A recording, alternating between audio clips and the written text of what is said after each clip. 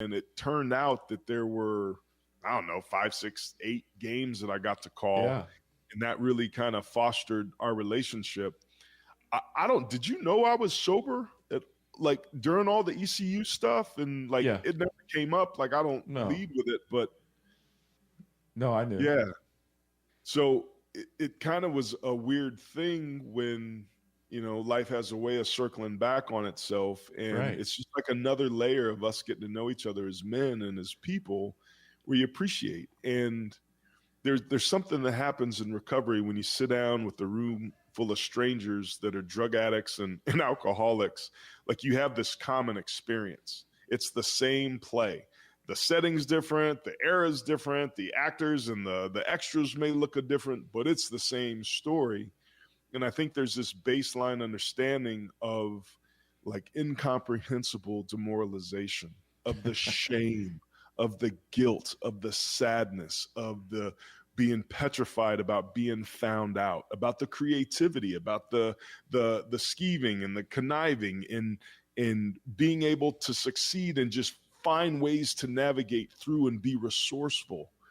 Um, Without ever even saying a word, there's just this understanding. So when I found out you were in recovery, and I don't know if I still fully know your story, I still felt like I knew your story. There was a gap between us being at Notre Dame, us seeing at ECU, and where we're at now. I know that there's some things that happened there in the middle, Yeah.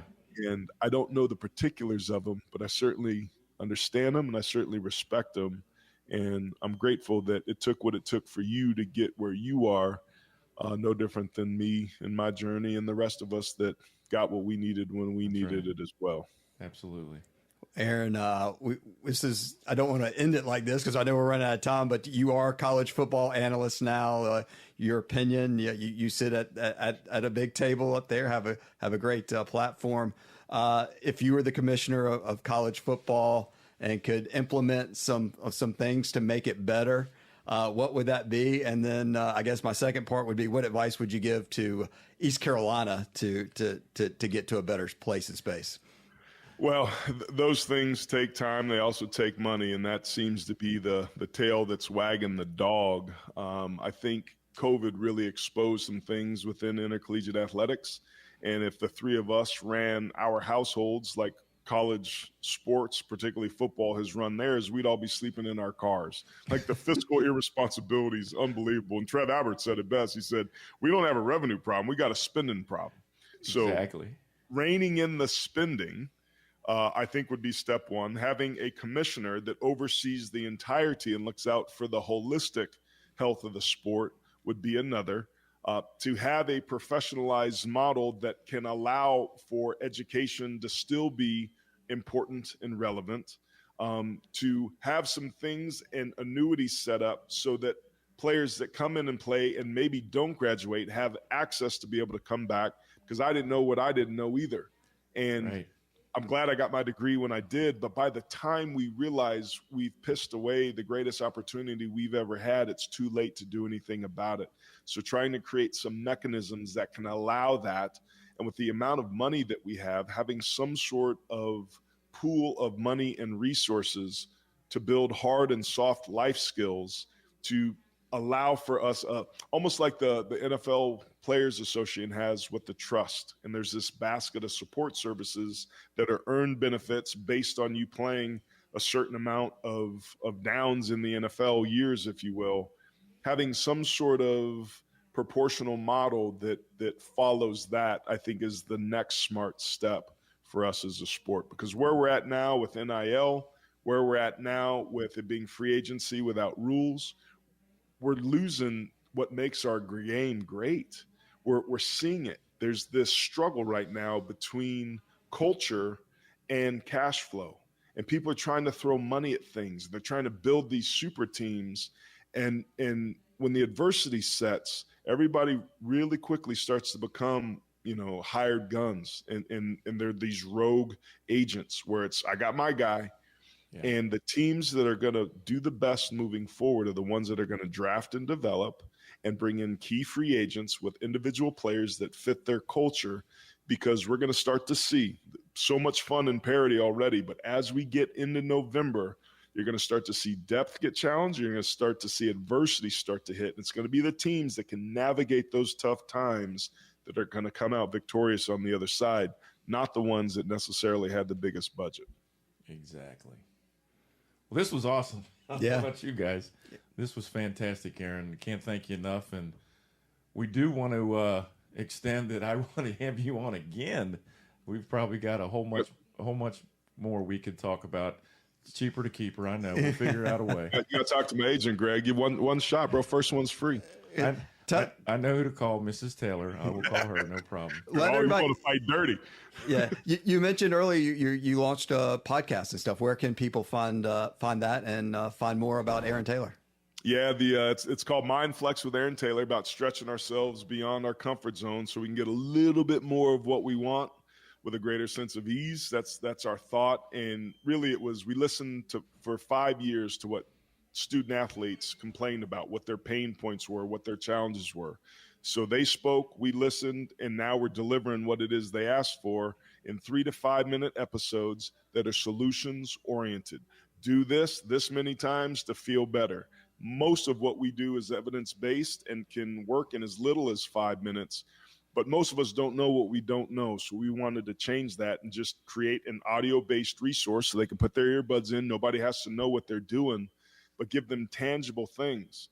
And it really, and those that are in recovery will appreciate the little sprinklings throughout, is at the end of the day, it's me telling my story about what it was like, what I did about it, what it's like now. It just involves meditation. It just involves yoga. It just involves, gratitude and God boxes where I write down my fears on what's on the inside, on the outside. It talks about cold tubs and cold immersion and how we can use the ice tubs in our training rooms to calm our central nervous system by using our breath to practice developing resilience. Very accessible, so easy a dumbass old lineman can understand it, but really a resource that is trying to meet young folks where they're at, speak to them a language that they understand so that they can experience more of what they want easier.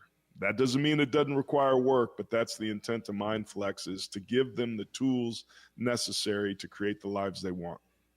Well, that's going to help a lot of people. Yeah. That's great to hear. Aaron, you were powerful today. Transparent and great. Thank you. Awesome, and humorous. AT. The Lou Holtz stuff is beyond great. We'll get phase 2. We'll revisit here at the end of November and see how things are changing in college football and catch up again. But I love you, man. You're a great teammate, a great friend. And my daughter Casey said to tell you hello. She sent me your picture of you and her at practice back in 2018. So I love it. You guys, watch Aaron Taylor. He's a blast to watch. Check out his podcast. This guy's making a difference. I appreciate you, man. I'm proud of you, Greg. I know that what you've done is not easy, but we're all rising phoenixes in our own way. And in many respects, your story's just beginning, and it's been a hell of a lot of fun for me to ride shotgun with you, brother, and I look forward to doing more of it. All right, man. Talk to you later. Love you, brother. This is the Greg Hudson Show.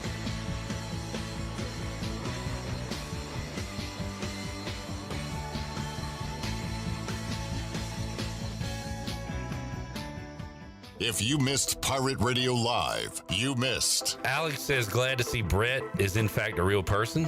Here he is. Brett shows up when we don't even have shows, as he did last week. Yeah, sorry about that. Yeah, Chandler doesn't text me when the off days are. Well, why would he assume that you would actually show up here? Well, because I texted him the day before saying I am back in Greenville and we'll be here tomorrow. Pirate Radio Live, weekdays from 3 to 6, right here on Pirate Radio, the voice of the Pirate Nation. Hey, Pirate fans, did you know there are thousands of special needs children and adults right here in our community that loves ECU athletics as much as you do? Robbie's Clubhouse is a local nonprofit organization that can turn your unused ECU tickets into a fun day for a family with special needs. If you can't make it to the next Pirate game, simply call 1-800-DIAL-ECU and donate and designate your tickets for Robbie's Clubhouse. Go Pirates! If you missed the Brian Bailey Show, you missed. Miles Berry played inside linebacker, co-captain in 2022 for this Pirate football team. What were your thoughts, Miles, when you first heard the news that Coach Houston had been fired? Definitely very shocked. I knew it was kind of on the fence. People were talking about it. Speculation was there. I hate that it had to happen in this fashion. I hate that it had to happen mid-season. But a lot of Pirates, a lot of alum, a lot of donors are just unhappy with the productivity and the record right now. Tune in Mondays at noon for the Brian Bailey Show, powered by Greenville Utilities, right here on Pirate Radio. IMAX is here with mind-blowing images and earth-shattering sound. Come experience the first IMAX theater in Eastern North Carolina, only at Golden Ticket Cinemas in Greenville. Crystal clear IMAX laser projection and precision sound come together to provide the ultimate movie experience. And as always, Golden Ticket Cinemas has unlimited popcorn and the best selection of concessions around. Book your tickets at gtcinemas.com and come experience the best in cinematic quality. IMAX, only at Golden Ticket Cinemas. Pirate Water Wicked Tea is here. Set sail for the next Pirate Water adventure. Barstool's best drink is back with delicious Wicked Tea, a strong, smooth, uncarbonated brew flavor with hints of lemon. It's the toughest tea to take on the high seas. Go to drinkpiratewater.com to find the new Pirate Water Wicked Tea in a location near you. We're going Pregame! 21 and older, please drink responsibly. Pirate Towing is now the exclusive towing partner for East Carolina Athletics. Pirate Towing has over 20 years of experience, open 24/7, and they can always assist you. Don't be stranded and wait for hours. Pirate Towing offers all roadside assistance to come give you a tow or jump start on game day or any day. Save Pirate Towing in your phone today and let the stress of car trouble go down. Pirate Towing, 955-4670. That's 955-4670, and also on Facebook. Pirate Towing, the preferred towing partner with ECU and Pirate Nation.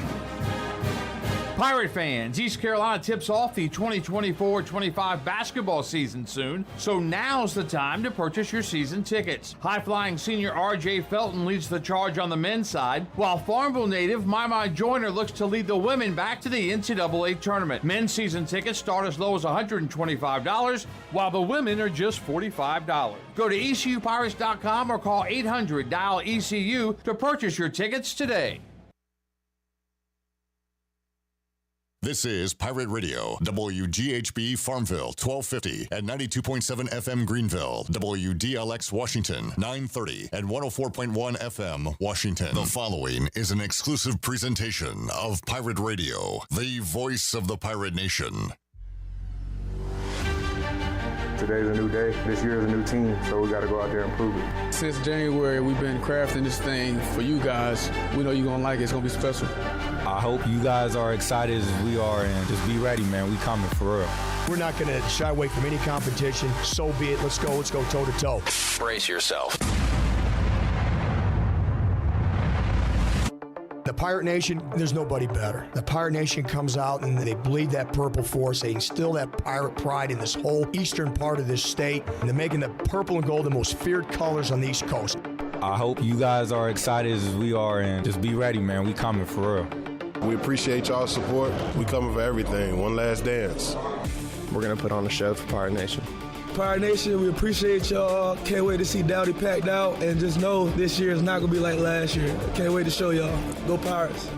Pirate fans, it's time to talk ECU football on the Bud Light Pregame Tailgate. Brought to you by Bud Light. The Pirate Radio sports teams will get you ready with a game-winning strategy, live reports from the stadium, a breakdown of all the X's and O's, and all the scores and previews of other games around the country. Now live from the Pirate Radio studios, the Bud Light Pregame Tailgate is on the air. Good morning and welcome in to the homecoming edition of the Bud Light Pregame Tailgate. 4 hours of pregame coverage taking you up to kickoff. East Carolina and Temple going at it today at Dowdy-Ficklin Stadium. And coming up for the next 4 hours, we'll give you all the info you need to know right here on Pirate Radio.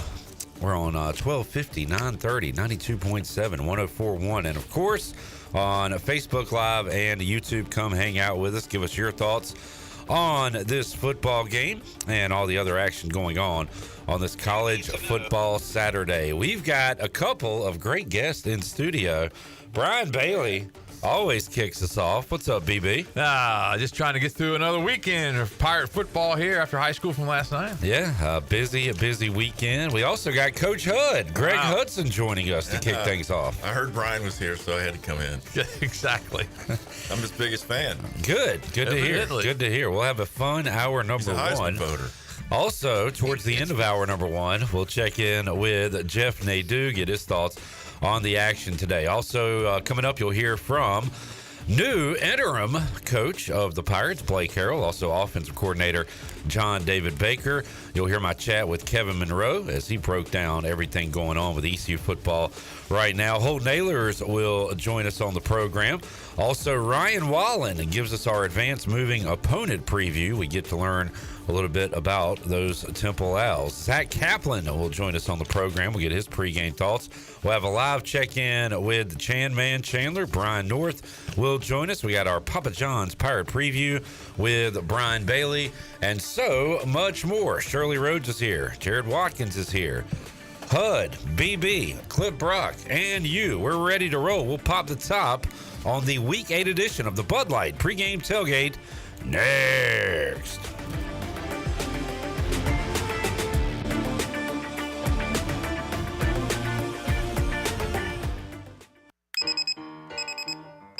Some days you hit snooze, but not today. Today you have to go on a run to get burgers for the tailgate. You've got to haul something heavy, a cooler stocked with Bud Light. When you've got beer and football, nothing is hard. Until the other team scores. Bud Light. Easy to drink, easy to enjoy. Enjoy responsibly. 21 plus, copyright 2024, Anheuser-Busch, Bud Light Beer, St. Louis, Missouri. You want a sub freshly sliced to order? You go to Jersey Mike's. You want the perfect radio idea? You go to me. Like this. I'm a lone ninja warrior. By night, I glide unseen across the rooftops, watching my enemies from the shadows. By day, I go to Jersey Mike's, watching someone freshly slice my sub. My blade is called Shadow. His blade is a Berserba brand meat slicer. Clearly, I have much to learn about this land. Freshly sliced just for you. Jersey Mike's, a sub above. This is Trey Hayes with Advanced Moving and Storage. Advanced Moving and Storage is here to help you have the best move ever. Advanced Moving and Storage is dedicated to making sure you get everything you need on your next move, no matter how large or small, whether you're local, in-state, or out-of-state. Our courteous and experienced personnel is ready to help. Call Advanced Moving and Storage today at 252-321-3200. If you want to remove stress from your next move, use the moving company the Pirates use. Advanced Moving and Storage. Do you want to get rid of wrinkles, tighten and lift your skin, smooth your skin texture, erase veins and brown spots, get rid of unwanted hair and under-eye fat pads? Are you interested in Botox or filler? Contact the licensed professionals at Beauty Bar Medi-Spa for a free consultation and ask about our newest technologies and treatments. Learn more at beautybarmedispa.com, Red Banks Road, Greenville. Enjoy your visit, love your transformation, and go Pirates. If you're in the market for a swimming pool and you're located from the capital to the coast, Elite Pools can make it happen for you. They are the Carolina's premier fiberglass and concrete pool builder and renovation contractor. Every pool is built with the highest quality products and on schedule. Visit the Elite Pool showroom located across from Agri Supply in Greenville with fiberglass pools on site and a design center to simplify all of your pool selections. They also have a full service department with pool supplies and they provide expert water analysis. Call Elite Pools today at 689-6557 or visit ElitePoolsNC.com. For pools, think Elite Pools. Are you ready for football? Big Rock Power Sports and Marine is your complete source for recreation and marine sales and service. With a full selection of ATVs, side-by-sides, motorcycles, slingshots, watercraft, pontoons, and boats, Big Rock Power Sports and Marine is sure to have what you're looking for in everyday adventure. With 5 locations in North Carolina, Rocky Mount, Lake Gaston, New Bern, Elizabeth City, and of course, Greenville. You can find us on Facebook and Instagram or online at BigRockPowersports.com. Big Rock Power Sports and Marine. Choose your adventure. IMAX is here with mind-blowing images and earth-shattering sound. Come experience the first IMAX theater in Eastern North Carolina, only at Golden Ticket Cinemas in Greenville. Crystal clear IMAX laser projection and precision sound come together to provide the ultimate movie experience. And as always, Golden Ticket Cinemas has unlimited popcorn and the best selection of concessions around. Book your tickets at gtcinemas.com and come experience the the best in cinematic quality. IMAX, only at Golden Ticket Cinemas. The Buccaneer Music Hall is your beacon of music in the land of the Pirates in the NC. Open at noon 7 days a week with live music. Come enjoy sports trivia with me, Clip Rock, every Monday. Tuesday and Wednesday, it's live local acoustic night, along with line dancing from 7 to 9 on Wednesday. Thursday, there's a brand new lineup with Singo starting at 8, followed by karaoke with DJ Dog. Ladies and free both Friday and Saturday nights with the best local bands in the area. Finish the weekend with free games and DJ Kid Scene. Y'all come get bucked up. This is Coach Gary Overton, and you're listening to Pirate Radio, the voice of the Pirate Nation.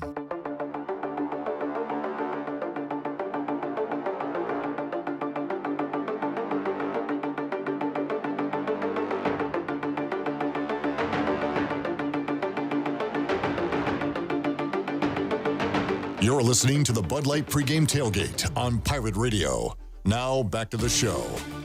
All right, good morning. Welcome into the Bud Light Pregame Tailgate. Greg Hudson's like a man-child. He's just touching everything. He's just. I was going to take a drink. I just wish I could see what it was first.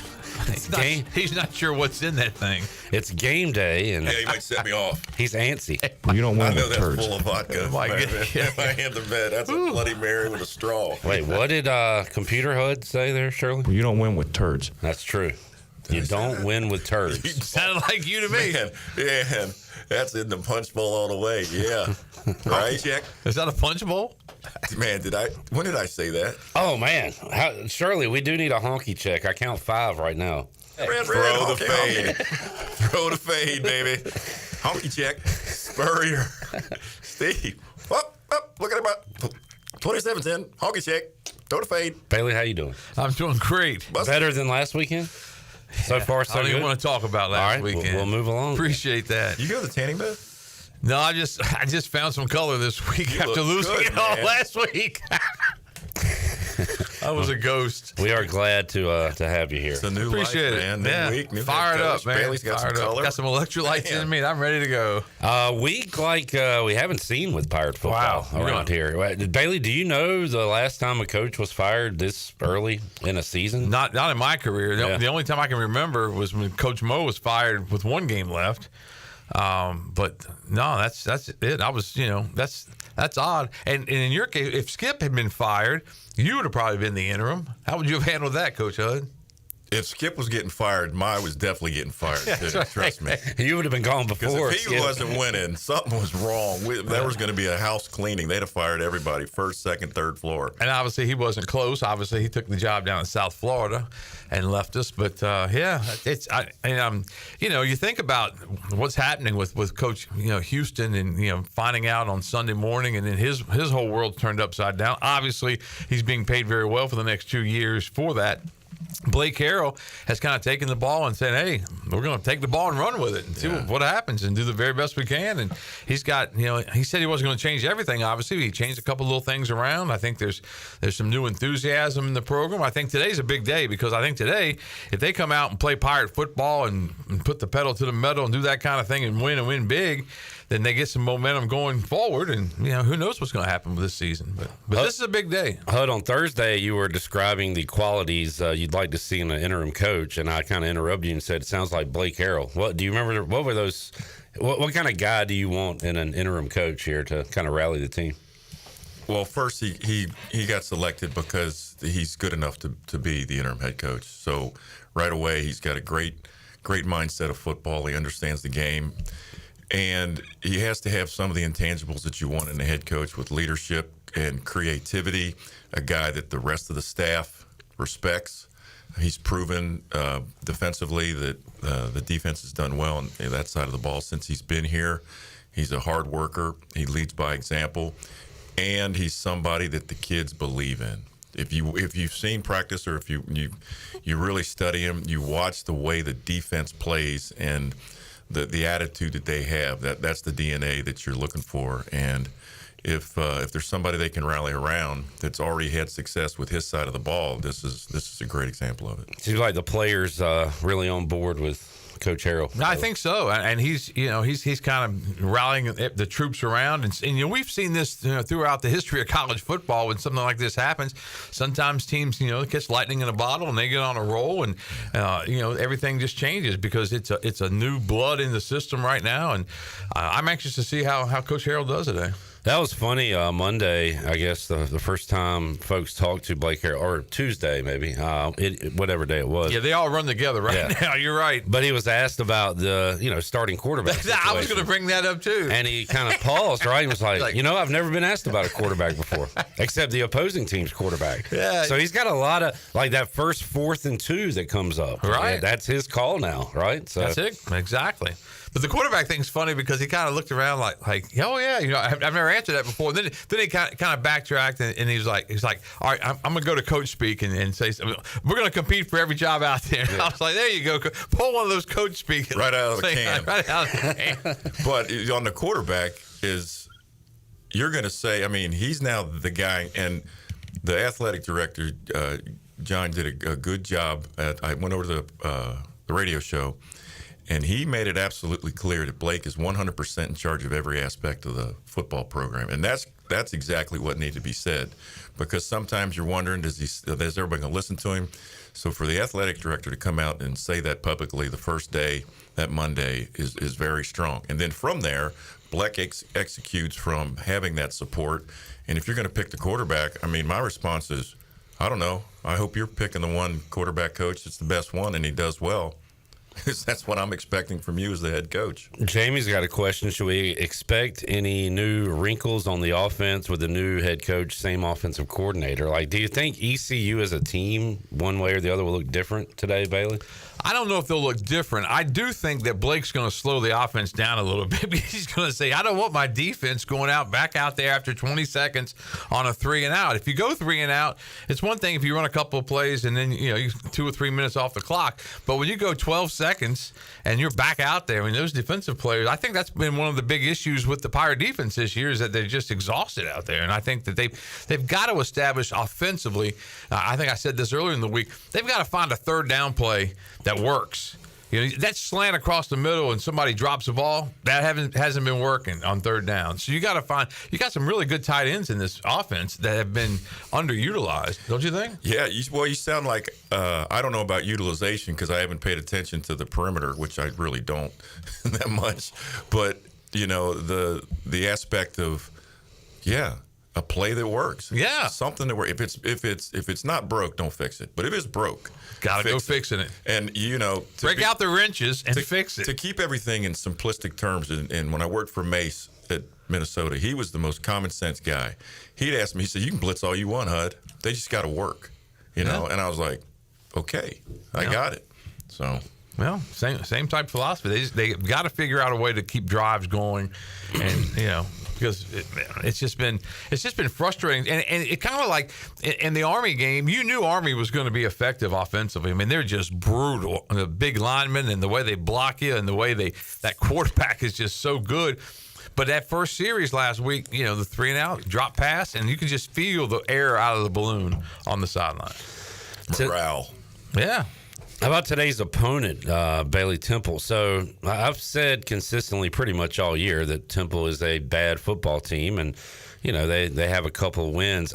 This week, looking at them a little closer, I will say they've lost to respectable opponents. So far they've lost to Oklahoma, Navy, Coastal, Army, and UConn, and this is a pretty decent Jim Moore Jr. UConn team. So those are pretty good teams they've lost to. They have defeated Utah State, and then they won last week against Tulsa. So they come in here looking for 2 in a row for the first time this year. And they're trying to build momentum for their program, obviously, and they look at this thing as saying, hey, this is a crippled East Carolina team, and if they get up early, I think that could be, a long day for East Carolina. But I think that just the way the way the momentum builds early, they've got to. You take you back to the 16-0 lead and the 17-0 lead earlier this season, and just think about if the Pirates had been able to hold on to those 2 leads, where would we be now?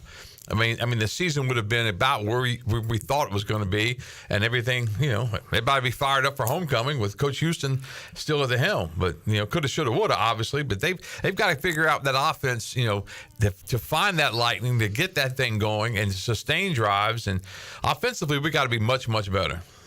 Well, we're doing the opposite of what we were doing early in the year. Early in the year, we were scoring early. Yeah. And then we would talk about what happened to that script. Once the script's gone, we can't score. Now we're getting off to slow starts, and you can't make up 31-0. You're finding the script in the second half somewhere in the trash can and bringing it out. Yeah. So that obviously consistency has been an issue with this offense all year long. Year one under John David Baker. Need to get it going early today.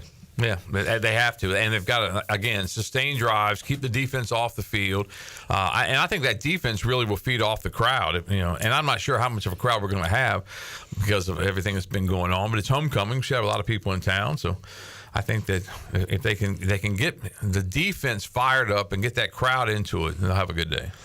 That's a good point. That's a good point about the crowd. Yeah, this is a test to not only Blake and the football team. But one thing that I always heard before I took the job and I came here is how supportive the Pirate Nation was. This is a test. And this is a test. If you're supportive, if you give to the NIL, if you're talking on your chat boards and your message boards, and you're not in a seat today, you're not a loyal fan. So get up and get out, says Coach Hud. Or he will come see you personally. He might. I'm too old for that. What number are they expecting, Bailey? Do you know? No, I think I heard somewhere 35-ish, but yeah. I'm not sure about that. Which I wonder. It's a beautiful day. How many more people go because Mike Houston got fired? I mean, do you think there's like an extra number that'll be there that maybe wouldn't have been there previously? I don't know. I don't know what the number was that was so upset. I mean, I know there were a lot of them because obviously you guys took them on the fifth quarter call-in show, and sometimes the loudest aren't the majority. Right. But I think in this case, yeah, maybe so. Could have been. I said when I got here the first season, and I steal a lot of things from Skip and Coach Holtz. Obviously, coaching's a bunch of plagiarism anyhow. You're right about that. So pull it out of the drawer. I mean, I live off Cliff Notes. So they asked me when will we be good, and I said when enough people care. Yeah, that's the key, and that's from administratively, fans, everything. So this is a good test for the whole Pirate community. You said Cliff Notes. Is that like Clifford Snow notes? No. One of the true characters. Those got F-bombs in them. Oh, man. Clifford Snow. That's your boy. Man, yeah. Imagine being a cameraman on the side. I'll never forget at that preseason party, I think Dr. Ross hosted it, and Skip brought me over and brought Clifford. Said, boys, now we all have to get along. We all love each other. It was a kumbaya meeting with Coach Snow. He might have been the only guy more intimidating than Greg Hudson at that time. Oh, my goodness. Yeah, Clifford was something. I don't mess with If somebody messed with Hud, he'd go get Cliff Snow. Right? Clifford Snow threw us out of the Murphy Center right there during our tornado warning. Oh, spring game? Yeah, the spring game. I remember that. And we're like, Clifford, it's a warning. There's a tornado in the air. I don't care. You get out of here. He was like, get in your car. Clifford Snow was something else, man. But a great guy once you got to meet him. I loved him. But he allowed us to completely do our job without any concern. And you talk about morale. Our morale on the staff was great because we knew there was not going to be a problem. We weren't going to have a late bus. I mean, we had the Hooters playing the one time, but that was a different story. But Cliff was the man. Remember the field was painted at the bowl game that year, and you guys were supposed to practice that morning. And we went out that night and was doing some stuff, and I saw him painting, and I was like, they got to practice at 8 o'clock in the morning. That paint's not going to be dry. And man, Coach Skip got Clifford over there, and Clifford was killing somebody. Oh yeah, he's like the Earl Weaver of football operations. He's like the Karen of all that. The OG the original Karen. The OK. Oh, I love him though. He was good stuff. The best. Hope he's tuned in to hour Cliff was one. a good football coach too. Cliff was a good defensive line coach. Yeah. Cliff knew some football. He knew how to handle people. How to win friends and influence people by Cliff Snow. Woo! You got any good road stories with Brian Bailey Hood? I hear y'all were roommates or something? That was fishing. That was deep sea fishing. Yeah. Road story? I got a good one. You want to hear it? Sure. So our first road game was Wake Forest, and this is going to mention two guys that I won't get choked up, God rest their soul, but Rock had a different sleep pattern than most guys. He was intense even when he slept. That is not surprising. His dreams must have had 500 squat maxes and up downs and bull in the ring drills in them. And Rock was notorious for just in the middle of the night. If you were his roommate on the road, you heard the blankets go, oof, and he was up, and he was in a football position. He might be yelling, let's go, Rogie. I think that may be how his dad woke him up when he was a kid or something, because his dad was intense. And so me and Donnie Kirkpatrick, it came up during the week when they were talking about, Cliff was asking about guys on the road, and Donnie looked at me and he goes, and I go, oh, God, we got to put Petty with Rogie. So we go to Cliff and we put Petty with Rock. So, Petty was still young. He was 29 or whatever. And we come down to breakfast the next morning, and Petty is in shock. He's pale as a ghost. And he starts cussing at us about what we did. He goes, man, it was about 3 o'clock in the morning. I was asleep, and I just hear, woof. He goes, and Rock's in my face in a football position in his tighty whities, and he's clapping, he's yelling, let's go, Rogie! Let's go, Rogie! He said, I got the covers over my head. I'm shaking. I thought, he's going to kill me. He's going to pick me up and throw me against the wall. He goes, I couldn't go back to sleep. He said, Rock got in bed, put the covers on, gone. He was out for the rest of the night. Wow. Two great people that we lost way too early. Man. No doubt. No doubt. Good story, HUD. HUD always bringing the stories here on Pirate Radio. All right, guys, we'll keep you here another 10 minutes or so. Is that all right, Bailey? 10-4. All right, we'll get to Jeff and Adu coming up. I want to hit on some other action going on. And last night, Boise State getting the win over UNLV. Thursday night, HUD, you said that Pittsburgh defense would have some for Syracuse. I said they would take the air out of the football. Well, that quarterback. They took it out 5 times. Man, they were doing dial of defense by the end of that game. We got your thoughts on Notre Dame Navy. Bailey, do you think Navy can put up a fight today? I think they'll put up a fight. Watch out now. You got me by Mr. Irish over here. I think he's going to be the leprechaun the next time we hook up with him. Too tall. But yeah, that's true. But I think Notre Dame will take care of business. But we've seen that before. Good boy. Thank you. Pressure was. I'm going to do all of HUD's former teams. Florida State, Miami. So Florida State's going to beat Miami, roll right? With Florida State, aren't you? You got the Seminoles, Bailey? I saw that record. I said, is HUD back there as a coach? Hey, that was a good one. I'll get you. That one coming. Yeah. Miami big favorites tonight against Florida. But can you believe Florida State has had that kind of year? Seriously. Never seen them like that. Seriously. It's the ripple effect of everybody, the exit before the game, the bowl game last year, just, they haven't recovered from that. Wow. And it showed on the road trip, going across the Atlantic. Georgia Tech game.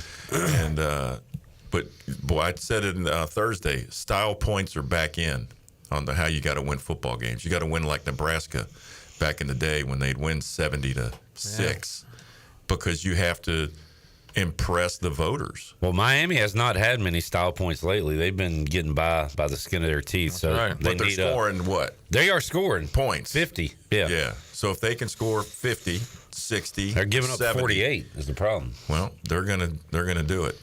Bailey, just weird to see this one as a top 25 matchup. I still can't take Vanderbilt seriously, but they're 25th. They've got a great win over Bama, a really good win at Kentucky. Like, they've earned it. Did you see the net they put up at Vanderbilt? The big net because of the Texas deal last week with throwing stuff on the field. Yeah. No, I didn't. I'm not sure if it was true or not. I saw it on TikTok or something, but I'm not. They may have made it up. But I hadn't seen it. Just throw the flag and give him 15 yards. I'll stop. That's what it. I said. Just do it one time. Sometimes you got to shoot a hostage. It's probably a better way to say that. That's one of the great lines. I won't say the Mark Robinson line that I like because Mark Robinson, is running for. He said something about. Sometimes you have to look at it. Some folks just need killing, and the way he said it just cracks me up. Now I'm saying I don't agree with it, obviously, but this wasn't that when he was fun. at the town hall when he was not even in politics yet. He went home. He's got some lines, that's for sure. I had to go. Sometimes you got to shoot a hostage. Penn State. Somebody's got to take one for the team. Number 3, Penn State at Wisconsin. Upset alert. For sure. I think so, yeah. I like Wisconsin. I gave you that one. HUD, big one in College Station tonight. LSU. The Bengal Tigers. We gigging them? Saying gig 'em. I'm going gig 'em all the way. I mean, that's blood right there for me. It is the Fighting Pirate Bowl. It's the Fighting Kaylas versus the Fighting Joe Sloans. And Fitchies. Todd Fitch is there. Big Pirate Just a big connection. Pirate family. And the best game in the state of North Carolina is this ACC matchup. This ACC rivalry. SMU and Duke. Man, when you think of ACC football rivalries, I think of Duke SMU right off the bat. A high academic team to one of the biggest cheaters of all time. Yes. And SMU's going to run Hey, them. give SMU credit. They were just ahead of the curve. Big time. Back when they got the death penalty, they were just ahead of the curve. It's coming. What did Barry Switzer say NIL stood for? What did he say? Now it's legal. That's exactly right. That's exactly right. Oh, man, I saw a video. You know, you brought up Vanderbilt and Texas A&M.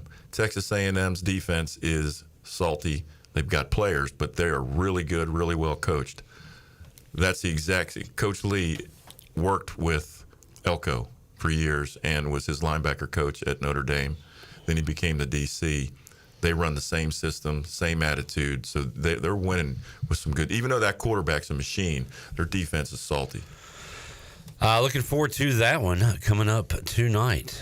Who's Penn State guy, you said? At Whiskey. Yeah, that's right. Jump around. Jump around's going to get them. That Cam Randall. How about Freddie Freeman? Grand Slam walk-off last night. I wish I'd have seen that because Man, I turned it off when the Dodgers caught up.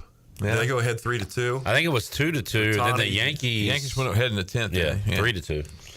So what happened? So the Yankees scored 1 in the top of the 10th to make it 3-2. But they don't put a runner on second anymore in the playoffs. So, and then Freddie Freeman the grand slam walk-off. 6-3. For the Dodgers, huh? Dolder. You know what? That is cool because it was in honor of Fernando. Yeah. Fernando Valenzuela. I remember him as a kid throwing. Yeah. I remember watching. First player ever, I think, to win Rookie of the Year and MVP. The Cy Young and Rookie of the Year. And see how many complete games that dude had? And he could hit. And he was Ohtani before Ohtani. No, he wasn't. He had bigger crowds. Okay, all right, maybe. More popular. He changed. They put Spanish-speaking radio for the Dodgers on because of him. Fernando Mania. He always looked to the heavens as he was pitching. That was, to me, that was the greatest thing ever. That was awesome. And he wore number 34. Nobody could figure out why.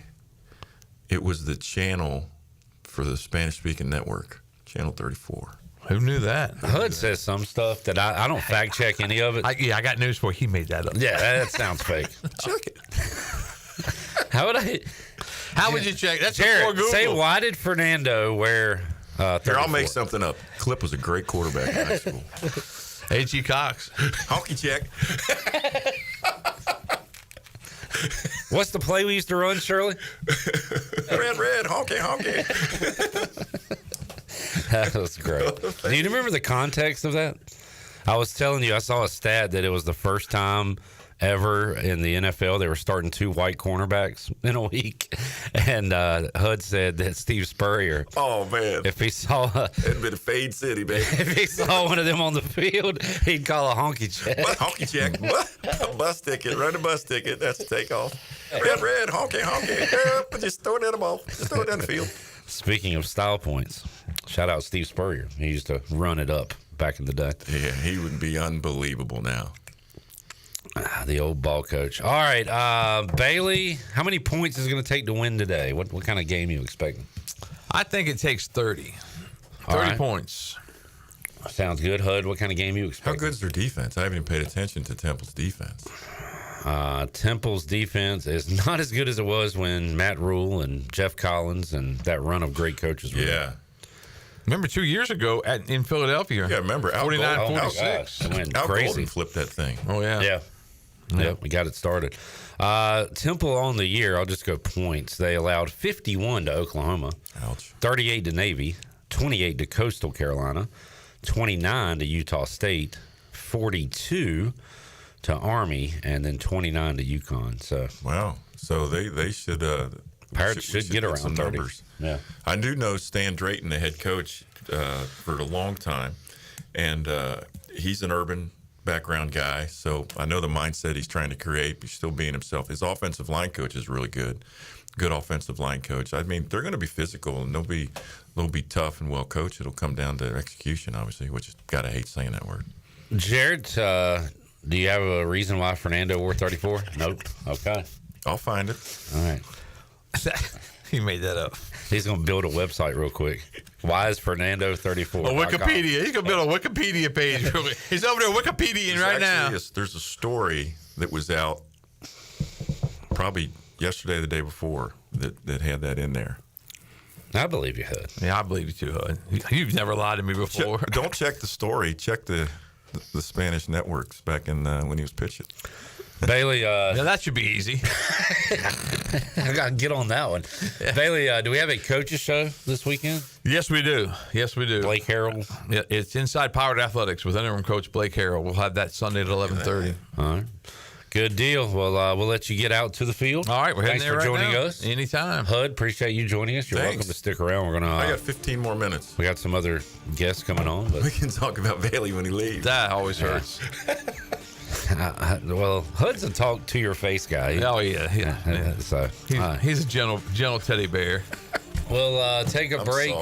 Come back. More to go. Thanks to Country Mart for the awesome pregame spread, cheese biscuits, sausage dogs. We are good to go. Oh yeah, one more thing. Yeah, Steve Hill just dropped off some Danishes. Oh, nice. Some who? The fatback. I saw Jared trying some of that fatback, Shirley. I know that's your favorite. Thanks to Country Mart. Awesome breakfast food. We are enjoying that during the Bud Light pregame tailgate, and we got more for you after this.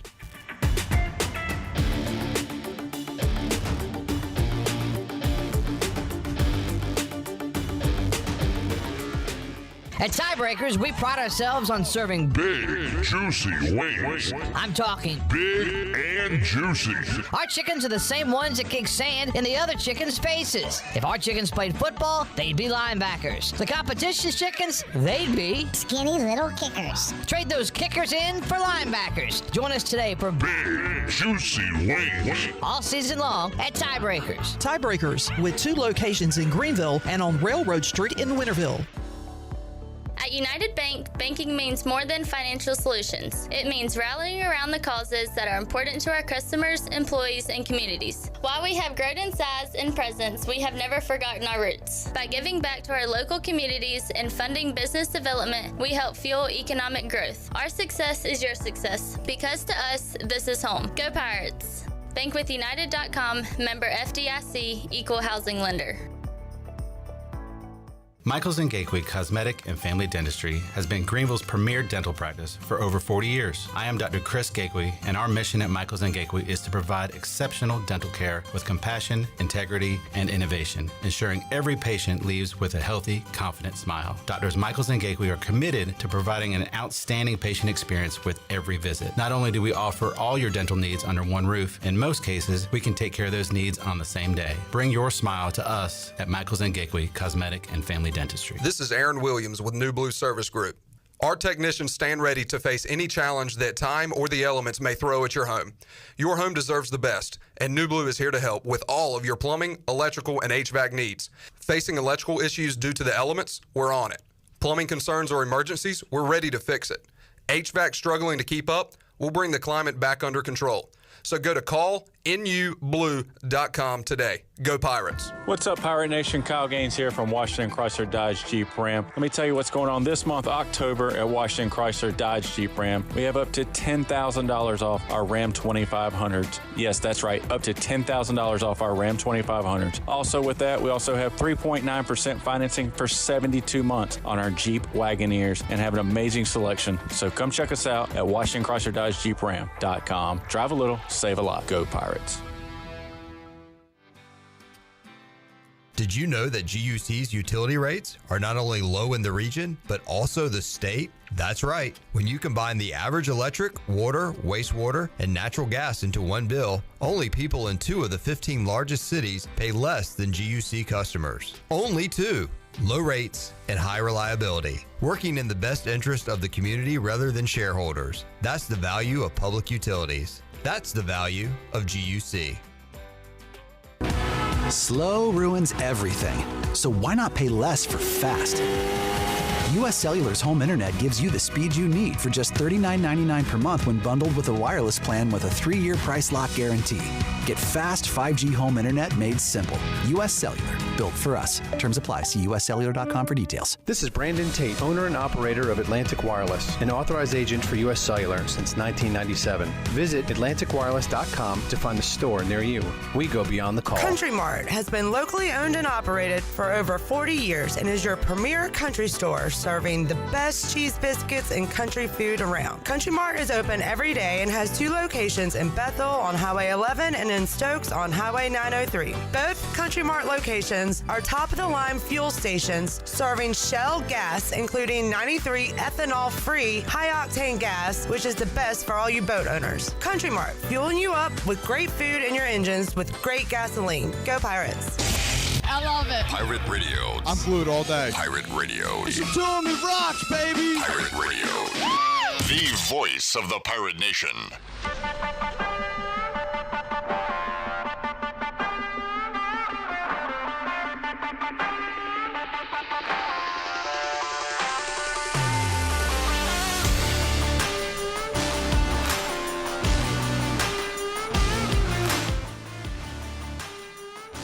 You're listening to the Bud Light Pregame Tailgate on Pirate Radio.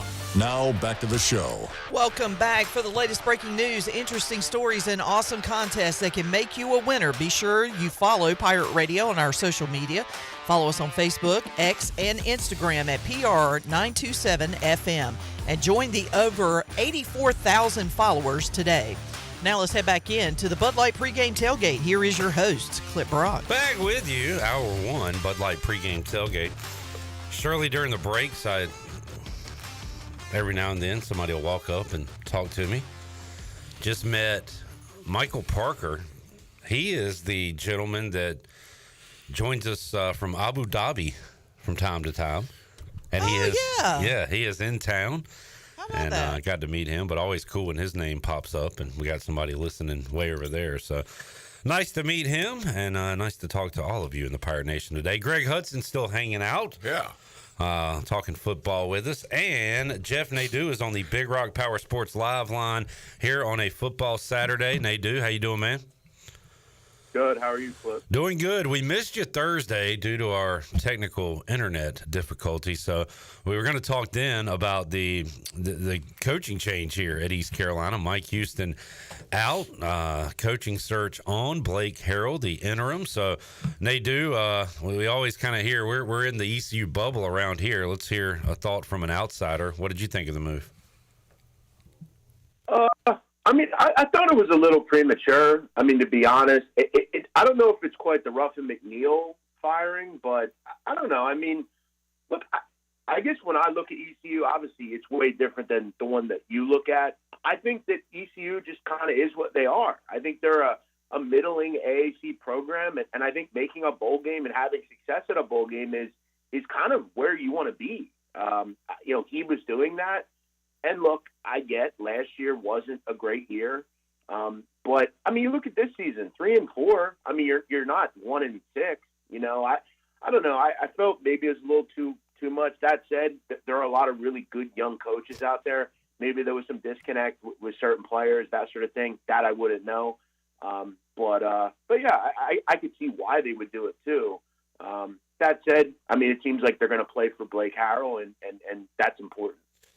Got Temple today, Jeff, and you being somewhat close to that area. We've taught a lot of Temple football over the years, and they're actually coming off a win. And I've kind of down their program all year, but here this week, kind of looking at them a little closer.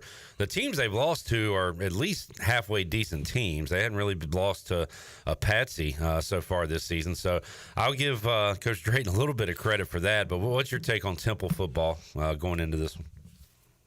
Well, they suck. I mean, listen, Tulsa is not Tulsa's horrific. I mean, beating them, you should beat Tulsa. That said, they've allowed 28 or more points, Temple, in every game this season. If you're ECU, you got to get back to the norm, running the football. This group should not be throwing the ball at the rate they are. And look, I'm no offensive coordinator, but they should be 32nd nationally in pass play percentage. ECU should get back to running the football. They've always got a quality running back. This is a bad Temple defense, particularly against the run. They're getting completely shredded. They're bottom 10 in rushing defense. They give up over 5 yards to carry. That will obviously allow the passing game to get going. This is a Temple team that lost by 9 to UConn. This is a team that really can't get out of their own way defensively. You're at home today. This should be a double-digit win. The defense should find a way to force a turnover or two. This is not a good Temple team. You should be able to win by double digits. I'll go 34-20 ECU. All right, Nadeau's got the Pirates today. Nadeau looking for something to keep an eye on in the noon window. Those games include Notre Dame Navy with the Irish, the 2-touchdown favorite there. Indiana, College game day at Indiana today. They've got Washington, Oklahoma, big underdogs on the road at Ole Miss. You got some other games going on as well. What are you looking at for this Saturday? Anything in that noon window, and what about the rest of the day? Yeah, I mean, I hate to not talk about the main marquee matchups, but I'll go to a team that's made me a lot of money, North Texas, a team that, in my opinion, is one of the best offenses in the country we're not talking about. The bookmakers clip, I look for them to make mistakes, and they continue to make mistakes with this team, putting their totals in the 60s. North Texas is not a team that should have a total in the 60s. They should have a total in the 70s. They're that good offensively, and they're that bad defensively. Tulane should be able to do whatever they want. Tulane is a very good offense. Really, you could roll the ball out and score 45 against North Texas defense. Cliff, they had a game earlier this year, North Texas, against Tulsa. They didn't score in the first quarter. They still scored 52 points. This team is unbelievable on offense. Every game is like 52-48. I played the over 66. It's up to 70. That said, I think that's probably where the number should be, so I still like it. Notre Dame Navy, I'll lay the number here. I'm kind of getting to the point with Navy where they're a huge public dog. What's the line doing? Going the opposite way. That's a strong indication that Notre Dame is going to win, and they're going to win by margin here. I think Notre Dame's going to put a lot of points on the board here. Navy's defense is not great. Notre Dame, I think, could probably get to 40. I think this is like a 38-22 type of game. Jeff Nadeau joining us. Jeff, coming up tonight. Keeping an eye on Penn State, Wisconsin. Maybe Penn State goes down for the first time this year. They are on the road. LSU, A&M coming up later tonight. I'm kind of intrigued to see what happens down the road in Durham with Duke. SMU, a double-digit favorite in that game, but Duke is they're the reigning champion of the state of North Carolina, the only team doing anything right now in the state of North Carolina at 6-1, 2-1 in the ACC. So, any other action you're looking at for the nightcaps tonight? Well, I'll tell you what, man. I mean, for as bad as Florida State's been, Duke didn't do much to really inspire a lot of confidence. Look, they won that football game because they turned Florida State over. This Duke team, watching them on offense is like pulling teeth. This is ugly. I got to be real concerned that, look, they have a solid defense, but, and Cliff, I'm not a guy that does this, but I'm going to do it. I mean, they have not played one offense anywhere near to the level SMU is. This is another game. You know, line kind of looks a little too high, but the whole world's on Duke, and the line's going in favor of SMU. I get a feeling SMU kind of puts Duke in a little vice grip. SMU's got a really good defense as well. They held that BYU team to 18 points, one of the better teams in the country. I think this is like a 24-10, 27-7 type game. I think SMU puts Duke in a vice grip. That's also a tough game for Duke to bounce back on. They put a lot of effort into that game last week. SMU did have to travel a little bit, but that's a really good offense, putting up 41 points a game. I think Duke has trouble keeping up there. Jeff Nadeau joining us. Before we let you go, Nadeau, you got a favorite one for Sunday, NFL? Yeah, the Browns plus 8.5 against the Ravens. Again, Cliff, I don't mean to keep harping on this, but you got to do what no one else is doing in the NFL, i.e. taking the Rams the other night. The Browns, that said, are pretty good against the run. They only give up about 4 yards a carry. I think this offense looks considerably different with Jameis Winston. My hope is he just doesn't make a really bad mistake or two. You can move the ball against the Ravens secondary. They're giving up 26 points a game. I think the offense looks better. I think the Browns look a little resurgent on offense. They're at home. This is a divisional game. I think the Ravens are a little fat and happy right now. 9 struck me as a bit high. 8.5 struck me as a bit high. I grabbed those Browns. Here. We got Greg Hudson here, who was at Florida State when Jameis was there, Coach Hud. I'm excited to see Jameis back because something funny always happens when he plays. Don't give him a microphone. What do you think about Jameis getting the start? I like Jameis Winston. And if he walked in the room right now, he would say hello and greet everybody, and he'd be just so much fun to be around.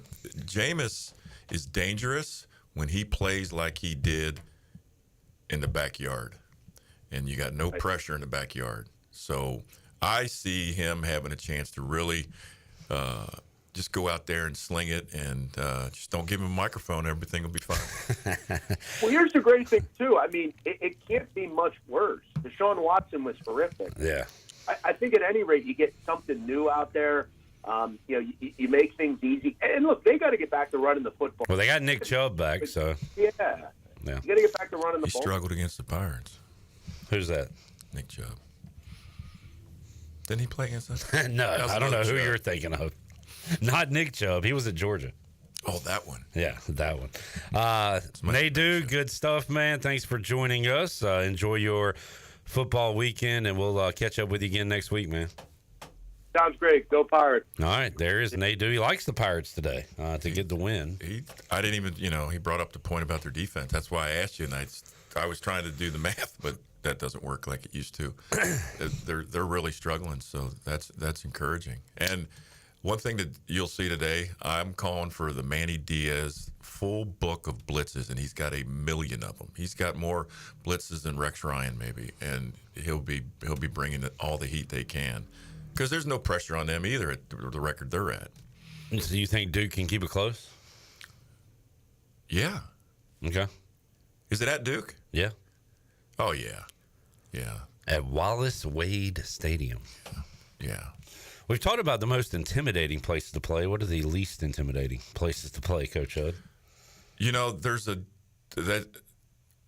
lot of that aren't intimidating, but there's a lot that just aren't a lot of fun to go play at because it's so unintimidating. Right.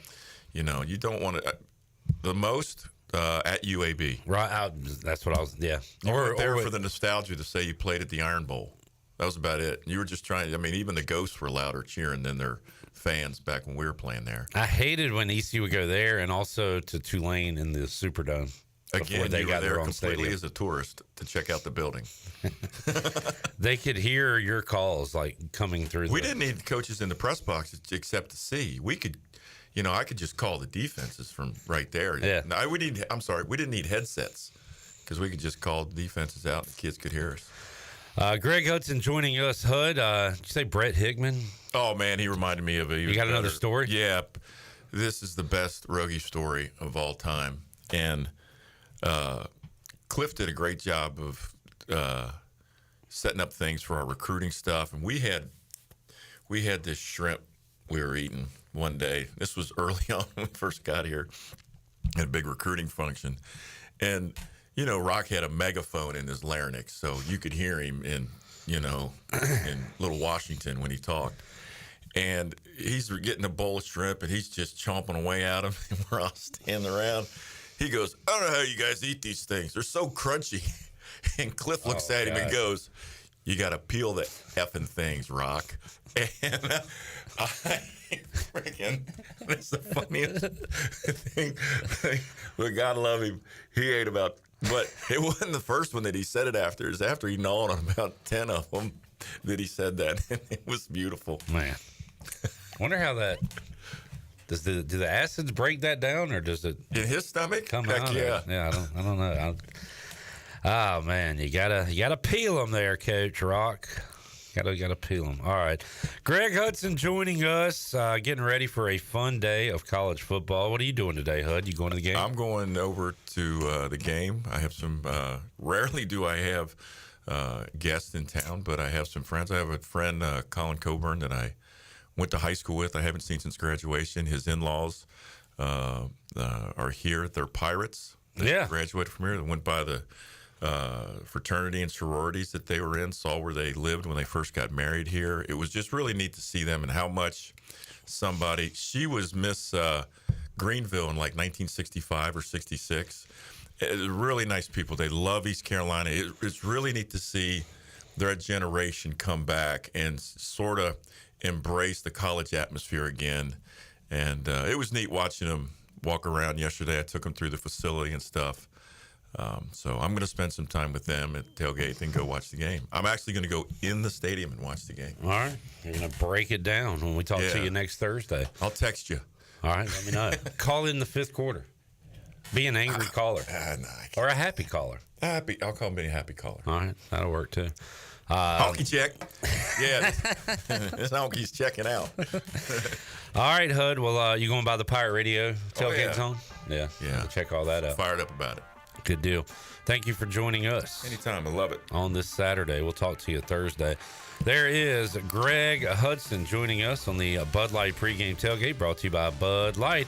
Reminding Pirate fans to stay in the game and drink responsibly. Bud Light, the official beer of the ECU Pirates, and proudly distributed by Carolina Eagle Distributing since 1989. Bud Light pregame tailgate will roll on. Coming up next hour, we'll hear my chat with Kevin Monroe, who joined us earlier this week to talk about Mike Houston out, what that means for this game and the rest of the year, maybe a coaching candidate or two. We'll also hear from the interim coach, Blake Harrell, what he had to say the first time he took the microphone as the interim head coach. Holt Nailers will join us coming up later on in the show, along with Ryan Wallen from Al's Daily 24/7, Zach Kaplan, Patrick Mason, Brian North, Chan Man, and a whole lot more. We'll go enjoy some Country Mart. Awesome. Cheese biscuits, sausage dogs, fatback. So we got some eating to do during the break, and we'll be back with you after this.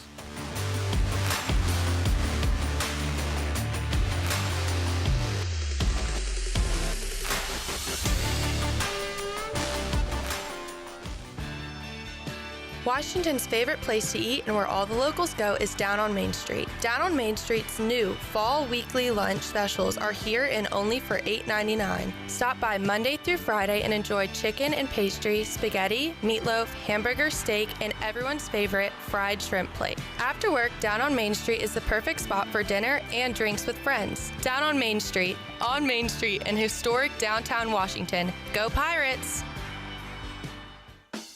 Where do you find the best selection of pre-owned vehicles in Eastern North Carolina? It's DriveHereNow.com. DriveHereNow.com is a combination of 4 dealerships in Eastern North Carolina with a fully stocked inventory of over 200 SUVs, trucks, and cars. If you're looking to upgrade your vehicle or purchase for a new driver in the house, get shopping today at DriveHereNow.com. DriveHereNow.com, supporting the Pirates for over 47 years.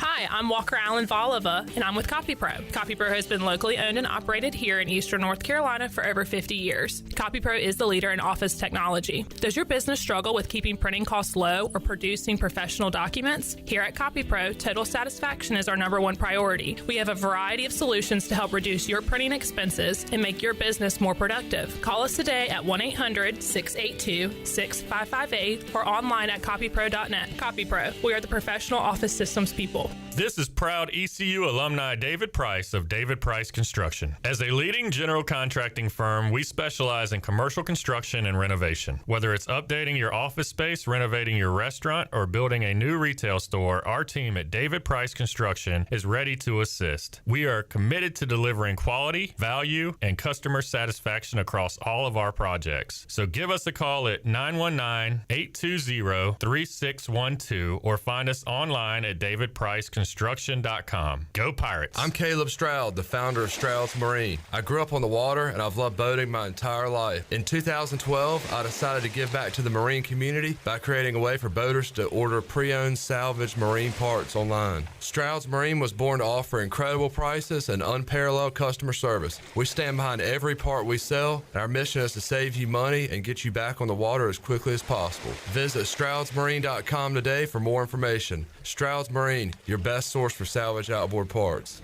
This is Martin Truex Jr., and as a NASCAR Cup Series champion, I love one-stop shopping. When I need fresh tires or fuel during a race, my pit crew takes care of everything. Off the track, I have an Auto Owners independent agent. They handle all my insurance in one place: car, home, life, and business. Get your own pit crew and find a local agency with Auto Owners Insurance. This is Jeff Gibson with Town Insurance in Greenville. Call me today at 756-8300. Go Pirates! This is Dr. Chris Barsani from Orthopedic Season Sports Medicine Center. Our practice has been caring for the athletes at ECU and the residents of Eastern North Carolina for more than 35 years. Whether it's treatment for your sports injuries or it's time for that joint replacement, Orthopedic Seats provides the latest in operative and non-operative orthopedic care. We also offer on-site physical therapy and MRI services as well as walk-in urgent care on the weekends from 10 a.m. to 2 p.m. Call us at 757-BONE or visit us online at orthoeast.com. Go Pirates. Let me show you what goes on behind the scenes when making a Shaq-a-Roni. We created Shaq-a-Roni my way, an extra large pizza topped with extra cheese and extra pepperoni. It's a simple recipe. We take everything you love, then we build it bigger. Pizza gets bigger when you Shaq-a-Roni. Hey, Pirate fans, Papa John's is the MVP move for game day or any day. Place your order online at papajohns.com and sign up for Papa Rewards. Papa John's, better ingredients, better pizza. Go Pirates. This is Pirate Radio, WGHB Farmville, 1250 at 92.7 FM Greenville, WDLX Washington, 930 and 104.1 FM Washington.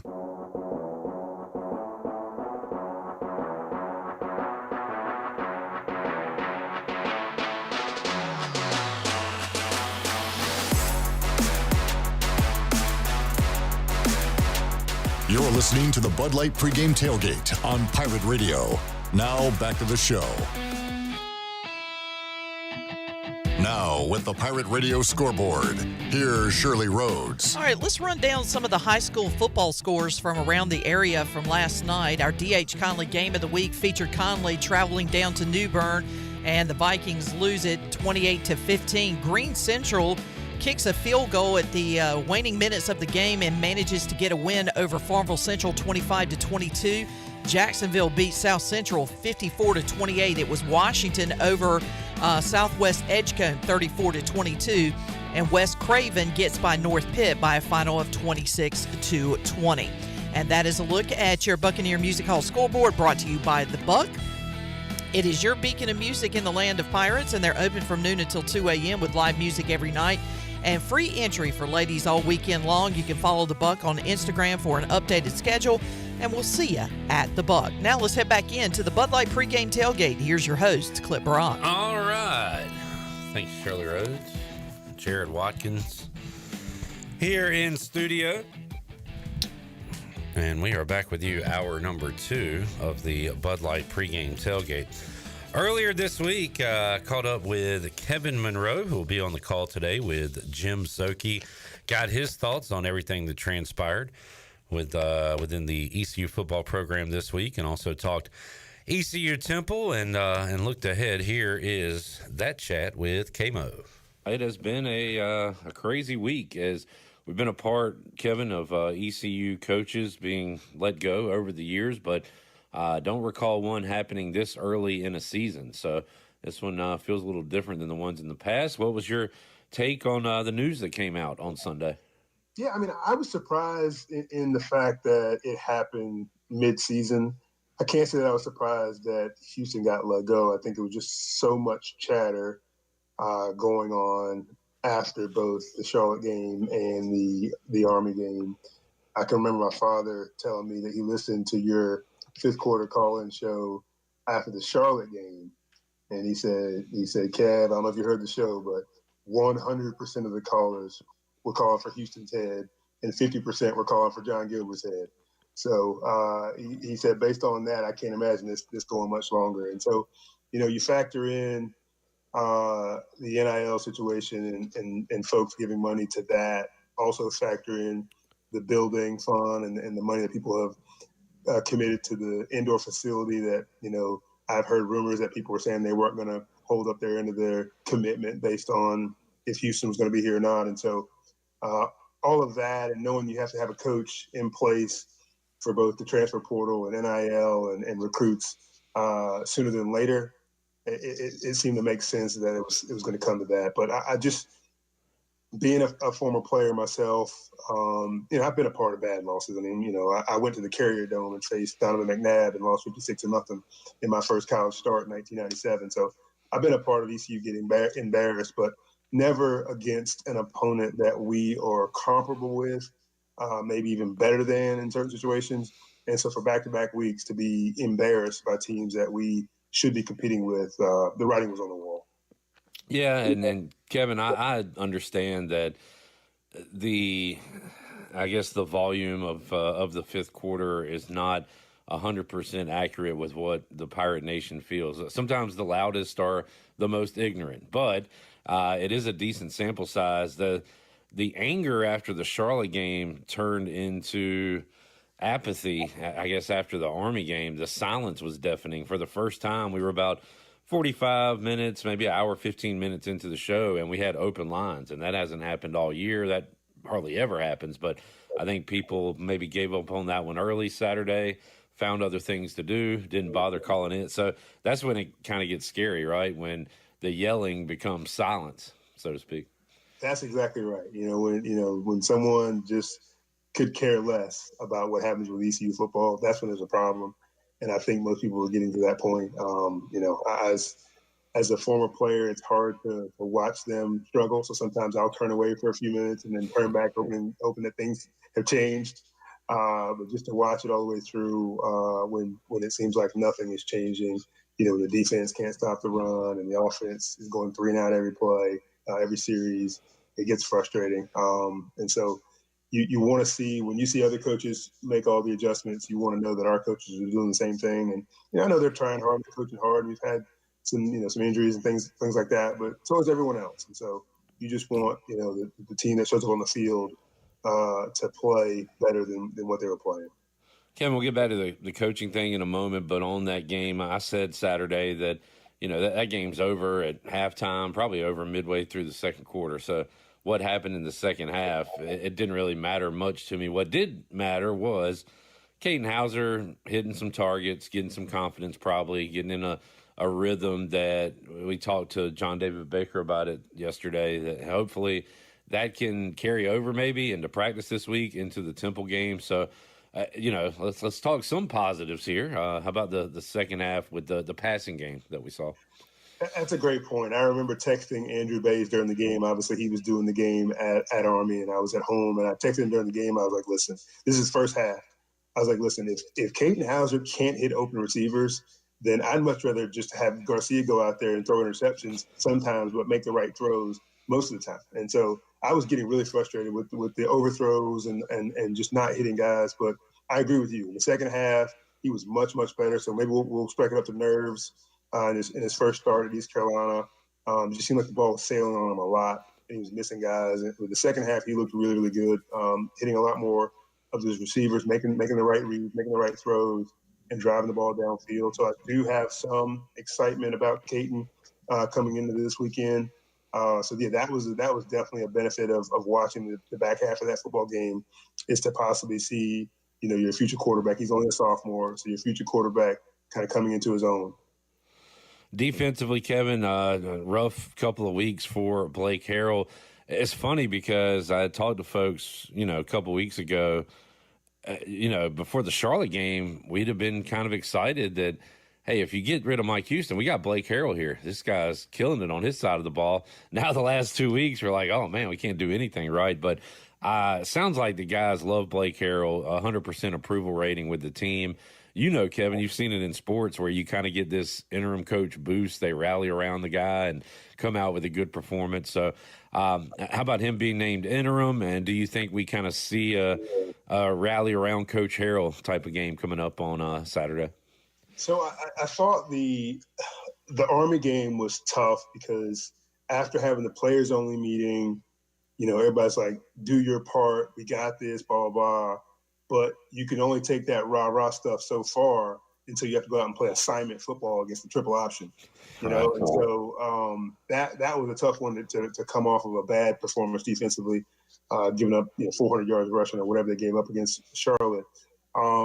So I think this one is more telling. This will be more of a standard offense from Temple.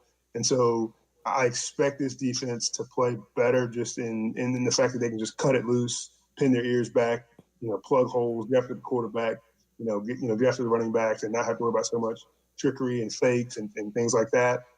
So I definitely expect the defense to play better. I am concerned that they've given up so many rushing yards in 2 games. That's not a Blake Harrell type defense. I mean, we've played against option teams since he's been here, and we've played better. Yeah.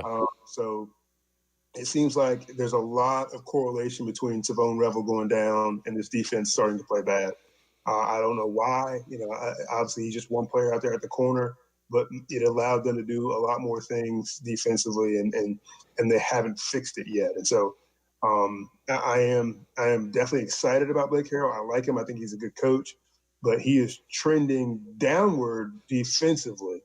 And it's the wrong time for that to be happening. So hopefully they step up against Temple and get back to being the good defense they've been, since he's been here.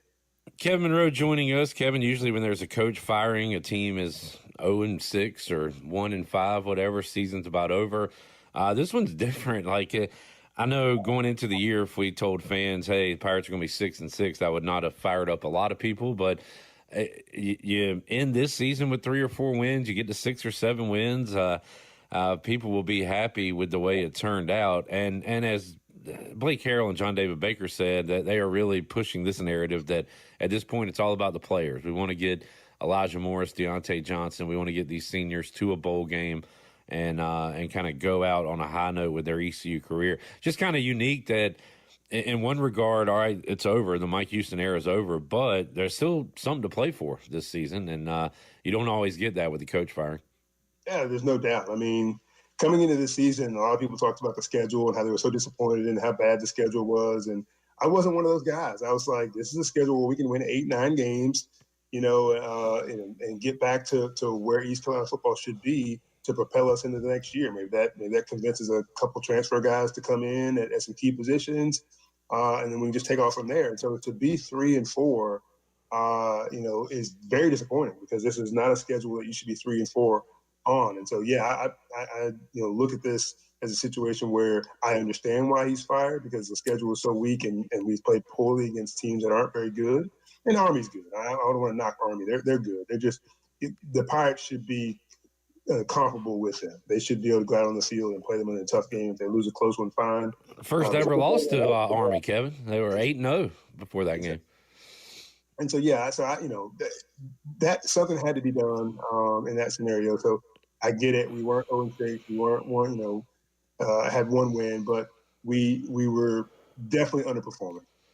Yeah. Kevin Monroe joining us. All right, Kevin, let's break out the Kevin Monroe coaching big board. Who are your candidates? Who do you like? Who do you got? Everybody's throwing out names. You got any for us?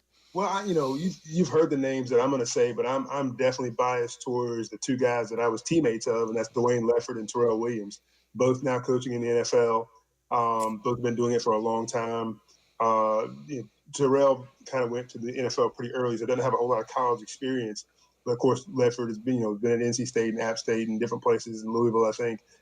So he's got that recruiting past. He's got the coordinator past, and he's just a salt of the earth kind of guy. And I think that you want somebody that's passionate about East Carolina, and he's going to be that guy. He's going to be somebody that's passionate about the Pirates. And I'm not saying the person that's got to come here has got to want to stay forever like Logan would have or like Ruffin would have.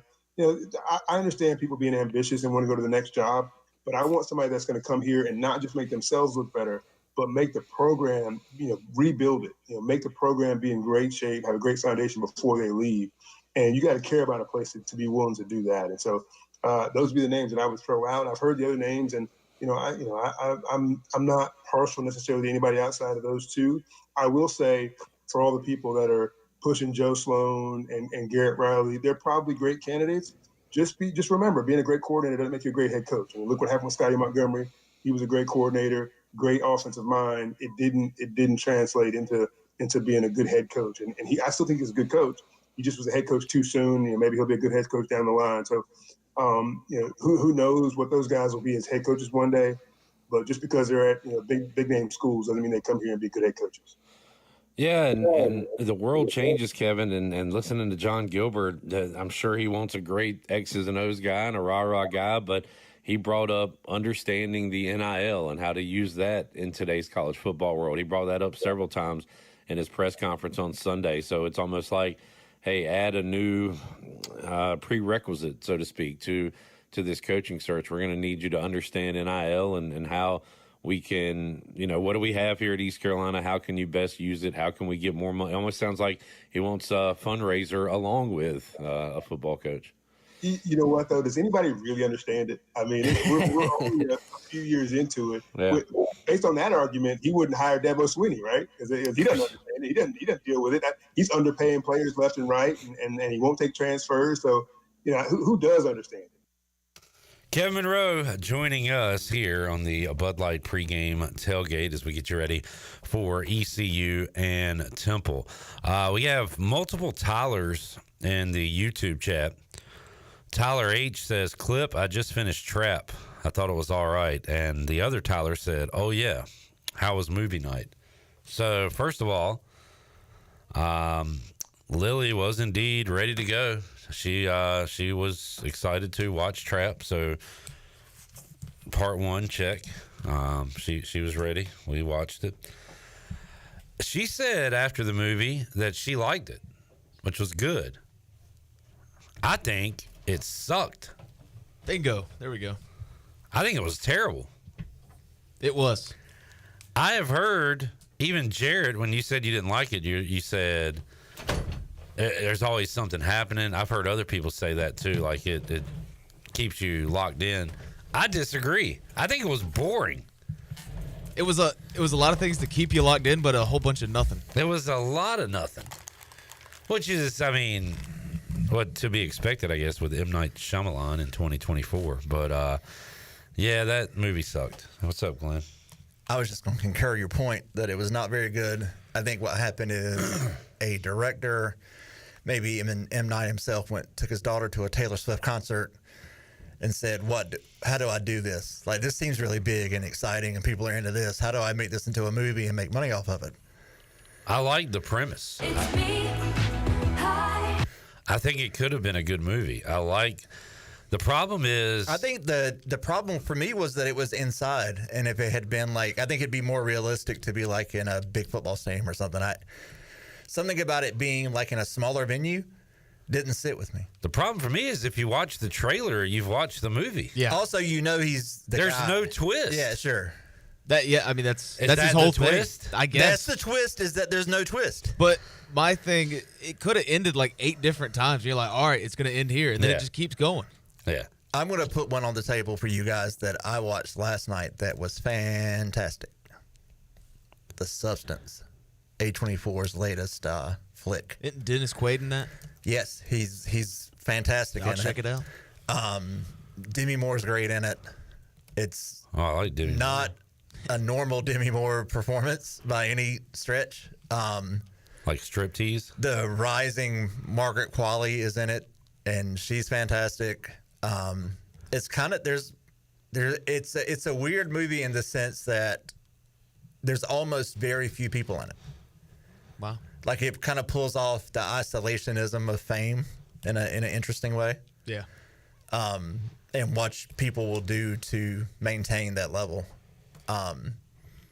Yeah, but I liked it. I mean, I tend to like all of A24 stuff. Artsy and well done, well acted. Do you have to rent it, or is it on something? I watched it. Oh, okay. I got you. Yeah. it's good stuff. Yeah. It will be dropping on streaming services on the 31st of October. So for Halloween, a new horror movie hits the set there. This is Pirate Radio movie reviews. Craig says, how can I score a Pirate Radio hoodie? Mike asking, are the Pirate Radio hoodies available for purchase? People love that design, and we should do that, and we just don't. We don't like making money. We do not like having our brand out there for people to wear. That's how we keep the brand cool, though. If you could just go get it, just go get it. I mean, if it wouldn't be as cool. It would not. If you just go to the mall or to TJ Maxx and get Louis Vuitton, would Louis V be cool? No, it would not. It would suck. It would be garbaggio. Yep. So we keep the exclusivity. You guys just can't have it, but we can have it. Craig, Mike, email Ellerby at pirateradio1250.com and yell at him loudly and see and tell him to make stuff publicly available. He can probably get you one for a price. We do not have any of the ones that you are wearing. We hadn't done those in a year or two. Yeah. Hey, that means I'm cool. It's vintage. All right. We got a lot more to get to. Orthopedics East injury reports brought to you by Orthopedics East, offering a variety of services that will get you back in the game. For experienced and professional medical care, visit Orthopedics East on W.H. Smith Boulevard in Greenville. Online, orthoeast.com. Biggest question is what? Javius Bond? Jared, you got to practice and see anybody this week? Can you ask Mike Houston? Did you ask any questions this week? No. Dang. If I give you Mike Houston's number, could you ask him? I'll see if Zakai Barker's playing. Participation. No, I don't think Javius Bond's going to be playing today. Okay. There is Jarrett's update on the Orthopedics East injury report. Let's take a break. We'll come back. More to go, hour two. We'll hear from the interim coach of the Pirates, Blake Harrell. His first comments to the media as interim head coach. We'll have that and more coming your way. Hour two. Going to go enjoy some more Country Mart breakfast and be back with you after this.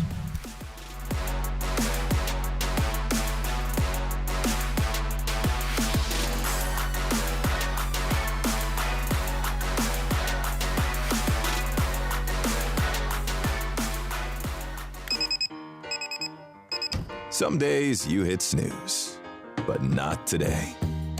Today you have to go on a run to get burgers for the tailgate. You've got to haul something heavy, a cooler stocked with Bud Light. When you've got beer and football, nothing is hard, until the other team scores. Bud Light, easy to drink, easy to enjoy. Enjoy responsibly. 21 plus, copyright 2024 Anheuser-Busch, Bud Light Beer, St. Louis, Missouri.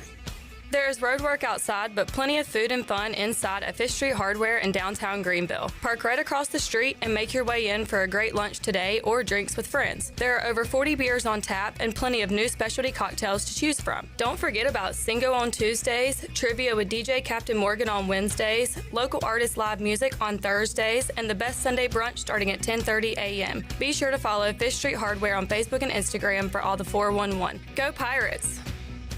The price is always right at Doug Henry of Greenville. Doug Henry of Greenville has over 300 vehicles to choose from and brand new inventory arriving daily. Doug Henry is easy to find on the corner of Greenville Boulevard and Memorial Drive and always online at DougHenryGreenville.com. This month, Doug Henry is giving back for Breast Cancer Awareness Month. And with every vehicle purchased, they will donate $100 to Eastern North Carolina Cancer Services. Doug Henry of Greenville, right on the price, right on the corner. Go Pirates! The convenience of Pitt Greenville Airport is waiting just outside your front door. Service is back, so you're connected to destinations worldwide through flights from American Airlines. Plan your next trip. Book your flights today at flypgv.com or aa.com. Good news, business travelers. PGV and American Airlines has added a new early morning flight available now. Book today at aa.com and be on time for that connection in Charlotte. Fast, convenient, and close to home, PGV has American flights perfect for your next trip. PGV, where the Pirates fly. Pirate Towing is now the exclusive towing partner for East Carolina Athletics. Pirate Towing has over 20 years of experience, open 24/7, and they can always assist you. Don't be stranded and wait for hours. Pirate Towing offers all roadside assistance to come give you a tow or jump start on game day or any day. Save Pirate Towing in your phone today and let the stress of car trouble go down. Pirate Towing, 955-4670. That's 955-4670, and also on Facebook. Pirate Towing, the preferred towing partner with ECU and Pirate Nation. Save a load on a new John Deere compact utility tractor and loader from Quality Equipment. It's never been easier to get the best brand on the market at an unbeatable cash price or with great financing at our lowest ever monthly payment. Now is the time to get that tractor package you've been dreaming of to get your next job done right. Stop by one of our 36 locations in North Carolina, South Carolina, and Virginia, or visit us online at qualityequip.com. Hey Pirate Nation, everyone loves a good burrito, but they're always the same basic flavors. Basic is boring. Dank Burrito is not your basic burrito joint. We use global flavors and fresh to death ingredients to make new kinds of burritos, bowls, and tacos you never knew you'd love so much. Dank Burrito is the official burrito of the ECU Pirates, 108 Red Banks Road in Greenville. Check us out at dankburrito.com or on Facebook. Go Pirates!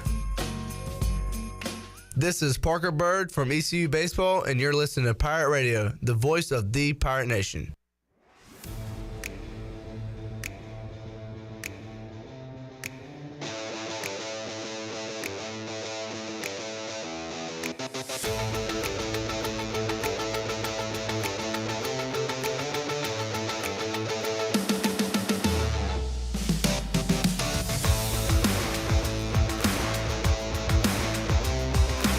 You're listening to the Bud Light Pregame Tailgate on Pirate Radio. Now, back to the show. Welcome back. Need cash fast? National Finance Company is here to help. For over 50 years, National Finance Company has been the small loan specialist with loans from $1,000 to $5,000 with low payments to meet your budget. We're in the business of getting you the cash you need today. Apply online for a loan at one of our convenient branch offices and get your money as fast as today. It's easy to get the cash you need. For extra cash, visit nfcmoney.com. Now let's head back in to the Bud Light pregame tailgate. Almost. Here's Clip. Good catch. Welcome back into the show. Let's get to know our interim coach. From 2001 through 2019, Harrell had various coaching positions as an assistant coach at Western Carolina, McDowell High School, Fuquay-Varina High School, Franklin High School, Lenore-Ryan, the Citadel, and Kennesaw State. On January 28, 2020, Harrell was hired by East Carolina Pirates as the team's defensive coordinator and linebackers coach. On October 20th, 2024, after former East Carolina head coach Mike Houston was fired, Harrell was named the team's interim coach. That is the Blake Harrell file. And now he's got a 0-0 by his name on his Wikipedia page today. That will say either 1-0 and 0-1, as he is just like the players putting stuff on tape for potentially him becoming a head coach one day. And if he runs the table here, will he have an opportunity to get this job? Some say yes to that. Here were his first comments as interim head coach of the East Carolina Pirates. You know, I think today for us was just back to day one. You know, it was day one for us. It was the most important day of the year, of the week, because it's today. We can't worry about tomorrow. We can't worry about yesterday. Can't worry about anything that's going on outside right now. We got to worry about the young man in our locker room. We got to focus on getting ready for Temple, focus on our seniors, and how can we prepare today to get ready for Saturday? And that's all we were focused on this morning. Focus on our practice, focus on our meetings. We changed a few things up, just how what time we met or what order we met in or how we did order of practice, just to kind of create a little flow there differently, a little different vibe maybe, so to speak. And my whole purpose of that is just try to create some positive energy and positive vibe within our players and within our locker room. And I told our coaches, I said, when we go out there, they got to feed off us. I said, we got to be the most energetic guys out there. And our young men certainly responded. At the end of practice there, we had a little, called it a no-quarter drill, just some perfect plays and finished with a score and everybody celebrating the end zone. I told them, I said, hey, I'd love to see that. That's what we need to take into Saturday. You don't just need to show up on Tuesday.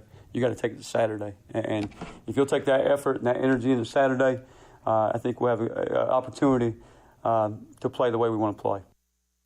Coach, it seemed like going off that the energy was high. I guess, I don't know, what were your expectations going into Sunday and then today, and just, to see the guys respond like they have, how much does that mean? Yeah, thanks, Steve. First of all, you're going through this thing and you realize, like, you wake up about 3:30 in the morning and you're thinking, hey, what I got to do before practice? What I got to do after practice? How I got to handle this situation, handle that situation? And you worry about all those things, and then you get out there in the grass and you realize the guys just kind of take care of themselves, and they move around the way they should, and they handle themselves like professionals and practice the way they should. Obviously, we got to clean a lot of things up before Saturday. X and O, fit-wise, communication, we got to continue to work on that. But the energy and the effort, I thought was very positive. And that was the focus, and that'll be the focal point moving forward. And then we got to clean, execute at a higher level. But just the way they finished practice, I think that's something we can spin on into the afternoon's meetings and on to tomorrow. How hard is it with all the assistants, with all their families, and everybody's in a state of flux thinking about the future, and you're trying to keep everybody, like you said, you can't do anything about it right now, but guys got that, especially the coaches with families. Yeah, I mean, I was on a Zoom call last night with all our players' parents, and just kind of communicating with them, and letting them know we're here for them, here for their son, and that we're doing this for our seniors, and that we're looking out the windshield, not the rear view. And like one of the few questions I got was about the staff and the families. So I thought that was pretty cool of them. That's where their mind was at, even though their son's going through a situation. But that's what we got to march. That's life. We're going to face adversity in life. We're going to face adversity, as a parent, as a dad, as a husband, or in our job. We got to keep marching forward, keep looking out the windshield. This morning, it's win the day this morning, win practice. This afternoon will be, film study, win the film study. If players come back in, hey, let's win that meeting. Let's do a great job teaching in that meeting and making sure we're connecting with those young men and preparing ourselves for Temple on Saturday. And I'll tell the guys after that, it'll be, hey, prepare your body for tomorrow to win tomorrow. So it's win every minute of the day right now, and that's all we got to do is look forward, never backwards. As you take on this role, you're trying to encourage these players to kind of push through this adversity. How are the players encouraging you to take on this role? They're everything. They're everything. It's easy to get frustrated, but we're not going to. I just smile and I look at them and they bring new energy. Javian Clark, pinball, had suffered an injury early in the season. Nobody could be more down than that young man, but nobody has better energy than that young man. And I look at him and say, how could I be any different? I got to be more like him. And I think all of us do, and all of our players do, and kind of continue to march forward and feed off each other. And I said that's what will happen if one of us are having a bad day, we pull each other up. And that's kind of what I just talked to the seniors about. Like, hey, you guys probably understand this more than anybody else. You guys make sure you're taking the rest of our locker room and kind of keep them together, keep them in tight, and we stay together. How do you balance putting your own spin on things versus trying to keep some sense of routine during this time? Yeah, you got. There's a fine line, right? A fine line of, hey, let's keep the routine and do what we do and keep the goals and the main thing, and then change the thing up or two that, hey, you don't change too much, but still make it fun, still make it energetic, blah, blah. And, I don't think changing something may just be a different way to approach it or attack it. And it may just change their mindset or get their mind off a normal routine. I think sometimes we get in a certain routine or a certain rut and you kind of, here we go, And I told Coach Big John, we're going to stretch a different way. Just say we stretch a different way. So it's not the same way we stretch on game day. That way, go to game day stretch, hey, it's time to ride. I told the guys that. So that's we're not changing up just the purpose of change. We're changing up for reasons and just kind of, to create some new energy there, and a new focus and a new mindset. And really just say it's a brand new day. It says day one, brand new day, and our focus is forward on Temple. I'm sure this isn't your biggest concern, but when it does come to game day, you're going from the booth to the sideline. Is there anything you're kind of doing to prepare for that or trying to get ready for that? Yeah, a couple things. I'm excited about being on the sideline with our young men and our group and just being down there and being a part of that for one. You miss that in the box a little bit. You kind of up there and it's, like a little bit like playing a video game or something, like you're just so far removed from everything. I did enjoy my Diet Mountain Dews up there. But no, I'm looking forward to being down there and being with our guys. I'll still call the defense. You know, I try to think everything as consistent as possible. With that, Coach Shankweiler is going to be in the box and helping manage the game from a clock management standpoint, and just kind of going through things there. And we'll communicate with him. I told those guys, you know, tomorrow afternoon we got to sit down and talk about clock management with Coach Baker, and Coach McManus runs our championship analytics book, and Coach Shankweiler and Coach Powell special teams. We just all got to have a meeting and kind of sit down about how we want to attack this thing, how we want to manage the game on Saturday, from, you know, special teams to offense to defense, and play complementary football, and at the same time be aggressive and gives ourselves a chance to win. How will you try and, you guys have the iPad this year, so you kind of look at the iPad along with the game management, or rely on your staff for that? Yeah, I'm not sure how many snaps of offense I've watched live this year, because you're always checking out that iPad. You know, I spoke to somebody that met with Coach Belichick early in the offseason, and said, Coach Belichick said, don't try to watch every snap. Just get the ones fixed that give you problems. And that was probably good advice, and I didn't listen to it. But I think on the sideline, it'll be exactly that. Hey, show me that look or two, and boom, we got to get right back to, you know, paying attention to what's going on in the field. And, you know, for me, it's going to be a cheering on our offense and make sure they're ready to ride. And, you know, if they need me to call a timeout or go celebrate with them in the end zone, then that's where I'll be at. And that's where I'll be needed. But you're exactly right. The booth, as far as your eyes up there and seeing some things, is different than it was years ago. You know, years ago, you were totally relied on that guy up top to tell you exactly what was going on the far sideline, maybe in the box, or a guy on the sideline couldn't quite see. But now you have instant replay at your hand, and every single play from 4 different angles, and sometimes you can hear the TV announcers on it as well. So it's changed the game for sure. Coach, you mentioned changing routine up a bit to get out of that rut. Not only did the team all come out as one, but how special was it to see all the smiles? I even heard some players saying, man, I've never seen so many smiles in practice. Yeah, and I probably shouldn't have said rut, because that's probably not a good way to verbalize it. But it was just a different way to approach it. You know, we took the field together just to take the field united, take the field at, you know, keeping it tight, stay together. And that was really the only thing, rather than kind of going out there one by one. There's some advantages to both.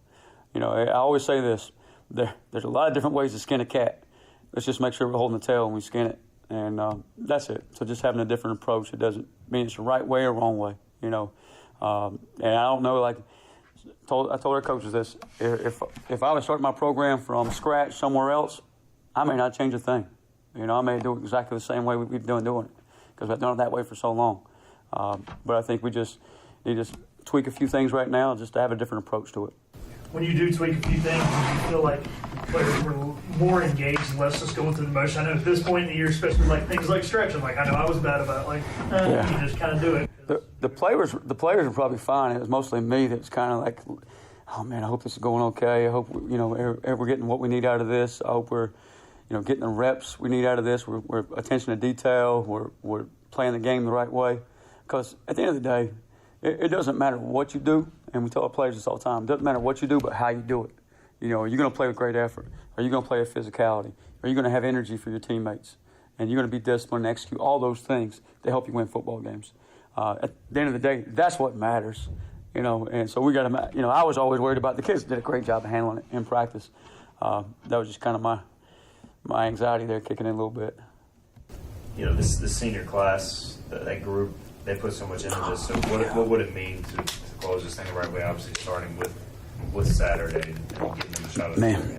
There's a lot of them that, you know, I think they got here a couple weeks before I did, and we've been through a lot together and been through some tough times, some good times, and seen all aspects of it. And just to see those guys, you know, get a win on Saturday and knowing what this week's been like and moving forward, what that could mean for us, that would be huge for those young men and those seniors in that locker room and just our program. I said, hey, you know, I told the seniors a while ago, I said, hey, we get this one. I said, it's going to get, you know, even more.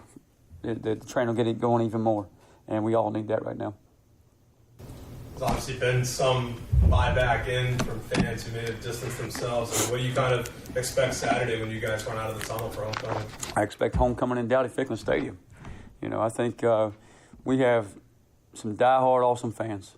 And I understand, you know, if they feel certain ways. I get it, you know. But I don't think for 1 second they won't fill that place up and be proud to be back in Dowdy. and be a part of Pirate Nation, be with their classmates, and, be proud of this university.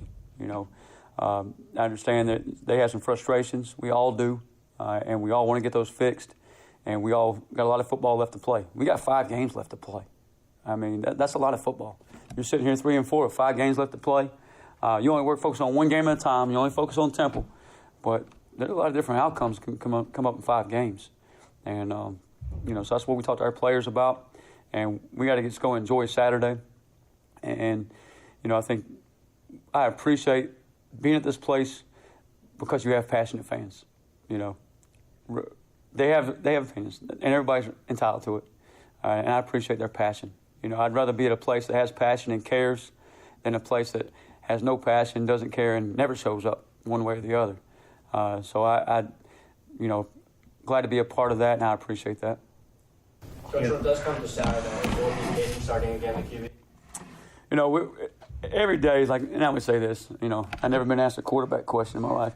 A couple of things, like you don't realize when you're on one side of the ball, quarterback plays like, the number one topic you're going to talk about. The other thing we talked about or come up earlier in the meeting this week was the air in the ball. Is it too inflated, inflated too much, not enough? I'm like, who cares? Like, just go get a turnover and go put it in the end zone, But every day is a competition. And we need to make every position like that, whether it's quarterback, whether it's O-line, D-line, secondary, linebacker.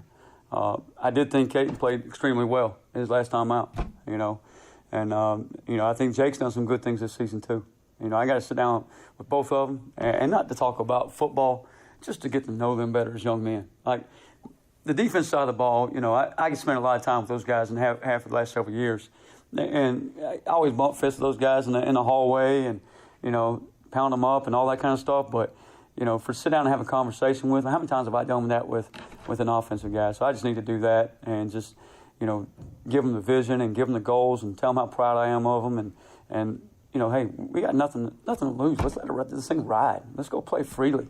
And that's everybody in the program. Let's don't put pressure on ourselves. Let's go play. Let's go turn it loose and just see what happens from there. Just how strange or just weird is that, knowing that, like, because of this position change, that you are kind of reintroducing yourselves to that side of the offense? Yeah. Fun fact, by the way, I started out coaching as an offensive coordinator. I don't know how I got on the defensive side of the ball, but it's unique. I think I've learned this in the last 48 hours. You can't control everything. You can't do everything. Sometimes you try, but our coaches and our staff have been awesome. Hey, how can I help you? What can I do for you? This, that. So I think you got to make sure you're delegating things, and at the same time, you got to keep everybody's eye on the goal and keep the vision forward. Because as you mentioned, they may be thinking about home or outside of here, and we all got to be pulled in the same direction. And we'll worry about December when December comes. We'll worry about the end of the season when the end of the season comes. But right now, let's focus on today. Let's focus on winning today, and whatever that entails, let's get it done. One more question. Yeah, there's no real playbook for this, so I'm going to try to reach out to anybody in the industry to get advice or anything like that, or is it just be kind of, figuring out as you go along? I've got a lot of advice. The best of my father-in-law wrote me an email. He told me make sure I became boss day one, and he's awesome. He was actually a really good email, and just went through it there and just his advice to me and was very fatherly and just love him to death for that and look up to him. But reached out to several people who's been through this. A friend of mine, Spencer Danielson, who went through this at Boise State last year, spoke to him. It was about the same time of the transition. And, obviously, I'm still going to use Coach Houston because we're still great friends and different folks like that. But there's only so many guys out there who's been through a transition like this in the middle of a season. And Coach Danielson just offered up some great things that he did or how he did do it or how he would have done it differently looking back, right or wrong. But I thought was really good just to talk to him and kind of go through some things there. All right, there is Blake Harrell, his first comments as the interim head coach of the Pirates, and I like when he said, "Let's just go, let's just play loose, let's see what happens, and we'll see if I don't know, will there be any changes? Will it look any different on the field when ECU takes on Temple today as opposed to the past few weeks of Pirate football? We'll get a break in. That was the United Bank Coaches Corner. United Bank, safe, sound, secure since 1893. Now more than ever, trust is the foundation of any successful relationship. With local bankers you know and trust, it's no wonder businesses and individuals throughout North Carolina continue to choose United Bank. Bankwithunited.com, member FDIC. Take a break, come back, have more for you. Hour 2 of the Bud Light pregame tailgate. Getting ready to get to the noon kickoff. So excited to watch some football while we talk football with you here inside the Pirate Radio studios. We'll see if we can track down Holton Ahlers and get him to join us when we return after this.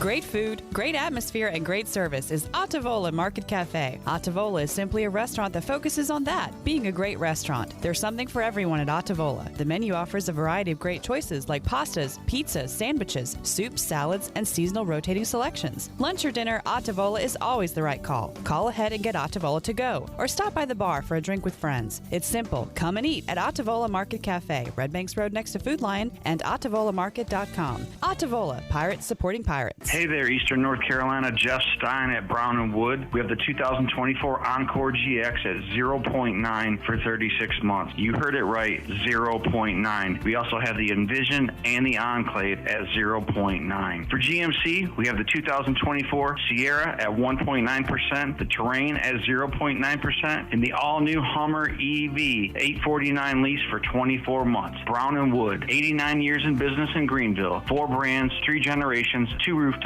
and 1 goal to make sure you leave a happy customer. Hey Pirate Nation, be sure to have the best and comfortable shoes with a stop at Fleet Feet. This is ECU alum Chris Lunyon, owner of Fleet Feet of Greenville, and we provide solutions through one-on-one service to runners, walkers, and everyone in between. Fleet Feet has the tools and technology to get you in the right shoe, including a 3D foot scanner that measures arch height, width, and more. Come visit us at 207 East Arlington Boulevard in the old Gordon's Golf location. Fleet Feet, we run for you. Bostic Sugg Furniture's 87th anniversary sale is a pretty big deal, and so are the savings. Shop special anniversary savings on Lazy Boy, Bassett, and Maven. Best, Serta, Helix, Ultra Comfort, lift chairs, and more. Special savings on closeout accessories. Framed art values to $350, now $69. Buy any table lamp, get a matching one free. And in celebration of our founding in 1937, get local delivery for $19.37 during the 87th anniversary sale at Bostic Sugg Furniture. North Carolina State Parks invites you to enjoy camping your way. With the weather changing, booking your own cabin is the perfect solution for your camping getaway. Reserve campsites or cabins today at Jones Lake, Goose Creek, and Cliffs of the Neuse. Whether you enjoy traditional camping or air-conditioned cabins that can be rented with Wi-Fi, your next adventure can include hiking, beautiful scenery, and sunsets by the campfire. For information on booking a cabin, visit ncparks.gov. Listen up, Greenville. The Kawasaki Good Times Demo Tours coming to Ron Ayers Motorsports Friday, October 25th and Saturday, October 26th. The Good Times Demo Tour is bringing its semi with over a dozen different demo models for you to test ride. In addition to the factory incentives, every demo rider is eligible for Kawi Cash, which could save you up to $500. To ride, you must be 18 years of age, have proof of a valid motorcycle endorsement, and pass a breathalyzer. Attendees are required to follow all local and state public health and safety regulations. Be sure to bring your riding gear. For full event details, check out RonAyersMotorsports.com. Switching is easy. We do it all the time. We switch on the lights. We switch TV channels. Some of us switch partners while square dancing. Well, that's a stretch. But what's not a stretch is how you can switch and save with State Farm. In fact, this is State Farm agent Timothy Sawyer right here in Greenville. We can switch your auto and home insurance so you can start saving today. My team and I are ready to welcome you to the State Farm neighborhood. With Timothy Sawyer State Farm, it's easy to switch and save. Just give us a call, 493-0002. Like a good neighbor, State Farm is there. Chicos!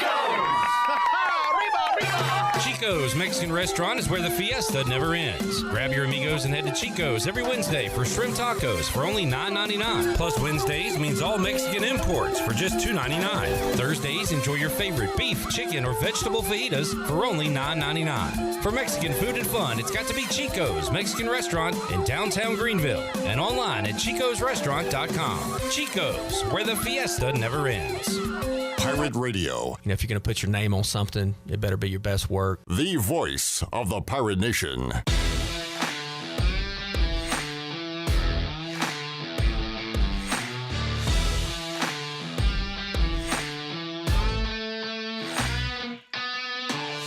You're listening to the Bud Light Pregame Tailgate on Pirate Radio. Now, back to the show. Now, with the Pirate Radio scoreboard, here's Shirley Rhodes. All right, there were a couple of college basketball games college football games last night. USC defeated Rutgers 42-20. Lincoln Riley's ball club is now 4-4 overall and 2-4 in the Big Ten.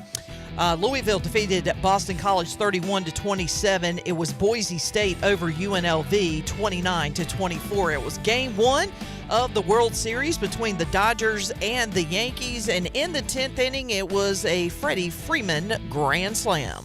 Cortez delivers. Freeman hits the ball to right field. She is gone! Gibby, meet Freddie. Game one of the World Series. And that was all the Dodgers needed to win over the Yankees 6-3 in the 10th inning. And that is a look at your Buccaneer Music Hall scoreboard, brought to you by the Buckets, your beacon of music in the land of pirates in eastern North Carolina. They're open from noon until 2 a.m. with live music every night and free entry for ladies all weekend long. You can follow the Buck on Instagram for an updated schedule. We'll see you at the Buck. Now let's head back into the Bud Light pregame tailgate. Here's your host, Clip Brock. All right, we'll check in with Holton Ahlers coming up hour number 3 of our show, along with Zach Kaplan. We still got to get our advanced moving and storage opponent preview as well. We'll do that. But right now, Brian Bailey will take us inside the Papa John's Pirate Preview.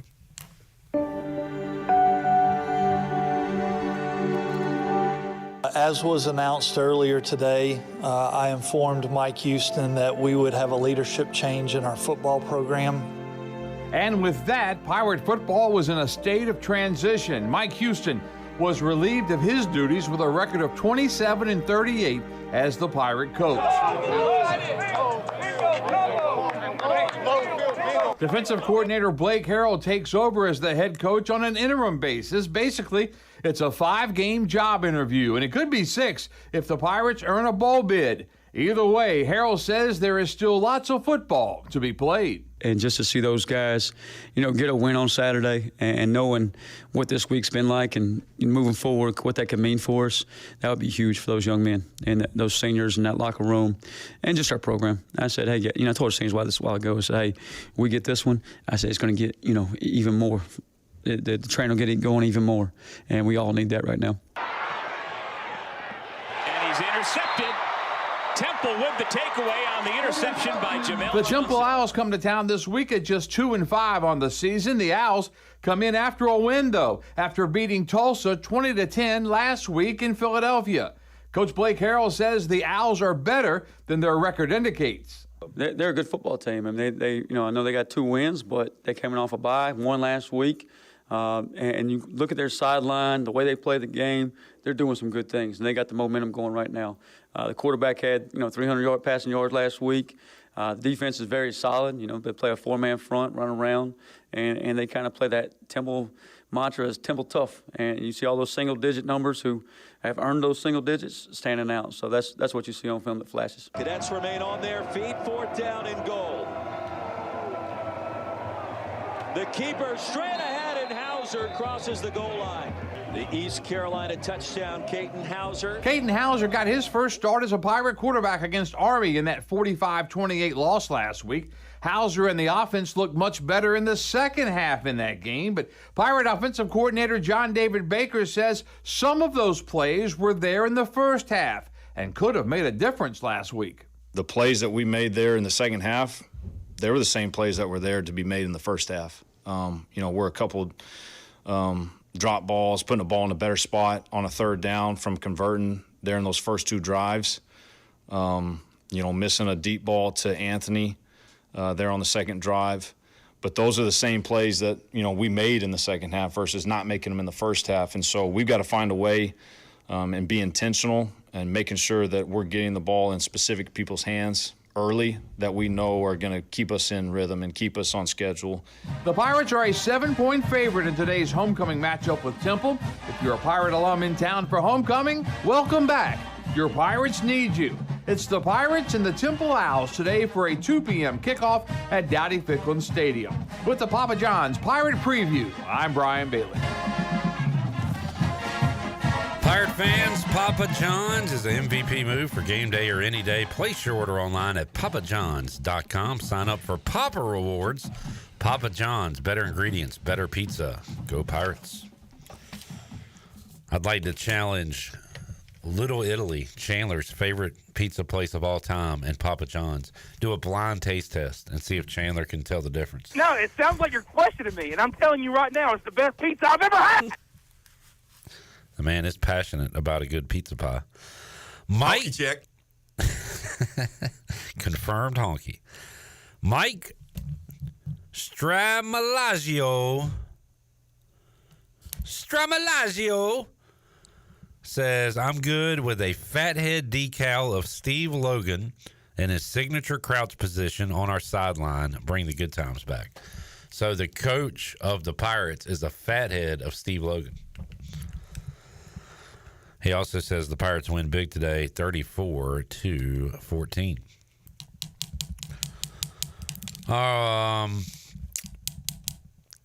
Score, I'm going to go 27-20 Pirates. That's what I'm feeling.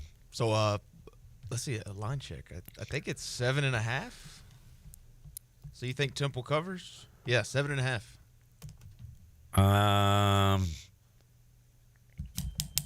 I reckon I do. Man. But I like the Pirates to win. Yeah, I think I'll go 28-13. All right, 13. I need a good defensive performance.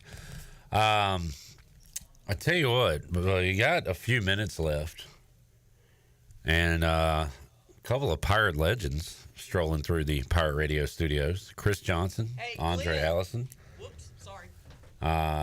We can go ahead and get them in studio right now and talk some ball with the former Pirates who are here for homecoming. CJ 2K, Andre, how y'all doing? Good. Have a sit. Welcome back. Glad to be back. What's going on? How you doing? I'm good. How you? Good. Well, Chris, I first started here as an intern when you were playing, and you used to not like to talk to us. Now you talk a little bit more than you did back then. Yeah. That's the thing about it, but in the league, you ain't got no choice but to talk. They make you do it, right? Yeah, you get fined. You're just here so you won't get fined, like Marshawn said. Yeah, I don't think I turned anything down. Or Oh, no, you didn't. But you'd rather do your talking on the field, I think, back in the day, right? Yeah. No, it's good. Go right into here, right here. Down. Okay. Right there. Like this way? All right. Yeah, put that thing back up. All right, well, let's catch up, man. So, Chris, you doing some scouting? Yeah, I've been doing some scouting. Where it kind of started when I got inducted into the Senior Bowl Hall of Fame, and then so I went up there, and then they told me about a program or whatever like that. So I went and took the scouting school and stuff like that, and then just from there, like I always go to high school games and check out the kids and stuff like that. And then recently I was doing some stuff with the Senior Bowl, going to certain games and just scouting these kids. Nice. Yeah. You in Florida? Yeah. Okay, good deal. Andre, what are you up to now?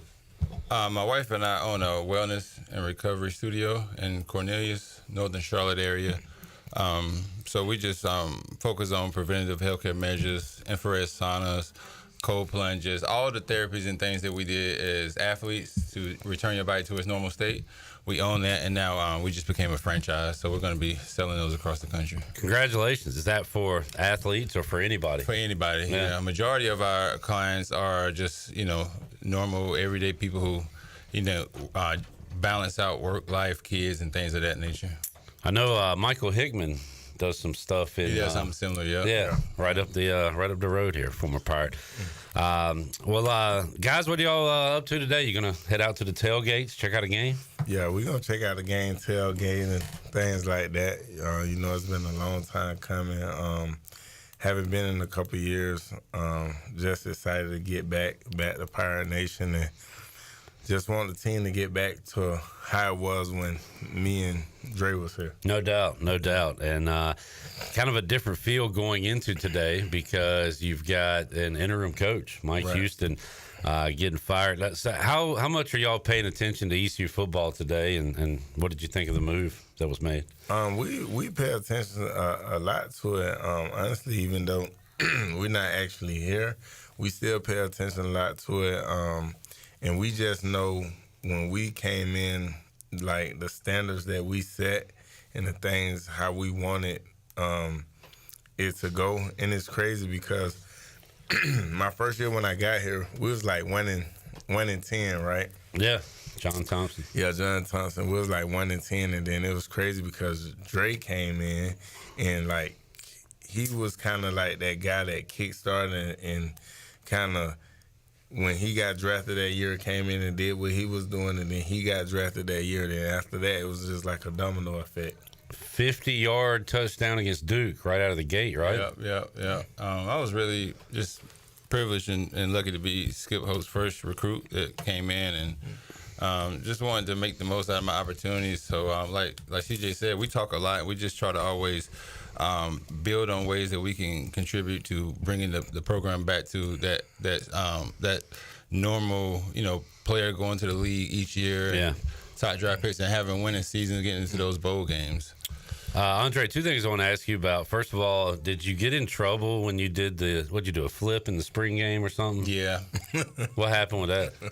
Well, at that point, I kind of look back on it and I understand it. Like Coach Holston was just more about just building, making sure that you are performing at a high level on a consistent basis. So don't do so much showboating until you can establish yourself. Well, we loved it. It was cool. Appreciate that. And maybe the worst penalty call of all time. You dove into the end zone against West Virginia. Like, yeah, I don't know. I don't think there was much showboating going on. Yeah. But they called you for a penalty on that. Yeah, I think around that time, it's safe to say we was a little ahead of our time as far as being able to celebrate and do things like that. So that's pretty much what it was. That was brutal, man. Yeah, it was. A brutal call.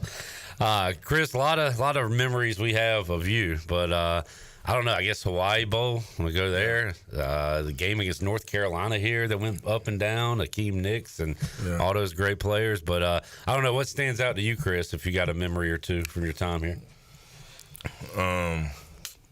I would say probably a lot of people would say probably the Hawaii Bowl and stuff like that. But my memory is my freshman year when I got in the game, and then like my first ever touch in college football. It went for like 80 yards. Was that Wake Forest? Wake Forest. Yeah. It was Wake Forest. Went for like 80 yards or whatever like that. So. Pretty sure you had a stupid game against Memphis too, where you just went crazy on the road. Like 300 rushing yards. We had Greg Hudson in that chair earlier. Yeah. Did y'all go back and forth with Hud talking and anything while he was the defensive coordinator here? Oh yeah, Hud is the guy. Yeah, we love Coach Hud. He's the guy. Like I remember, like when we used to play certain guys, like Kevin Smith, Forte and stuff like that. Coach Hud come to me like the beginning of the week, like, "Oh, you gonna let them outdo you or this and that or whatever like that." So we used to have this little back and forth thing, and then like when I go crazy and stuff, I like print my stats out and go taping on his door. So when he comes to the office, that's the first thing he'll see on his door. You might see him out there at the tailgate. I talked to him earlier. So good. Y'all got other teammates and stuff coming out? Yeah, it's a few coming out. Philip Henry. PH, yeah. Yep. Mike is coming out, and then some other alumni that I met at the game a few weeks ago that was doing some theater up in New York. But other than that, there's some other football players that'll be here, I'm sure. Yeah, good deal.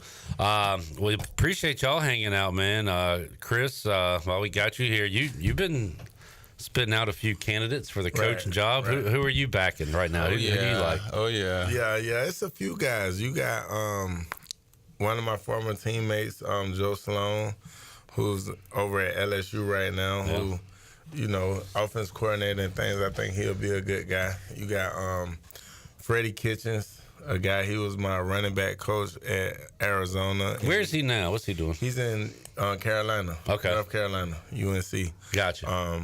He was the quarterback coach. He's not been something everywhere. Head football coach in the NFL. The Browns, yeah. Yeah.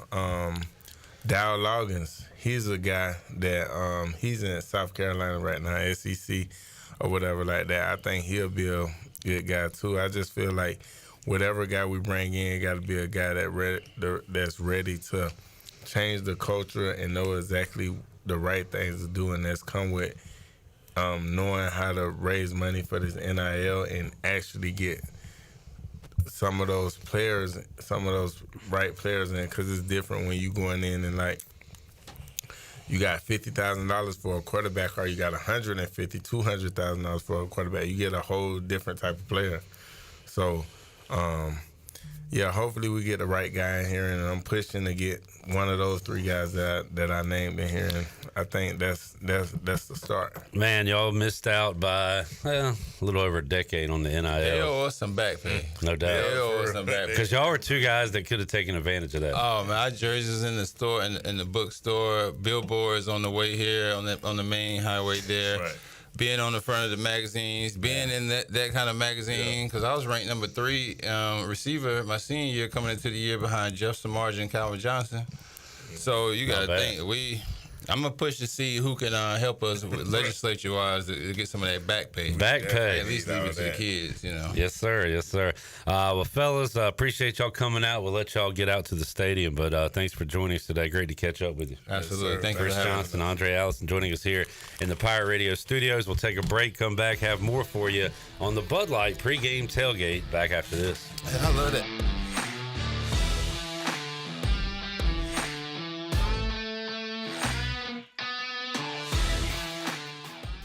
At Chicken Salad Chick, we make our food from scratch every day using fresh quality ingredients. We have 12 flavors of chicken salad, plus soups, sides, sandwiches, and desserts. Whether you're craving traditional, savory, spicy, or fruity and nutty chicken salad, we have something for everyone. All of our delicious chicken salads conveniently packaged in take-home containers and multiple sizes for you or the whole family. Visit Chicken Salad Chick or order online today. Now open at 112 Red Banks Road in Greenville. Chicken Salad Chick.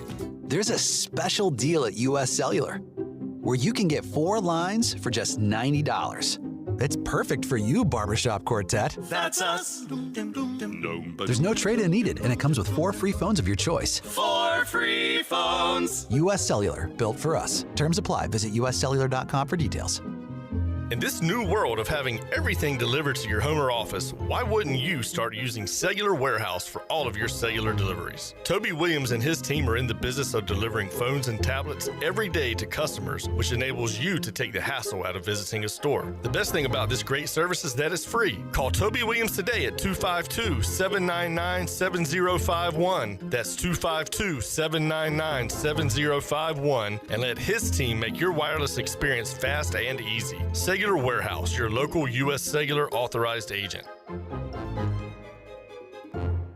This is Talbot Green with Integrity Home Mortgage. Are you ready and pre-approved if the home you want to purchase comes for sale today? This is a very important step when trying to purchase a home in the current market. Integrity Home Mortgage offers a wide variety of loan programs. Our team of Talbot Green, Braxton Green, and Joanne Weir has over 50 years of experience and is committed to providing you with the superior customer service you deserve. To get started, call me, Talbot Green, 714-2076. Talbot Green, NMLS 120331. For informational purposes only. Integrity Home Mortgage Corporation is an equal housing lender, NMLS 208516. Public pirate notice. Only at Discount Mattress and Furniture. Fresh start with a new coach with a new winning attitude. These are your pirate discounts. Only at Discount Mattress and Furniture. Computer desk regular $200, now $79. Queen mattresses regular $700, now $295. Dinettes regular $500, today $200. Only at Discount Mattress and Furniture. Well, winning is not everything, it's the only thing, and I'll see you there!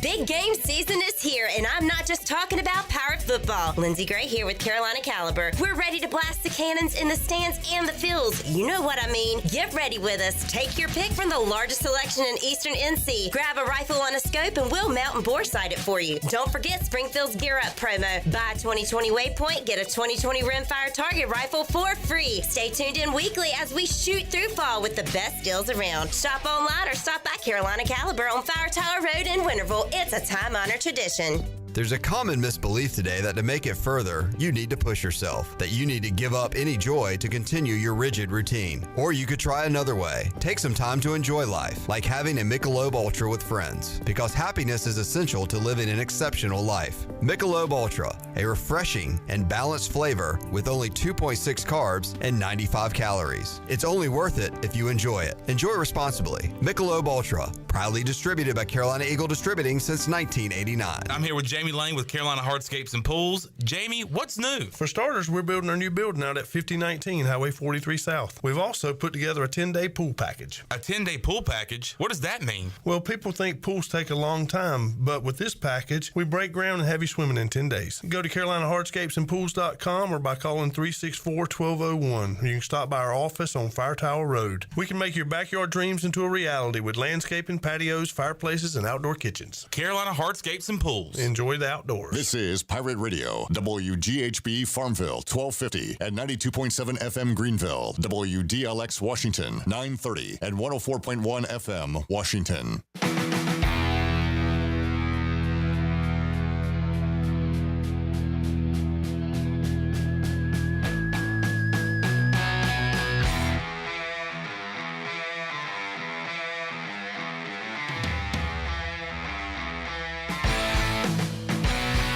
You're listening to the Bud Light Pregame Tailgate on Pirate Radio. Now, back to the show. Welcome back. Pirate Radio is excited to announce that Inky Johnson will be the 2025 Leadership Luncheon Speaker on Monday, March 17th. Inky Johnson is one of the most highly sought-after speakers in the world. Some of his clients include Chick-fil-A, State Farm, AT&T, the University of Alabama, the University of Texas, New York Knicks, New England Patriots, Baltimore Ravens, and Atlanta Braves. For sponsorship information, please contact Mark Alexander at 252-327-2173 or email him at mark@pirateradio1250.com. Now let's head back in to the Bud Light Pregame Tailgate. Here's your host, Clip Brock. All right. That was pretty cool. That was way Allison, cool. Chris Johnson dropping by the Pirate Radio studios. A couple of guys that were playing. So when I was at WZMB calling the Andre Allison touchdown to start the 2005 season at the very tip top of Dowdy Ficklin Stadium on the camera deck. Oh, pretty cool. Pretty cool. It's still to this day, one of my favorite memories is ECU, Boise State, and CJ2K taking off to the house and Coach Hudd on the sideline just pointing to the end zone. It's still one of my favorite video pieces of all time. Yeah, he had the point. Let me see. I brought up that Chris Johnson Memphis game. This was ECU 56, Memphis 40. Chris Johnson, 20 carries, 301 yards, 4 touchdowns. 2 catches, 12 yards. But 301 rushing yards is pretty good. We will now bring on another former Pirate. Just talk to Chris Johnson, Andre Allison. They need a quarterback to get him the ball, and that'll be Holt Nailers, who joins us on the Big Rock Power Sports Live line. Holt, how you doing, man?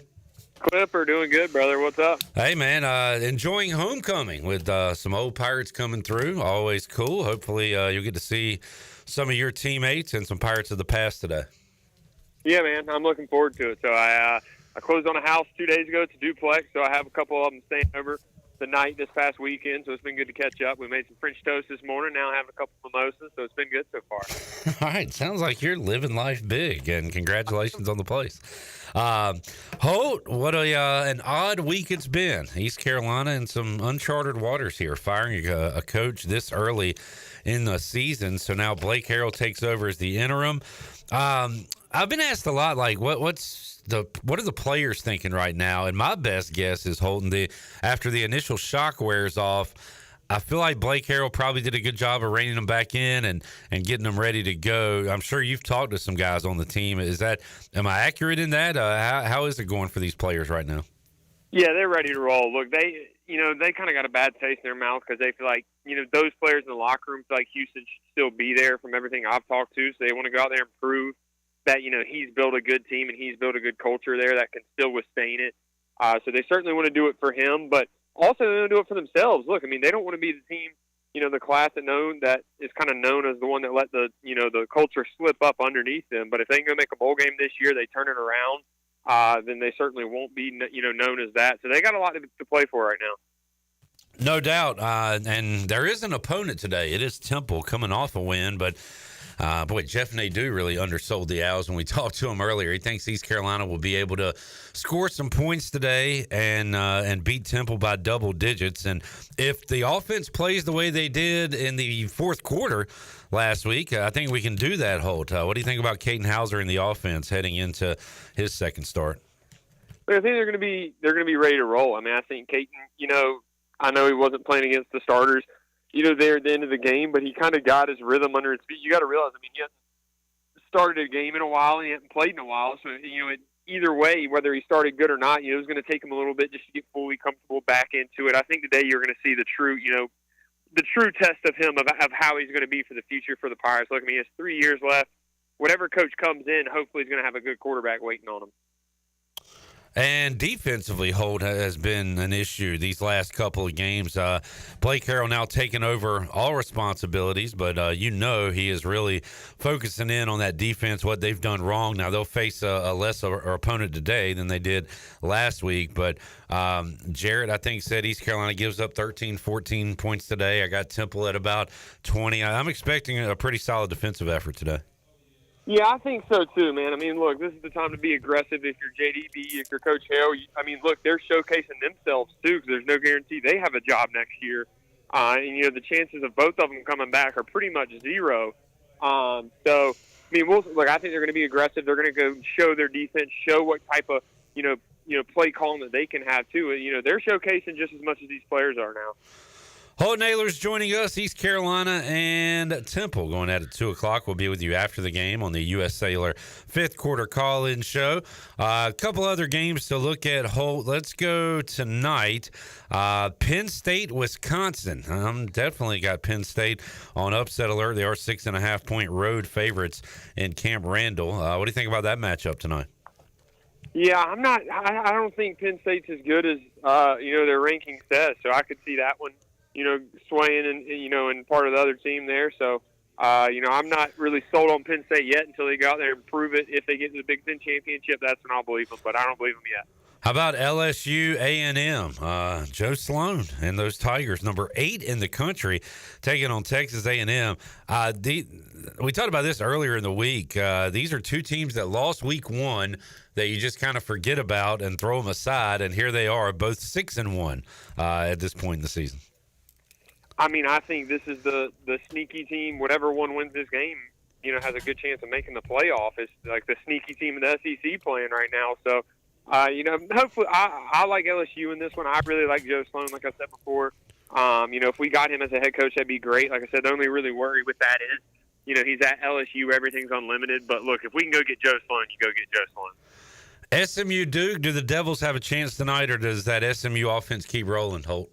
I think you might see Duke hang in that one. I think Manny Diaz is a really good coach, but SMU is as good as anyone offensively. So that's going to be a tight one. It's two different styles of ball. It's defense versus offense. We'll kind of see which prevails there. All right, and just to give an update to Holt and everybody else out there on the Buccaneer Music Hall scoreboard, it's early, but we got points on the board. Ole Miss early 7-0 lead over Oklahoma. Charlotte early 7-0 lead at Memphis. keep an eye on that one. And Notre Dame is knocking on the door here, 3rd and 2. And the Irish will make it 1st and goal. They're about to score as well. So games going on, Holt. I'll let you enjoy them, and we'll see you after the game on the 5th quarter. For sure. See you, Clip. There is Holt Nailers, former Pirate QB, joining us on the Big Rock Power Sports live line. Big Rock Power Sports has everything you need to conquer the outdoors. If you're in the market for an ATV, side-by-side, motorcycle, personal watercraft, or boat, make Big Rock Power Sports and Marine your next stop. 5 locations in Eastern North Carolina. Big Rock Power Sports. Choose your adventure. All right, we will get a break in. As we do, Notre Dame puts 6 on the board. Little quarterback sneak.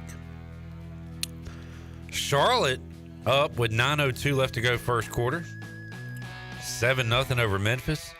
Tulane driving. They've got a 3rd and 3 on the North Texas 12-yard line. And we will keep you up to date on everything going on across the country here on the Bud Light Pregame Tailgate. More to go when we return after this.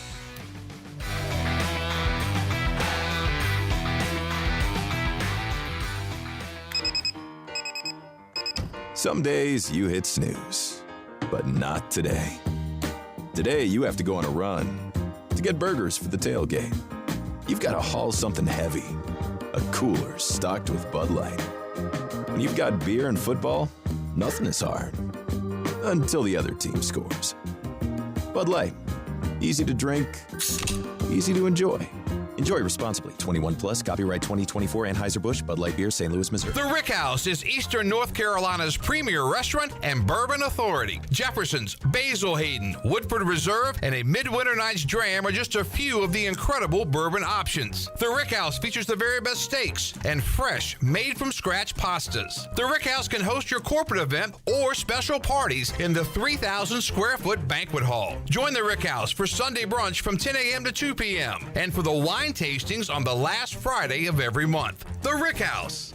Pirate football is back, and the only way to dress for game day is to visit UBE or pirateware.com. UBE has all your game day apparel, such as polos, tees, hats, and jerseys. UBE also has all the merchandise to keep your tailgate undefeated. Pirate flags, decals, face tattoos, and more. And for your little pirates, visit our Crow's Nest with Pirate Nation's largest selection of youth apparel. UBE has special hours on Sunday after home games, open from noon till 5. And you can visit pirateware.com anytime. UBE, where every day is game day.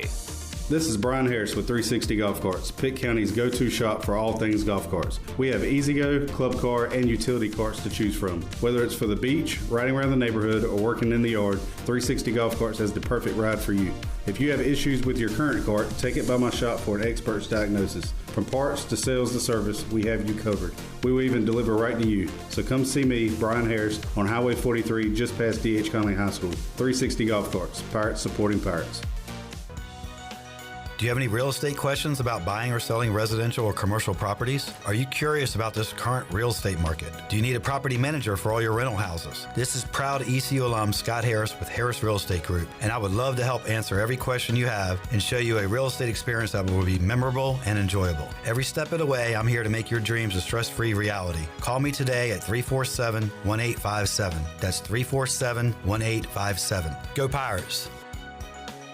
Hey Pirate Nation, this is Rhonda from Russell's Clothing in downtown Washington. Fall weather is coming and we're ready for some Pirate football. Russell's has a long history of dressing Pirate fans, both men and women. For the men, we offer both logoed and non-logoed from Peter Millar, Johnny O, and Smathers and Branson. Our ladies love Tyler Bowe, Emily McCarthy, and Never a Wallflower for game day. Join us in wishing the Pirates a healthy and successful season. And remember, for all your game day needs, shop Russell's in downtown Washington. Go Pirates! I'm Sam Jones, and for more than 3 generations, my folks have kept the fires burning for Eastern North Carolina Whole Hog Barbecue. At Sam Jones, you'll find our smokehouse pumping out wood-fired meats, cooked fresh every single day. There are no freezers at our place. Everything, and we mean everything, is made fresh daily, including our sides, sweets, and sauces. Stop in and see us, and I bet you'll be able to taste our passion in just one bite. At Sam Jones Barbecue, you'll find plenty of smoke, but no mirrors.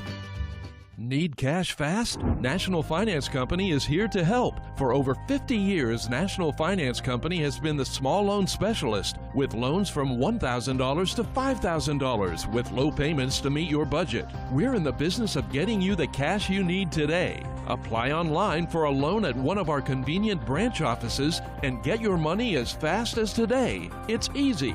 Get the cash you need. For extra cash, visit nfcmoney.com. This is Carson Wissenhunt, and you're listening to Pirate Radio, the voice of the Pirate Nation.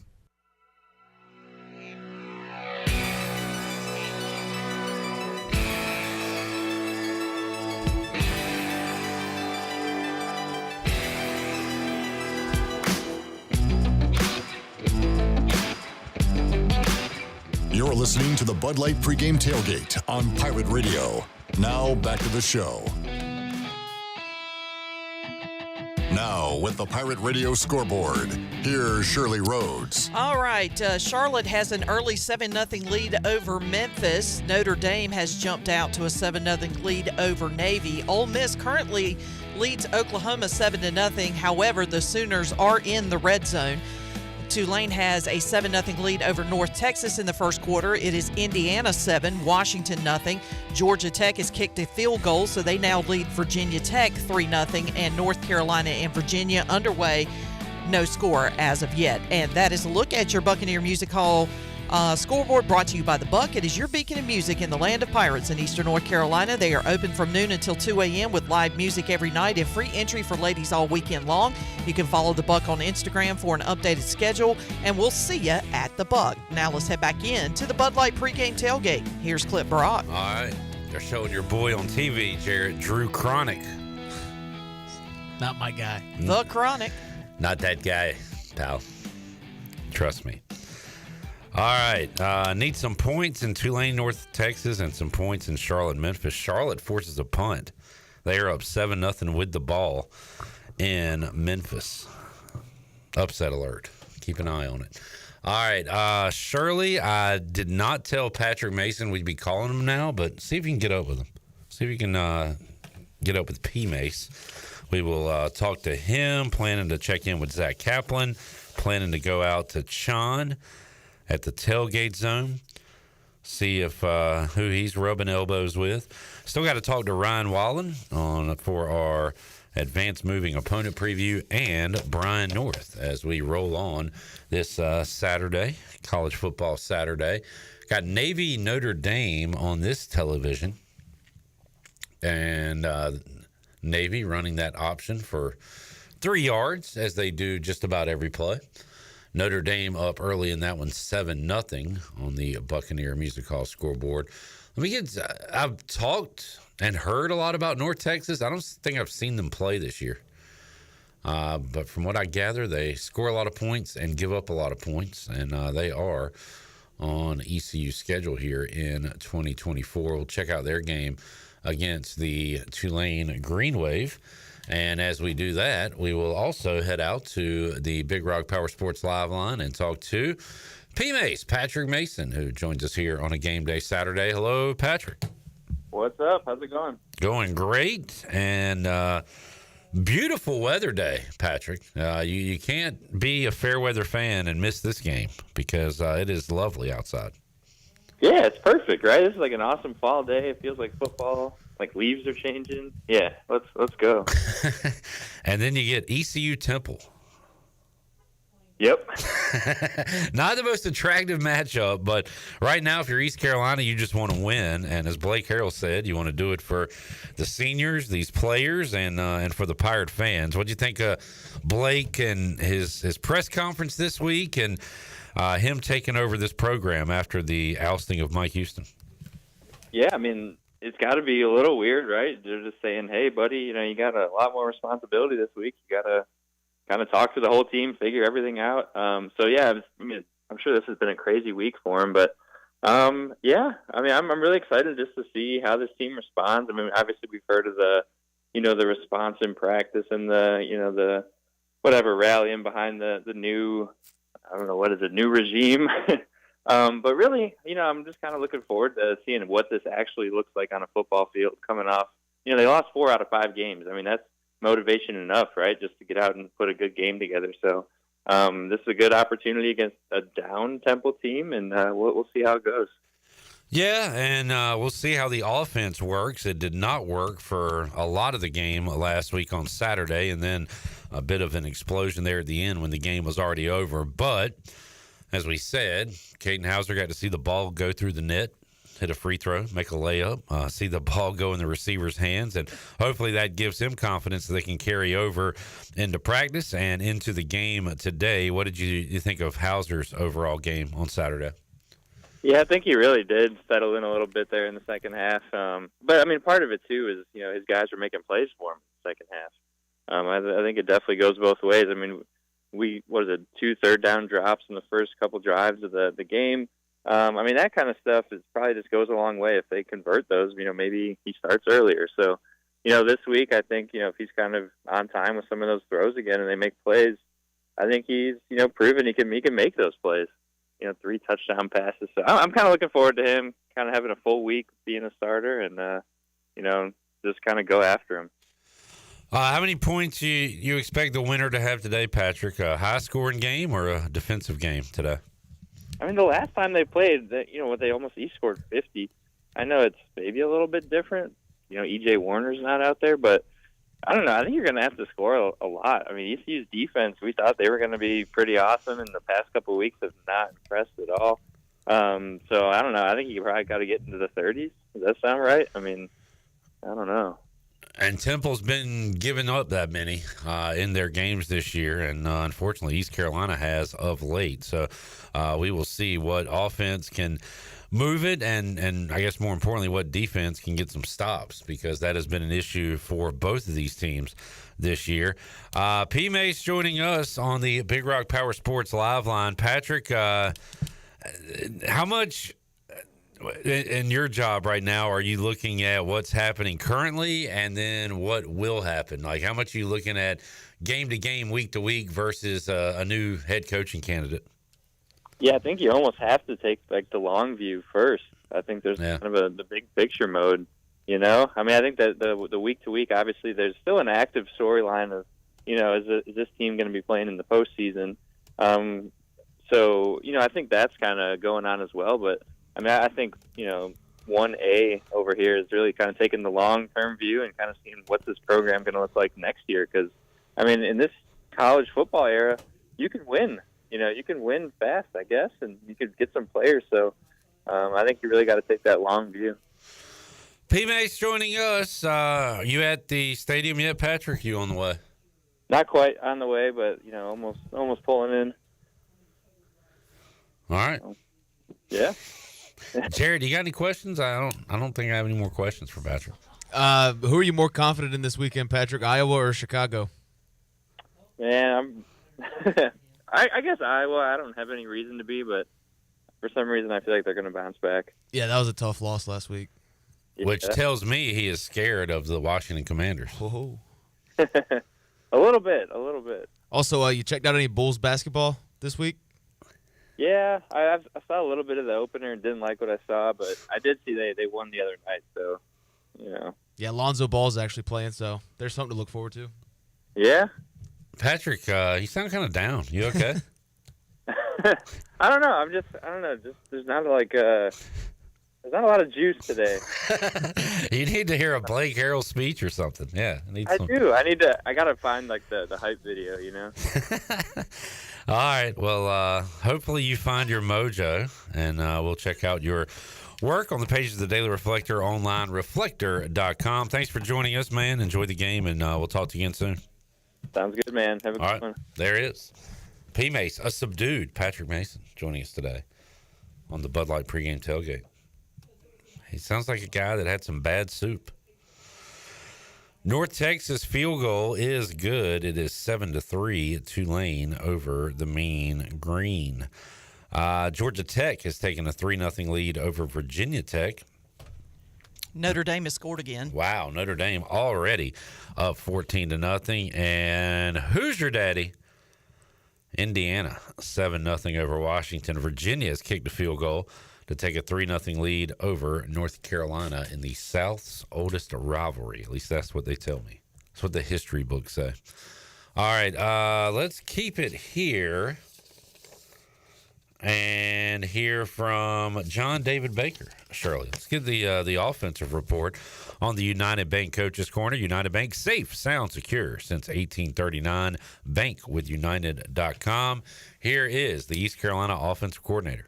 You know, I'm usually not an opening statement guy, but you know, today obviously a little different. You know, first off, I just want to, you know, give my appreciation and gratitude to Coach Houston.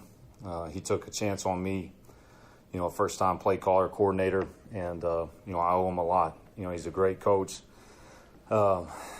even better person, you know, cared for me and my family.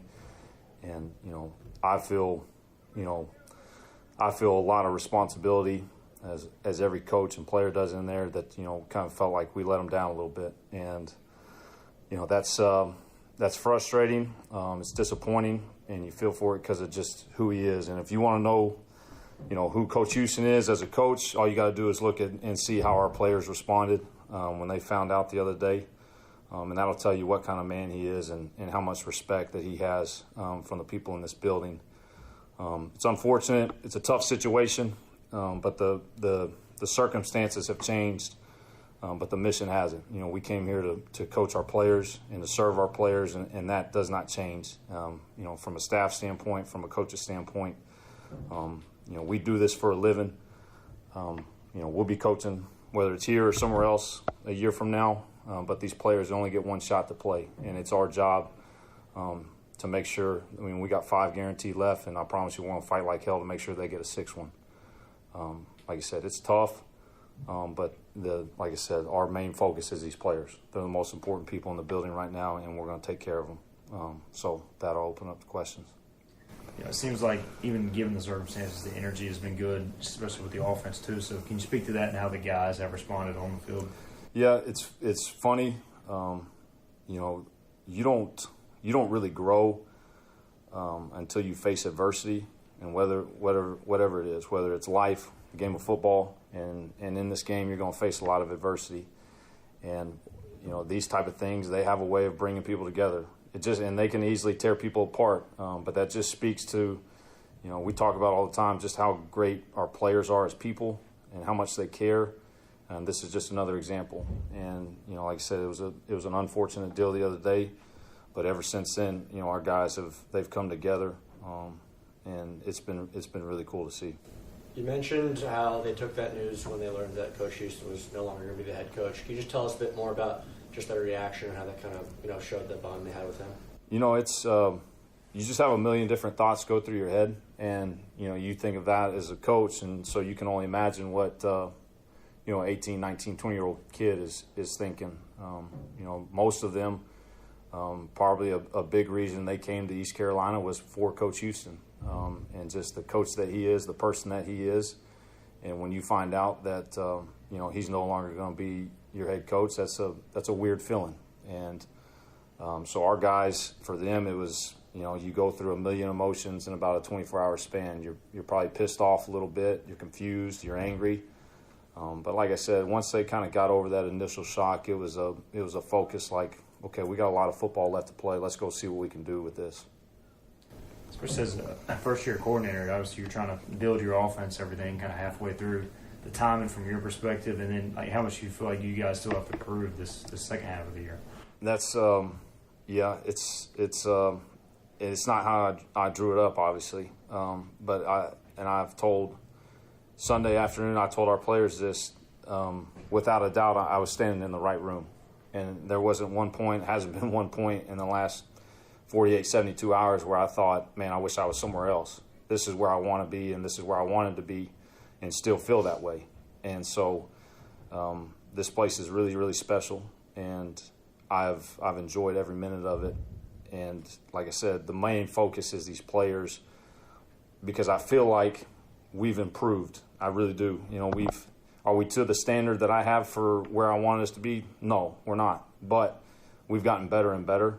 And like I said, we still have 5 games where we can continue to improve. And, you know, my hope is we can kind of carry how it ended versus Army. We can carry it in this next game and take some of the momentum that I felt like we built, because that was, our last 4 or 5 drives, that is what it's supposed to look like. And that's the level of execution that we're looking for. So hopefully we can continue with that. I was going to ask you, is Saturday one of those games where you wish you had 5 or 6 quarters because your offense got going? So no doubt. How do you kind of go about that and get it going early this Saturday? Yeah, and it's really it's to your point. We show the guys the plays that we made there in the second half. They were the same plays that were there to be made in the first half. We're a couple drop balls, putting the ball in a better spot on a third down from converting there in those first 2 drives. Missing a deep ball to Anthony there on the second drive. But those are the same plays that, we made in the second half versus not making them in the first half. And so we've got to find a way and be intentional and making sure that we're getting the ball in specific people's hands early that we know are going to keep us in rhythm and keep us on schedule. But that's the thing, is just making sure they understand, like, the plays were there. And we knew that going in. We knew if we got the ball in space, good things were going to happen for us, and so we got to just figure out a way. And a lot of times it's not scheme, it's people. Just getting it in the right people's hands early in the game and helps get everybody else into the flow of the game. What do you think Caton did better in that second half? I know you said overall it was better, but Caton specifically. There's probably a couple plays that nobody really sees or nobody has even thought about or looked at since that game. But 2 of the most important plays he made there in the second half were balls that he checked down.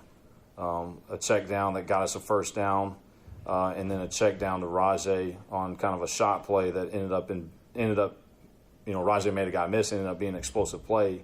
And those are the type of things where like, okay, you're seeing growth, you're seeing decision making, you're seeing those types of things. And I thought he handled the adversity well. Obviously the game did not start how we wanted it, but I thought, from that standpoint, we gave the guys 2 choices at halftime. You can either lay down and these guys will embarrass you, or you can go out there and keep fighting. And I knew what our guys would do, and I'm glad that they did that, because you got to see a flash of really what they can do and what we should be.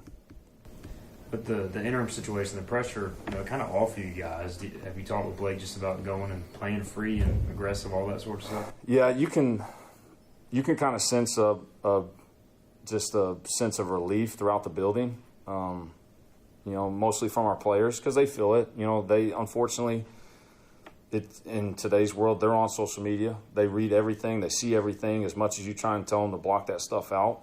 But there is a sense of relief, but it's also, like you said, it's brought these guys together. It's brought us together as a staff.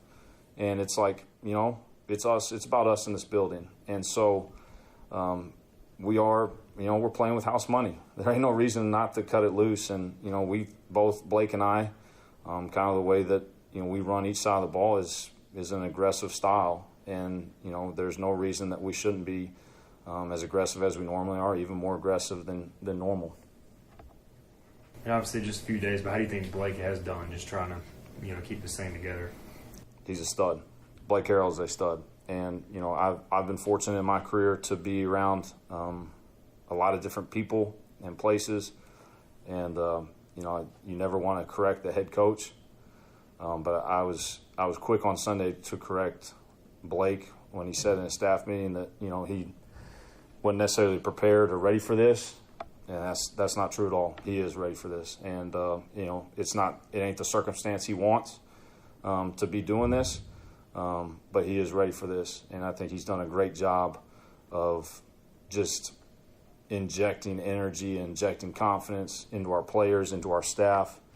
And he's, like I said, he's done a great job. And I'm excited. I'm excited for him for the opportunity, because he's earned it. And I know that not that we haven't been doing it the last 6-7 weeks, but everybody in this building is going to fight like hell for Blake Harrell and make sure that we're doing everything we can, like I said, to get our kids a chance at a 6 game, go get us in a bowl game, and go let these guys experience that. Because, had our guys in our offensive unit meeting this morning, asked them, raise their hand if they've ever played in a bowl game, and there's like 6 guys. That's it. And so that was, a shot in the arm to me, just realizing, like, it's not as normal or, been around guys, because all the new guys that you think. And so it gives you something to play for, no question. Can you give us an update on Brock Spalding? We'll see. I know he's got a couple of doctor appointments coming up this week. Look pretty bad. Yeah, so we'll see and hope for the best, but we'll see what comes back from that stuff, and hopefully no more. Coach, obviously Blake has a lot more on his plate this week. Is there anything specifically as the offensive coordinator that you're trying to pick up some extra slack or responsibility this week leading into the game? Yep. I mean, the biggest thing is just supporting Blake. That's the biggest thing, and making sure he knows that whatever he needs from me, whatever he needs from us offensively, we want to do it, and we're going to do it. As far as picking up different responsibilities, obviously he and I will have to communicate more, just as far as in-game stuff, the analytics side of things, going for it on fourth down. Hey, are we kicking? We going? Those are conversations and things that he and I are going to have later this week, and figure out, just the dynamics and how we want to approach things and do things. But from a day-to-day standpoint, he's got his plate full. He's having to juggle a lot of different things. So for me, I feel like my job is do a great job, make sure we score points, and then supporting Blake however best we can. Obviously, Coach Shankweiler took a not really with the football team role, but he's kind of stepping back into that this week. How have you got to know him, and what role will he kind of take on this week? No, it's nice, especially somebody like Shank that's been around here so long and has so much knowledge, not only on the field but off the field. There wasn't a high school that I didn't go into in the state of Georgia this last spring where somebody wouldn't ask me about Steve Shankweiler, and so the kind of level of respect that he has, not only here but this side of the country, and it's been awesome. He's seen it, done it all, especially being here at this place, and I'm thankful that Shank's in the building, just so Blake has somebody else that he can lean on, and that's huge for us. Shank will help us with some of the in-game stuff, just like I said, because he's been around it, he knows it, and he's somebody that we can lean on to help us with a lot of different things. Temple seems to be playing a lot better. Does the film show that too, these last few games defensively? No, absolutely. It is. They're not a 2-5 team.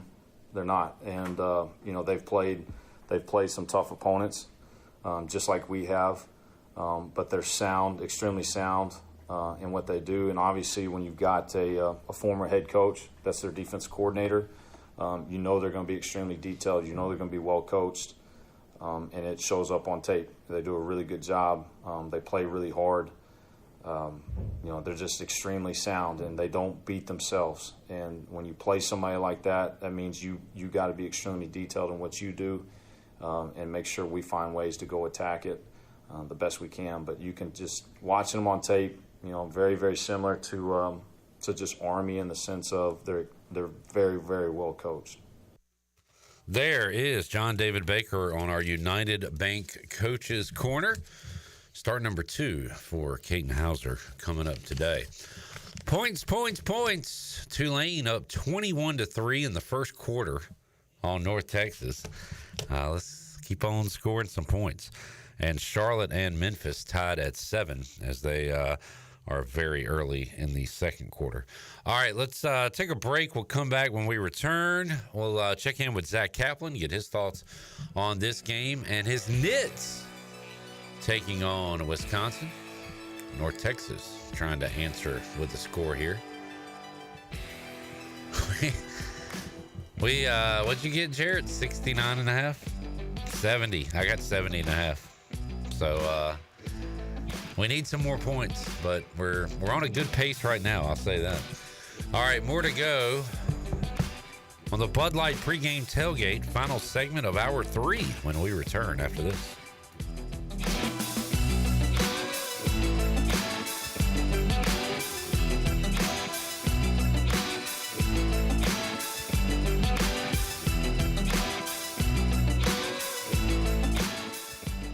Greenville's hometown pizzeria is Cucinella's. Cucinella's has 2 locations with great options for lunch, dinner, takeout, and they now offer catering. Dine in for lunch with a slice, salad, and a drink with a friend, or stop by after work and grab a beer or glass of wine while you wait for your to-go order. The best pizza, grinders, salads, and homemade Italian ice is at Cucinella's. Cucinella's Midtown across from Best Buy, downtown across from Sup Dogs, and on Facebook and Instagram. Cucinella's, serving handcrafted pizza since 1932. Come taste the difference. And we interrupt you with breaking news live from the Pepsi Wild Cherry aisle. Carol, can you hear us? Steve, I've never seen anything like this. The bold, refreshing, and bursting with cherry deliciousness of Pepsi Wild Cherry is, well, let's just say everyone is getting wild. Getting wild? That's right, Steve. There's dancing, binge-watching, and is that a slip and slide? They're really putting the wild in Pepsi Wild Cherry. And this on-the-scene reporter can't wait to pop, lock, and drop it. Pepsi Wild Cherry. Go ahead. Get wild. There have been many changes in the automotive world. At Phelps Chevrolet, the Phelps boys are here to take care of you. Mike, Daryl, and 4 of Mr. Phelps' grandsons, Wade, West, Allen, and Clay. You see, things at Phelps remain the same. The Phelps team has served Eastern North Carolina for over 50 years. We make your visit easy and fun. We are your neighbors, and that's what neighbors do. Phelps Chevrolet in Greenville. Like Mr. Phelps' great-granddaughter says, come in and get you one. Find new roads with Chevrolet at PhelpsChevrolet.com. This is Captain Bo Brooks of Power Water Outfitters. When you're catching fish on the Pamlico, come to our place and pick up your Smithy cast ironware that'll sear your fish to perfection. We also have men's outdoor clothing, marshwear, Grundens, Duck Camp, and AFCO. We carry Bahia sunglasses and have all different selections of those. We are a fully functional fly shop where you can chase fish on the fly. We are Pirate Water Outfitters, 108 North Market Street, downtown Washington, North Carolina. Follow us on Instagram and Facebook. Go Pirates. Ahoy, mateys! It's Captain Jack Spare of R&R Tire Express. We're here to serve our pirate community by offering easy payments for easy ownership. For you landlubbers, R&R will install a new set of tires for just $20. $50 installs new custom wheels and tires. To learn more about R&R, stop by 3920 US 264 or rnrtires.com. There's more to fall than just pirate football. It's also a great time to list your home for sale with ENC Pirate Realty Allen Tate. Why should you list your house for sale in the fall? Greenville business is booming. Greenville is growing fast, and new businesses are setting up shop all around the area. That means new employees and managers relocating to the community, and they need quality homes now. Visit our website, encpiraterealty.com, to connect with our experienced team of agents. Go Pirates! Are you tired of the same old fast food routine? Shake things up for lunch and dinner at Clean Eats Cafe. We've cracked the code to make healthy dining tasty and affordable. Whether it's a power lunch or a family dinner, we've got you covered. Sit down in our cafe for a brainstorming session or catch up with friends. Even stop in after a workout for protein smoothies or a protein iced coffee. Our atmosphere is welcoming and our food is fresh. All for about the same price as fast food. It's time to ditch the drive-thru and feast on flavor at Clean Eats Cafe, Red Banks Road in Arlington Village. This is Dale Murphy, two-time National League MVP and number 3 with the Atlanta Braves. And you're listening to Pirate Radio, the voice of the Pirate Nation.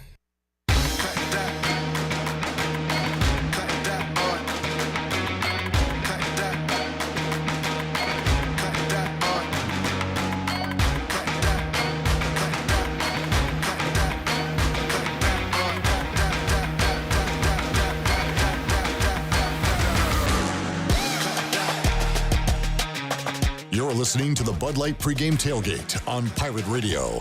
Now, back to the show. Welcome back. Watch all of Pirate Radio's local programming on YouTube Live. All you got to do is go to YouTube, search for Pirate Radio TV, and you can subscribe today. Watch Pirate Radio Live Monday through Friday from 3 until 6. You can watch the Bud Light Pregame Tailgate and the U.S. Cellular Fifth Quarter on game days. Plus, we have all the Pirate Radio podcasts up there, like the Holt Naylor Show, the Greg Hudson Show, the Danny Beal Show. It's all up there. Just go to YouTube, search Pirate Radio TV, click on that subscribe button, and click the like button while you're at it. And as we head back into the Bud Light Pregame Tailgate clip, Memphis has scored. And so the score is tied at 7 apiece with 12 minutes to go in the second quarter. And Memphis currently has the ball. Keep on scoring. Shirley, I sent you Zach Kaplan's number. Can you give him a call? Well, I don't know. I just think that, yeah, I'll call him. You doing Zach? Wait, is that Donnie Kirkpatrick? That was a terrible Zach impersonation and an inadvertent Donnie K impersonation. How about that? Donnie Kaplan. Donnie Kaplan, that's it. I'll give I'm not real good at it. Zach Kaplan's phone number, for anybody that wants it, is 77746. So there's the number. The lip readers will get to the bottom I of that. am football man. Sorry. You can give him a call or text. That was an errant soundbite. But, yeah, I'll call it. Thank you. Welcome back into the show. Hour 3 still to come. We will talk to thy enemy, get our advanced moving and storage opponent preview with Ryan Wallen. We'll check in with the Chan Man and also hear from Brian North coming up later on in today's show. It is homecoming. I'm seeing old players walk through UBE, including Big E, Eric Graham. Just saw him walking into UBE, former East Carolina offensive lineman. Good fella. And he said if the Pirates win, he'll be calling in on the 5th quarter. So maybe we'll hear from Eric Graham coming up later on tonight. All right, we head out to the Big Rock Power Sports live line and talk to Zach Kaplan, WNCT Channel 9. He joins us on a game day Saturday. What's up, Zach? How we doing, Clip? I am taking a Bailey family photo as I talk to you. Well, get that right before you talk to us. I'm multitasking. I don't want to piss off Bella. No, I got Bella smiling right in front of me here. Brian, Melissa, Luke, everybody. We got everyone here. So we got everyone here. We're having a great time. I'm actually at the Pirate Radio tailgate, so go figure. I believe I saw Brandon Manning cooking out there. What are y'all eating out there? Yeah, I thought I saw some hot dogs, some looks like a chili of some sort, and then I did see a bar, but we're gonna stay away from that. My boss is here. I got to behave. No, I'm just kidding. But no, everyone's having a good time, and yeah, I'm actually right at the Pirate Radio tailgate, ironically. So hopefully, no feedback here. It is a beautiful day for football. Hopefully, the crowd shows up. Seen a lot of former players rolling through. So, hopefully, Zach, I don't know, kind of a reset, a refresh maybe for this 2024 season with Blake Harrell, now the interim coach of the team. I think so, Clip. I pulled in at about maybe 11:30 or so, and it was a little quiet, but it's definitely picking up around the stadium.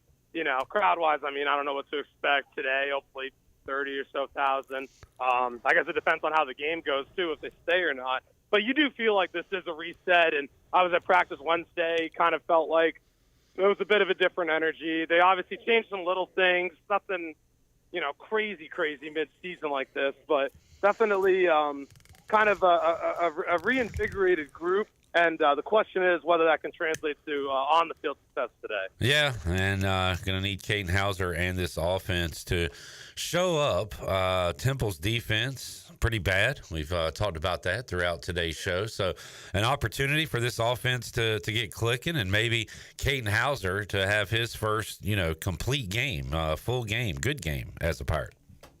Yeah, I think there's certainly a roadmap to it. And the other thing, I don't know if they're going to come out with an entirely different playbook, like a true 2.0, but you just wonder if they come out and they're aggressive and, sticking to air raid principles like we kind of expected coming into the year and just look really different, how much of that is a product of the change and just going into different, just making getting rid of Mike midseason and going to, Blake Harrell, who's not going to tell John David Baker what to do. He's got so many other worries as far as game management and obviously the defensive side of the ball. So it really truly is going to be, John David Baker's offense today, as it were.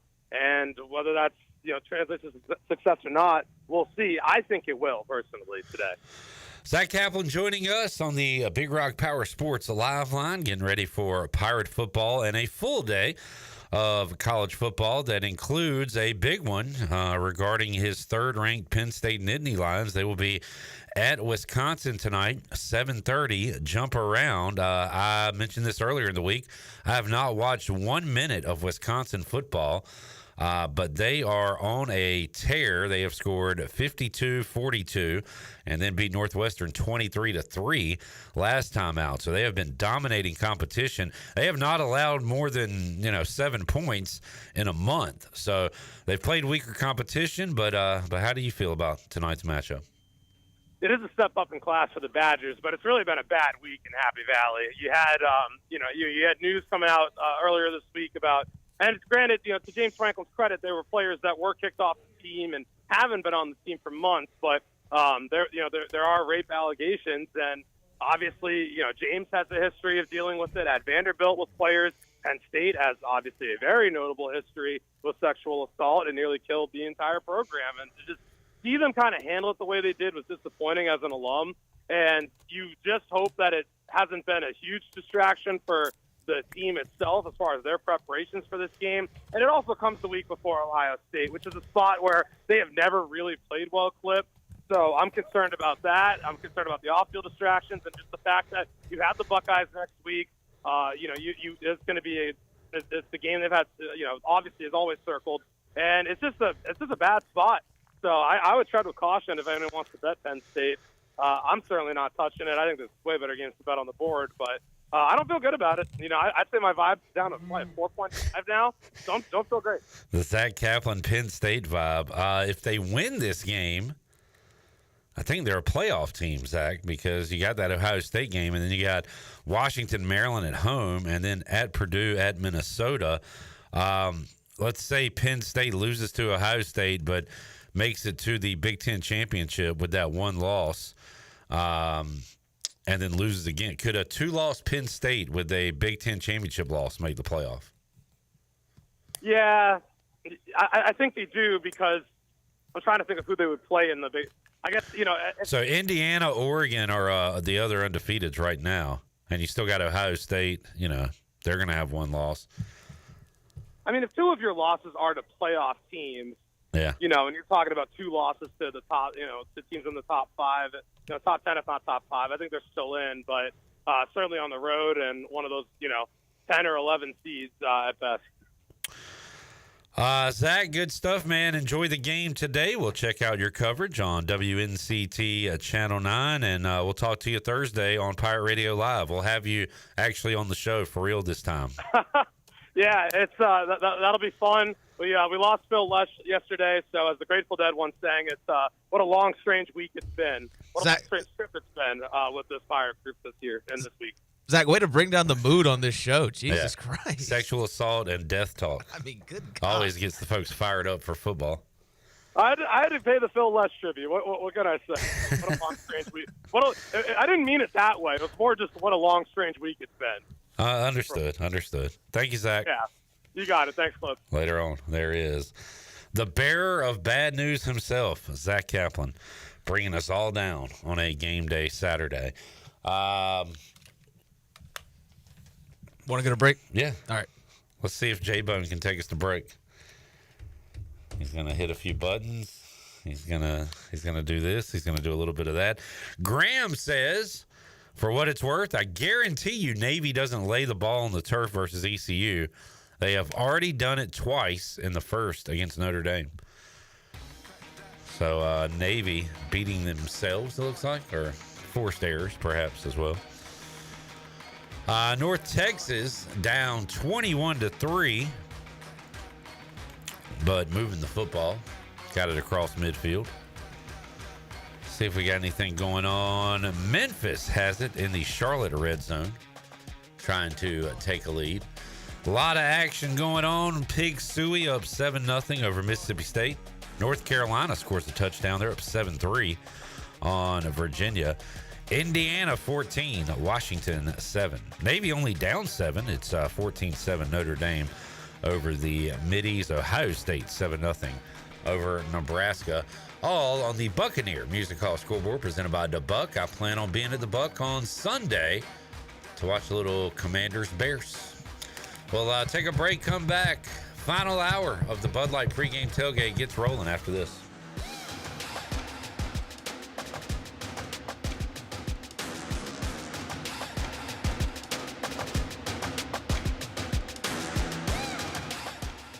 Do you ever talk to yourself about where to eat today, and then you hear Warren's hot dogs? Then you're thinking, yeah, 2 hot dogs, chips, and a drink for $7.50 would be awesome. Warren's hot dogs. And maybe some homemade lemonade, perhaps a pizza or a sub, and definitely an apple or peach turnover. Warren's hot dogs. Don't overthink where to eat today. Go to Warren's Hot Dogs in Greenville across from Ron Ayers, or in Chocowinity next to the fire station. Warren's Hot Dogs, serving the Pirate Nation since 1991. Go Pirates!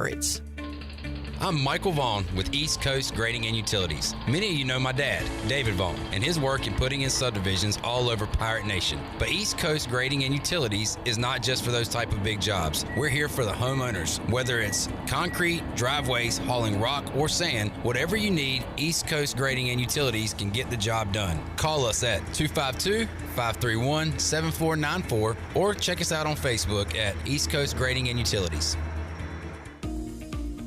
Take a hit from a 300-pound linebacker, and you better be wearing pads. Take a hit on the road, and you better have good auto coverage. When you've got North Carolina Farm Bureau Auto Insurance, you've got the best local agents ready to help you bounce back. If you don't, well, you'll probably play football without a helmet, too. This is proud ECU graduate and former baseball player Brandon Manning. Give me a call today, and let's talk about your insurance coverage and about the Pirates. Call 531-1812 and go Pirates.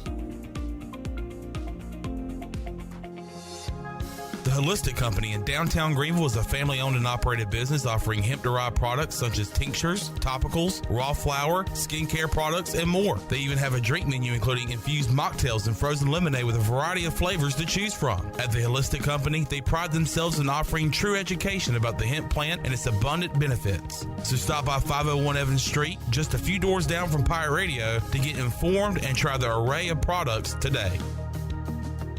Michaels & Gateway Cosmetic and Family Dentistry has been Greenville's premier dental practice for over 40 years. I am Dr. Chris Gateway, and our mission at Michaels & Gateway is to provide exceptional dental care with compassion, integrity, and innovation, ensuring every patient leaves with a healthy, confident smile. Doctors Michaels & Gateway are committed to providing an outstanding patient experience with every visit. Not only do we offer all your dental needs under one roof, in most cases, we can take care of those needs on the same day. Bring your smile to us at Michaels & Gateway Cosmetic and Family Dentistry. This is Aaron Williams with New Blue Service Group.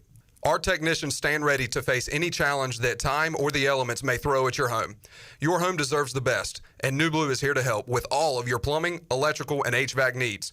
Facing electrical issues due to the elements? We're on it. Plumbing concerns or emergencies? We're ready to fix it. HVAC struggling to keep up? We'll bring the climate back under control. So go to callnublue.com today. Go Pirates. Slow ruins everything, so why not pay less for fast? U.S. Cellular's home internet gives you the speed you need for just $39.99 per month when bundled with a wireless plan with a 3-year price lock guarantee. Get fast 5G home internet made simple. U.S. Cellular, built for us. Terms apply. See uscellular.com for details. This is Brandon Tate, owner and operator of Atlantic Wireless, an authorized agent for U.S. Cellular since 1997. Visit AtlanticWireless.com to find a store near you. We go beyond the call. It's bow time. It's not just football season. It's tailgate season, and that includes every kind of football, whether it's got goalkeepers or goalposts. The kick is good! Because it doesn't matter where or how you tailgate. When you've got crispy chicken and fluffy buttermilk biscuits from Bojangles, your tailgate is better than great, it's legendary. Head to Bojangles and order your tailgate box with boldly seasoned chicken, fixins, biscuits, and legendary iced tea today. It's bow time. It's bow time. Some classics never go out of style, like fresh egg, American cheese, and hickory smoked bacon on a made-from-scratch biscuit. But why stop there? Pair it with crispy bow rounds and a hot coffee or medium drink. Your morning deserves a breakfast that has it all, from the fluffy egg and crispy bacon to the melted cheese and, of course, a legendary Bojangles biscuit. That's the ultimate breakfast combo. Order in the app or at Bojangles. It's bow time. This is Pirate Radio, WGHB Farmville, 1250 at 92.7 FM Greenville, WDLX Washington, 930 and 104.1 FM Washington.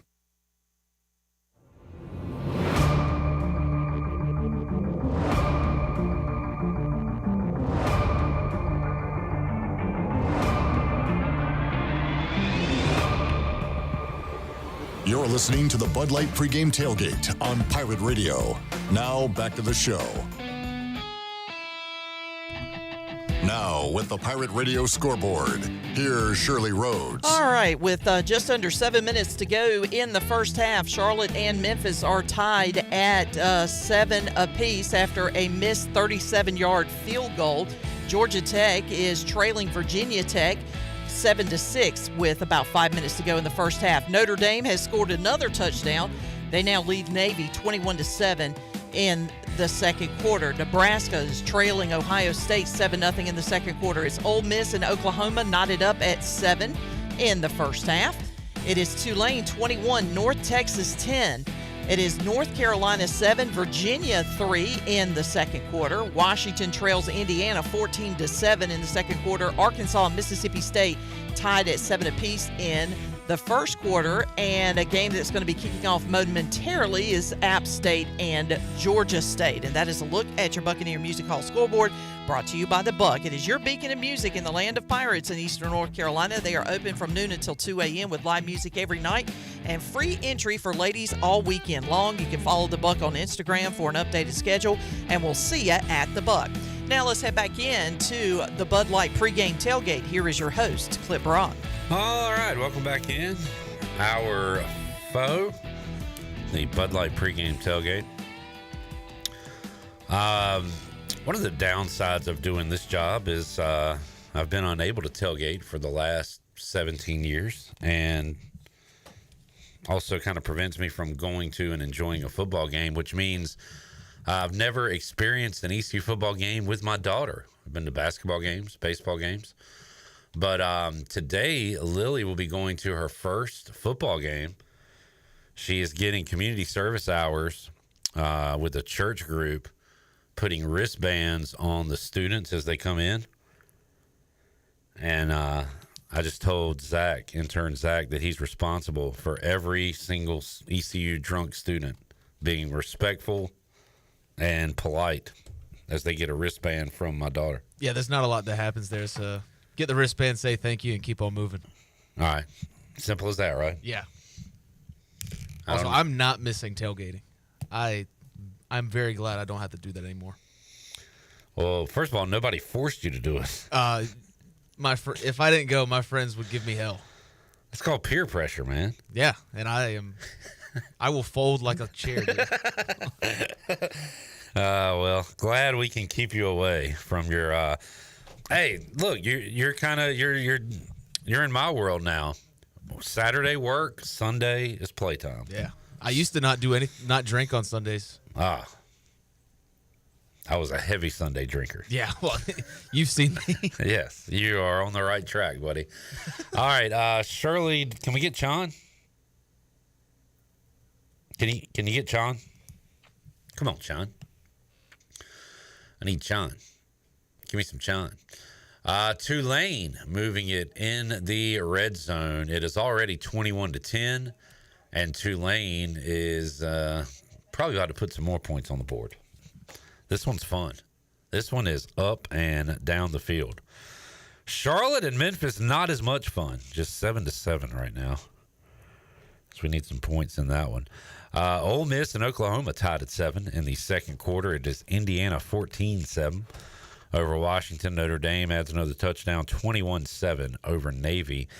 And Ohio State playing with their food, only up 7-3 against Nebraska. Tulane's just running the ball and getting 5, 6, 9 yards a carry. They're going to have it second down and 5 inside the 10-yard line. Still 7:07 left to go second quarter, and it's 21-10. And not a lot of excited folks in that little stadium that North Texas has. All right, no Sean? Working on Sean. 1 week from having the best pizza he's ever had in his life. We'll have to see what he's had to eat today. Great interview by Sean with Gavin Williams out at the Pirate Radio Tailgate Zone. You can see that on our social media pages. As kind of funny that two guys that did not really enjoy talking during their time at ECU, Chris Johnson and Gavin Williams, and we've knocked out interviews with both of them today. But it's cool to see. That's one cool part of this job. You get to see guys come in as kids, basically, and now you get to see them as grown men. So it's pretty cool. All right, if we can't get to Sean, can we do some opponent preview? But we do have Chandler Honeycutt, former long snapper, Lakewood High School, joins us on the Big Rock Power Sports Live line. How you doing, Chandler? Hey, guys. Hope you guys are having a good show. And out here going around the tailgate lots, it was kind of a slow start. I think everybody was at the parade this morning, but as we get closer to kickoff, the tailgating lots are full, and Pirates look like they're ready for homecoming and ready for the debut of Blake Harrell as interim head coach. Chandler, let me commend you. Great interview with Gavin Williams. That was cool. You run into any other former Pirates and celebs out there? No, did see Big Gav, talked to him, and saw, of course, the guy that we saw on the show yesterday, Tony Collins, out the Pirate Radio Tailgate Zone. He's out here. Saw that you had some former Pirates in the studio with Chris Johnson and Andre Allison. That was pretty cool. It was. Great to talk to those guys and have them in town, and hopefully we'll see them in town some more. So, yeah, it is a fun homecoming Saturday. Touchdown Tony Collins put the guarantee on this one, Chandler. You feeling that? Yeah, my 5 check is at a 9. I think I said that yesterday, and in fact, I'll bump it up to a 9.5. I feel good. We were at the Pirate Walk earlier, and the vibes were pretty high as they were at practice earlier this week as me and Jenny were there. And it was pretty cool. Blake Harrell leading the Pirates on the Pirate Walk, and his kids ran up to him and gave him a hug, and they were actually able to walk with him as they did the Pirate Walk. So the vibes are high out here at the tailgate zone, and I think the Pirates are going to show it on the field. When I talked to Gavin Williams earlier, he said that the Pirates score 45 points today, which I hope we do. And I don't know if we score 45 points, but I do think the Pirates get it done and move to 500 on the season. Chandler Honeycutt joining us. Did I see B-Man, Brandon Manning, doing some cooking today? Yes, he's got some hot dogs, and he's got all the toppings you can put on the hot dogs. Oh, man, I love his wife's chili. Yes, so he's got Hannah's chili, got some slaw, onions, mustard, ketchup, everything that you want on a hot dog, and it's right there at the Pirate Radio Tailgate. So if you're listening and you have time before kickoff, go by the Pirate Radio Tailgate. I'm sure they have some more hot dogs left. So get out there right now because I'm sure they're getting gone as we speak. And we are enjoying some Country Mart, some awesome sausage dogs, cheese biscuits, and, of course, the Fatback. There was some bacon in there, too. I did not get bacon. I was too much a fan of the sausage. But thank you to Country Mart for the awesome early pregame tailgate today as we get ready for ECU and Temple. Chandler, thank you for joining us. Man, we are not too far away from doing a lot of double dipping. We'll have some ECU basketball to talk about soon. Yeah, it was great catching up with the new faces and new coaches at ECU Basketball Media Day a couple of weeks ago. Shout out to Danny Beal, who was helping me out there doing some interviews. And if you haven't, check out the Danny Beal Show on Pirate Radio TV on YouTube. But, yeah, it was great to catch up with those guys, and I can't wait for tip-off coming up in just a week or so against NC Wesleyan. So, yeah, we're going to be double-dipping with ECU football and ECU basketball here, so it's just going to get busier and busier as we get closer to tip-off. I get excited thinking about Pirate basketball until I think about playing NC Wesleyan. Then all my excitement gets drained from my body. Right. But, hey, Pirate basketball's back. All right. That's all that matters. Yep, there you go. John, have a good rest of your day out there, man. All right. Y'all have a good rest of the show, and go Pirates. There it is. Chandler Honeycutt joining us on the Big Rock Power Sports Live line out at the tailgate fields. All right, let's take a break. When we return, our advanced moving and storage opponent preview. We'll give you some owls to watch out for on this Saturday. More to go. Bud Light pregame tailgate rolls on after this.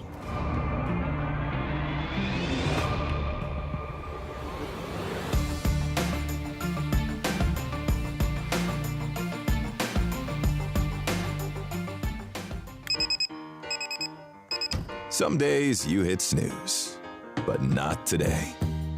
Today you have to go on a run to get burgers for the tailgate. You've got to haul something heavy, a cooler stocked with Bud Light. When you've got beer and football, nothing is hard. Until the other team scores. Bud Light, easy to drink, easy to enjoy. Enjoy responsibly. 21 plus. Copyright 2024 Anheuser-Busch, Bud Light Beer, St. Louis, Missouri. Bad Daddy's Burger Bar in Greenville has the best deals in town. Just listen to this. BD's Amber Ale for $3 on Monday. Talls for smalls on Tuesday. $5.50 wine pours on Wednesday. $5 house margaritas on Thursday. Handshaking cocktails are $7 on Friday. And house Bloody Marys for just $6 on Sunday. But wait, there's more. Every day, 2 hours before closing time, appetizers are half off. Don't wait. Get to Bad Daddy's Burger Bar now. Located just off Greenville Boulevard in the Publix Shopping Center. Go Pirates! This is Trey Hayes with Advanced Moving and Storage. Advanced Moving and Storage is here to help you have the best move ever. Advanced Moving and Storage is dedicated to making sure you get everything you need on your next move, no matter how large or small, whether you're local, in-state, or out-of-state. Our courteous and experienced personnel is ready to help. Call Advanced Moving and Storage today at 252-321-3200. If you want to remove stress from your next move, use the moving company the Pirates use. Advanced Moving and Storage. Hey, Pirate Nation, this is Brian Buck with Buck Insurance Agency.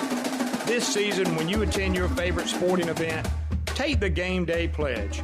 If your team is playing, win or lose, support your team to the end of the game. When you leave early, you risk missing your favorite athlete making the play of their career.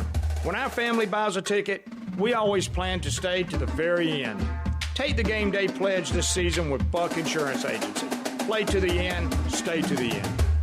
Are you ready for football? Big Rock Power Sports and Marine is your complete source for recreation and marine sales and service. With a full selection of ATVs, side-by-sides, motorcycles, slingshots, watercraft, pontoons, and boats, Big Rock Power Sports and Marine is sure to have what you're looking for in everyday adventure. With 5 locations in North Carolina, Rocky Mount, Lake Gaston, New Bern, Elizabeth City, and of course, Greenville. You can find us on Facebook and Instagram or online at BigRockPowersports.com. Big Rock Power Sports and Marine. Choose your adventure. If you're in the market for a swimming pool and you're located from the capital to the coast, Elite Pools can make it happen for you. They are the Carolina's premier fiberglass and concrete pool builder and renovation contractor. Every pool is built with the highest quality products and on schedule. Visit the Elite Pool showroom located across from Agri Supply in Greenville with fiberglass pools on site and a design center to simplify all of your pool selections. They also have a full service department with pool supplies and they provide expert water analysis. Call Elite Pools today at 689-6557 or visit ElitePoolsNC.com. For pools, think Elite Pools. You want a sub freshly sliced to order? You go to Jersey Mike's. You want the perfect radio idea? You go to me. Like this. I'm a lone ninja warrior. By night, I glide unseen across the rooftops, watching my enemies from the shadows. By day, I go to Jersey Mike's, watching someone freshly slice my sub. My blade is called Shadow. His blade is a Berserba brand meat slicer. Clearly, I have much to learn about this land. Freshly sliced just for you. Jersey Mike's, a sub above. Pirate Radio.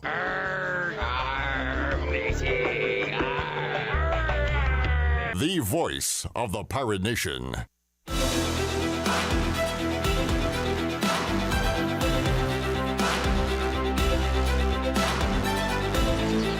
You're listening to the Bud Light Pregame Tailgate on Pirate Radio.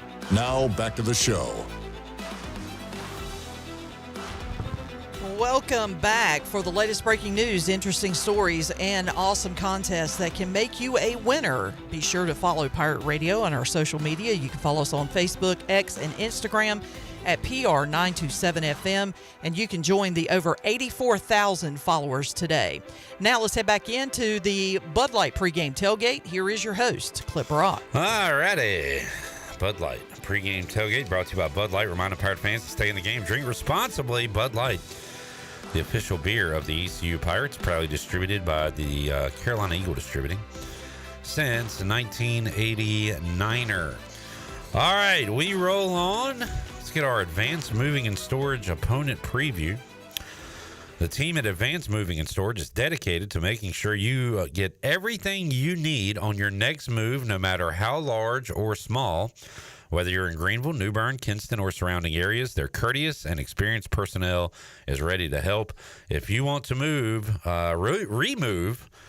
stress from your next move, use the movers the Pirates use. Advanced Moving and Storage, 252-321-3200. Earlier this week, caught up with Ryan Wallen from Owls Daily 24/7 Sports to get a preview on the Temple Owls. Let's hear it. Joining us on the Big Rock Power Sports live line to talk some Temple football is Ryan Wallen from 24/7 Sports. He joins us today. Ryan, how you doing, man? I'm doing well, Cliff. Thanks for having me on. Thank you for coming on. It kind of two teams going in two opposite directions right here. Temple's feeling good about themselves because they are coming off a win last week. East Carolina is coming off a loss to Army, and they fired their coach, Mike Houston, out, and Blake Harrell, the interim coach. So you can look at this one a couple of different ways, Ryan. Do you get the Temple team that, hey, they just picked up their first conference win, playing pretty well, feeling pretty good about themselves? They want to make it two in a row. East Carolina, seems like teams get the boost sometimes when they fire a coach. Everybody rallies around the interim coach, so maybe the Pirates get a bounce-back win this week. So a couple of different ways you could look at this football game coming up on Saturday. Yeah, I totally agree, Clip. And, obviously you mentioned Temple having played better the last couple of weeks since they got walloped by Army as well at home. And, they're looking to build back on this win that they just had against Tulsa last week, where they really dominated the first half against the Golden Hurricane and just probably played its best first half in a game all season. Obviously looking to try to right the ship and get back to bowl eligibility. Obviously a tall task right now, sitting at 2-5. So really this game against East Carolina on Saturday is a must-win for the Owls if they have any bowl aspirations this season. But you mentioned two teams that, even though may feel like they're going in opposite directions, are in very similar situations. Both teams fighting for that postseason eligibility. Both teams who have struggled the last couple of years. Obviously, East Carolina has won the last several matchups with the Owls after the Owls had a decent stretch there of taking care of the Pirates. But, this has been typically a good game on the schedule for Temple, a game where they feel like they're going to compete and this is going to be winnable. And I think that honestly, with them having fired Mike Houston, makes that a little bit more of a winnable game for Temple. Obviously, like you mentioned, there is the possibility that the players, go out and play for Mike Houston under intern Blake Harrell, and, they're going to come out fired up. It's going to be homecoming. It's still a hostile environment down in Greenville for Temple to go into. And Temple's not won a road game in almost 3 years. But, Temple probably should have had a couple road wins at this point based on just the simple fact that, the ball maybe just didn't bounce in their favor in some of those games. Ryan, I've been pretty consistent on saying this is a game East Carolina will win. I've been saying it throughout the year. Part of that stems from our offseason conversation where you had a lot of questions about this Temple Owls football team. Part of it is, reading through Phil Steele and seeing all the prognostications. So I've been down on Temple all year. I will say this, if I'm going positive on the Temple route, the teams that they have lost to are good teams. I mean, they lost at Oklahoma, at Navy. Coastal has a winning record. They lost to them. UConn has a winning record. They lost to them. And, of course, Army, who we just saw, is steamrolling everybody. So it's not like they've been beaten by bad teams. Their two wins came over Utah State and then last week against Tulsa. So I don't know if you can take anything from that. It's a compliment. It's kind of maybe loser talk, congratulating you on losses, but they've played a pretty challenging schedule to this point overall.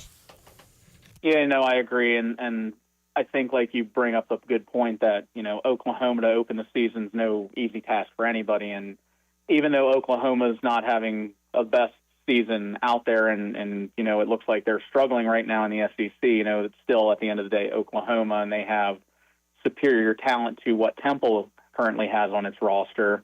And there are a lot of guys on Oklahoma's roster who are going to be playing on Sundays, making some big paydays in a couple of years. So you can always look at it like that. And then just like you mentioned, the Army and Navy games, two very good service academy teams who look like they're, on the pace to possibly meet for the American Championship this year, with how dominant both of those teams have looked so far in conference play as well. And then, you mentioned the Coastal and the UConn game where Temple, had that game close. They had a chance to tie against Coastal late. They just couldn't drive down the field and get a score. And a UConn game that they probably should have won, where they had a 4th and goal on the 1 with 3 seconds left. And unfortunately, a QB sneak went sour, and UConn returned it the other way for a 99-yard touchdown, and that's what made that game a 29-20 final. But, if Temple just is able to push that ball in, probably 3-4 more inches, they're sitting at 3-4 right now, just like East Carolina, and it's a lot more probable that they will be playing in the postseason if that outcome had been a little had gone in their favor. Game of inches for sure. Talking to Ryan Wallen today on Pirate Radio Live. Ryan, give us some names and numbers to watch this weekend. Who are the guys that are getting it done on the field for Temple? The standout players to keep an eye on Saturday. Yeah, I think, obviously it has to start at the quarterback position, and Evan Simon's a guy who has really brought some stability to the quarterback position for Temple. He was not the opening day starter for the Owls. It was Forrest Brock who went out there against Oklahoma and against Navy in the Owls' first 2 games. But at the end of the day, as a quarterback, you just have to be the one to protect the ball, and you have to make smart decisions, and that was something that Forrest was not able to do for Temple. And since Evan Simon's been inserted as the starting quarterback in any game he's played, the Owls have looked so much better offensively. He's just a guy that's a game manager. He makes smart decisions with the football. He's completing nearly 6% higher passes than Forrest was doing, more yards per attempt, and most importantly, his touchdown-interception ratio is incredible compared to Forrest, where Evan has thrown 10 touchdowns to just 3 picks, where Forrest had thrown 1 to 5. So just night and day between those 2 guys. Probably if Evan Simon starts the UConn game, they probably win that game, in my opinion, because unfortunately Evan was hurt against Army and had to miss a week with a shoulder injury, and Forrest got the start, but still played okay enough, I think, for Temple to be in that position to win. So I think just seeing that in itself shows that the Owls have improved in that regard. Some of the other guys, to name on the offensive side of the ball, receiver Dante Wright is a guy who's receiving a large focus of the passes and the looks in the passing game from Temple's quarterbacks. Already has 517 yards on the season after missing last week's game with an injury that's kind of hampering him at the time. So his status this week is still kind of up in the air. Stan Drayton said Monday that his status would be questionable to probable for this week's game. So I think if he can go, he will go come Saturday, unless there was a setback throughout the week. So expect to see him featured heavily in Temple's passing attack, as well as Temple's tight ends. Last week was sort of a breakout week for some of Temple's tight ends, and over the last couple weeks have been having to replace NFL talent in David Martin Robinson, who's now with the Titans. Guys like Landon Morris, Daniel Evert, Peter Clark, and James Della Pesca, they're just a very solid group of guys who can really burn you if you don't take them into account, because Temple likes to mix in some packages with them where they just have that little distraction factor, and then they just kind of sneak their way out of the backfield and can get open pretty easily with Temple's offensive scheme. Ryan Wallen joining us. We are all kind of anxious to see what East Carolina looks like hitting the field back at home coming up this weekend. First time without Mike Houston in the last 5.5 years. So it's going to be interesting. As you mentioned, it is homecoming. I think the coaching move maybe puts a few more butts in the seats. Just to, excited that John Gilbert is saying this is not the standard here at East Carolina. We need to make a move. So I don't know. I feel pretty good from the ECU standpoint, Ryan. But again, Temple is coming off a win. So odds makers have it East Carolina -7, 7.5. You think that's a fair line, or you think Vegas is missing it one way or the other? Yeah, no, I think that's a fair line, especially like I mentioned earlier that Temple has not won a road game under Stan Drayton, and who's now in his 3rd full year as Temple's head coach. So until I can see him, get it done on the road, that's a hard thing to bet against. I think, like you mentioned, having to have Temple go down into a more hostile environment, probably one of the more hostile environments they're going to have this year on the road, that plays a factor into it. And just, I think East Carolina players, you saw some of them tweeting out this past week after Mike was fired that, I hope the fans are happy that's what they got. So I think there is a little bit of a fire under, their butts to go out and play for Mike and show that maybe this wasn't the right decision by ECU administration to pull the trigger on him right now. So I could see that being a fair line, and I think it ultimately is going to come down to which team's going to make the fewer mistakes, because both these teams have had their fair share of struggles in the rushing attack. Both have had their fair share of struggles defensively and in not being able to play a complete 60 minutes of games. So I think it just ultimately comes down to who's going to be the team that doesn't hurt themselves as much as the other. Ryan Wallen, Al's Daily 24/7 Sports, joining us on the Big Rock Power Sports Live line. It's our Advanced Moving and Storage opponent preview. Bruce Willis asking, is Ryan Wallen related to Morgan Wallen? Bruce Willis, are you related to Kevin Willis, former Hawks power forward? Matt Redmond says Morgan's brother loves him some Temple football. Matt Redmond, are you related to Redmond, the rapper from the 90s, who did a lot of duos with Method Man? How High, hit I enjoyed by those two. We've got North Texas with the ball, trailing 28-10, just inside of 2 minutes in the first half. Let's get one more touchdown on the board here, Bone. We're at 38 now, so we're okay, but would feel better with one more score here. Yeah, on pace, but I feel like North Texas is going to start kicking in at some point. Yeah. Nate Dew talked about how they went scoreless in the first quarter of a game and still put up like 50 or something previously. And wide open man touchdown. Jeez Louise. So what, 35-10? 28-17. Oh, okay. North Texas. Yeah, North Texas scores, which is, that's good, right? Yeah. We'd rather be closer than makes the further game apart. more competitive. Yeah. Tulane won't be looking to chew clock. All right. North Texas scores. This is fun. If y'all just want to watch scoring and nobody being around defenders at all, this is your game. I think Tulane might score one before the half. How much time's left? Let's get one more. 122. They got it. Plenty of time. Let's get one more score on the board here. My other over is not going to hit because Seth Hennigan threw an interception inside the 5-yard line. And Charlotte and Memphis go to the locker room tied at 7. Jeez. Brutal. Brutal game. Navy, their magical season coming to an end. They are trailing Notre Dame 28-7. Army, did the Army have Air Force today?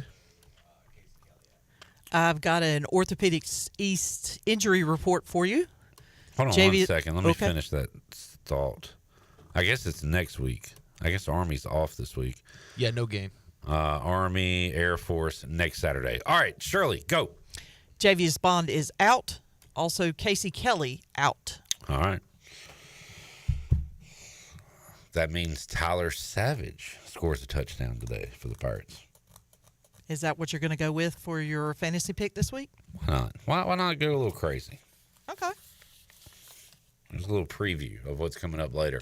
But next, we will talk to Brian North on the Big Rock Power Sports Live line.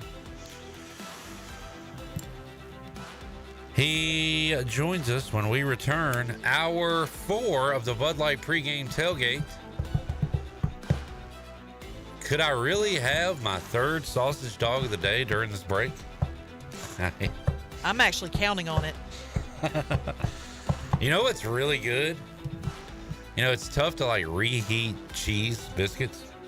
Air fryer will do it. They will taste just like you got them from Country Mart. Really? Yeah. I've never tried to do that. A day later, it will taste just like you got it. It's awesome. Huh. All right, we'll be back with you. Thanks to Country Mart for the awesome pregame spread. More to go after this.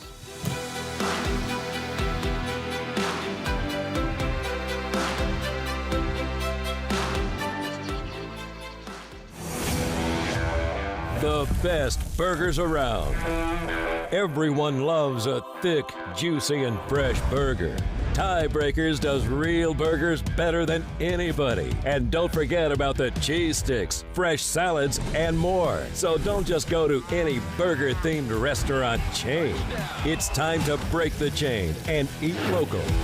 Tiebreakers, burgers and sports at its best. Go Pirates! Arr! This is proud ECU alumni David Price of David Price Construction. As a leading general contracting firm, we specialize in commercial construction and renovation. Whether it's updating your office space, renovating your restaurant, or building a new retail store, our team at David Price Construction is ready to assist. We are committed to delivering quality, value, and customer satisfaction across all of our projects. So give us a call at 919-820-3612 or find us online at DavidPriceConstruction.com. Go Pirates! Do life stresses have you feeling exhausted? Do your golf, tennis, and workouts have your body aching? If so, Kairos Float and Wellness Studio has your solution. Come visit us at 2800 East 10th Street and try our services like our float therapy, which is a private pool containing a saturated solution of Epsom salt that allows you to float effortlessly for ultimate relaxation and therapy. At Kairos Wellness Studio, we also have an infrared sauna, cold plunge, and salt and halo therapy that will leave your body feeling relaxed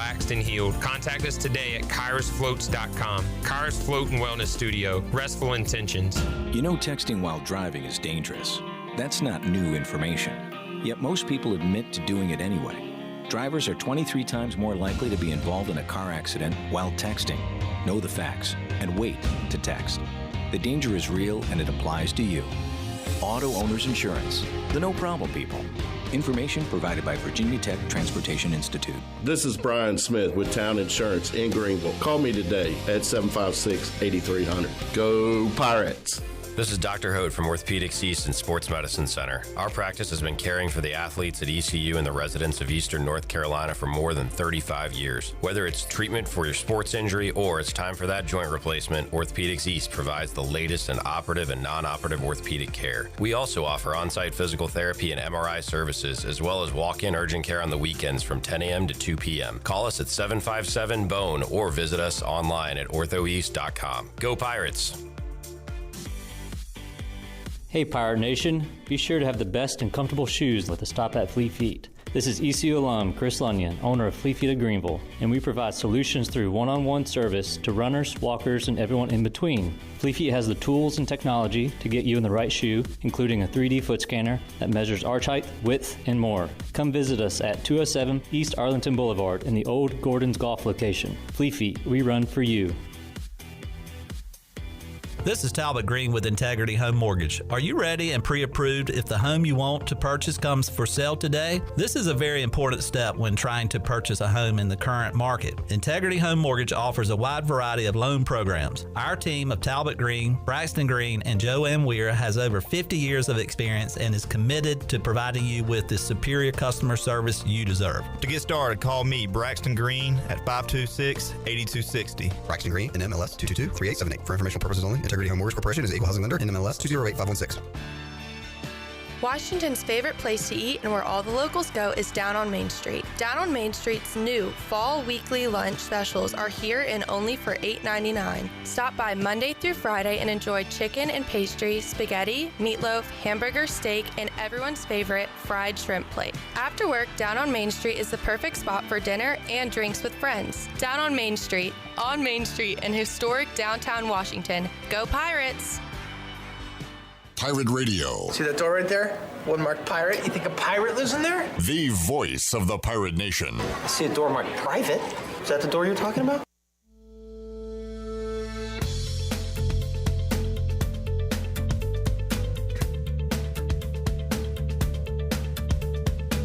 You're listening to the Bud Light Pregame Tailgate on Pirate Radio.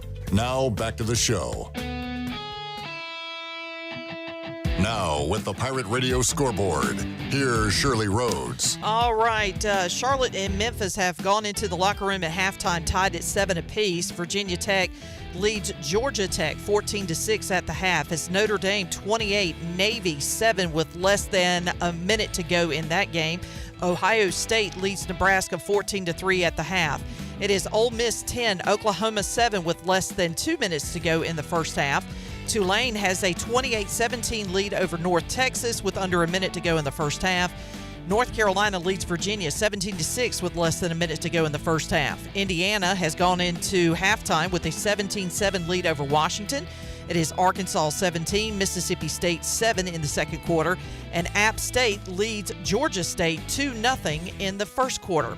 That is a look at your Buccaneer Music Hall scoreboard, brought to you by The Buck. It is your beacon of music in the land of pirates, open from noon until 2 a.m. with live music every single night and free entry for ladies all weekend long. You can follow The Buck on Instagram for updated schedules, and we'll see you at The Buck. Now let's head back into the Bud Light pregame tailgate. Here's Clip Braun. All right, more points in Tulane, North Texas. Tulane hits a field goal. Still 33 seconds left. I mean, let's get greedy. Let's get one more score on the board. Tulane needs to play press coverage. Let's get a deep ball. And hit the triangle. Wait, I don't know what the buttons are on PlayStation. We need X or B on Xbox. So that's circle or square on PlayStation. All right, we're going to send them deep. The Mean Green will have it. 28 seconds left to go. 31-17 at halftime. The teams have combined for well over 500 yards here in the first half. And we will go to the Big Rock Power Sports Live line and talk some football with Brian North, who joins us on this Saturday. What's up, North? What's going on, Clipper? Nothing much, man. Getting ready for Pirates and Owls as Blake Harrell makes his interim coaching debut today. Who? How many Temple jokes can we make today? Who? All right, somebody in the chat earlier this week said, and I totally agree with him. Like, I had similar thoughts. He said, as a kid, I thought they were the Temple Owls because John Chaney kind of looked like an owl. Yeah. And I think we all agreed that was a coach who looked like the mascot. John Chaney. I remember him as a great coach. A lot of people remember him for saying, "I'll kill you, Calipari." Yeah. He said what everybody else in the nation wanted to say at the time. Yeah, exactly. He was ahead of the curve on that, huh? But Calipari was a UMass. That is correct. And, man, Brian, Temple has been a basement dweller in the world of football forever, outside of a few, years here and there. And we saw that firsthand at ECU when Temple went on a long winning streak against the Pirates, where they had Al Golden and Matt Rule and Jeff Collins and just great coach after great coach. And that was eventually going to come to an end, and it did. And now they are trying to pull themselves off the bottom. They did win last week, looking for 2 in a row here today. East Carolina trying to stop a losing streak here, Brian. So what happens today? That's the $1 million question. When you change coaches like this, it's a tough situation. And, Southern Miss is going through the same thing. My alma mater, JMU, has their homecoming today, but it's opposite. They're playing a team who is without a head coach who was fired this week. And so just don't know what to expect. Can the team play a lot looser? Does the coaches open it up, trying to create a fun atmosphere?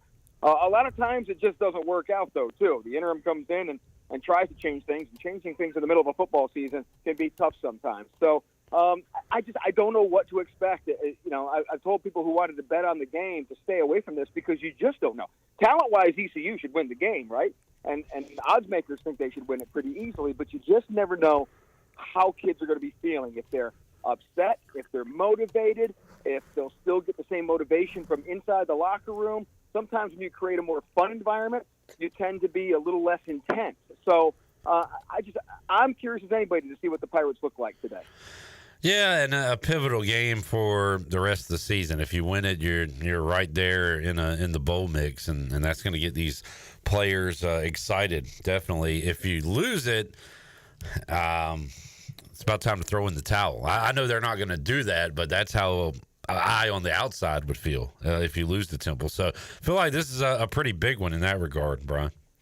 Yeah, and you also wonder how is the defense get affected, and now that Blake Harrell has to pay attention to head coaching duties. Yeah, is the defense going to be as in tune and as prepared as they should be? So there's a lot of moving parts here when you play a game like this. And again, does everybody get motivated for Temple? Will the crowd even come in? Homecoming's notorious for having people out tailgating a lot. So it's yes, I can watch you. So it's a matter of who's going to go in and actually watch the game today, and will that motivate the players if there's nobody in the stadium? Brown will be watching his daughter, apparently, instead of the game. Yeah. Hey, Daddy's going to be on the radio. Let's not talk for a few minutes. Lasted 2 minutes, 30 seconds. Yeah, hey, look, that's not... It is a new record, though, yeah. That's not bad. A lot of firsts for Blake Harrell. I mean, he's got to decide, hey, do I want the ball or are we kicking when we, if we win the toss? It's 4th and 2 at our own 48. Are we going for it or punting? Like, he's going to be a first-timer on a lot of these decisions today. So those little moments will be interesting, Brian. The clip, he's going to be on the field for the first time in forever. He's going to be up in the booth sipping on his Mountain Dew or whatever he has up there. So just being on the field is going to be a whole different look for him. Yeah, it's pretty fascinating when you think about it that way. And we had one of those moments at the press conference earlier this week where somebody asked him about, is Caden Hauser still the starter and at quarterback? And he's like, wow, never been asked a quarterback question before. It's all brand new to him. So one thing he's got going for him is the approval rating of the players. They love Blake Harrell, so that'll be an easy transition. And I think he's a pretty good rah-rah guy too, Brian. So I'm sure he's got a speech ready to go as they're about to take the field here. Yeah. So again, hang on. Here we go. That's just the.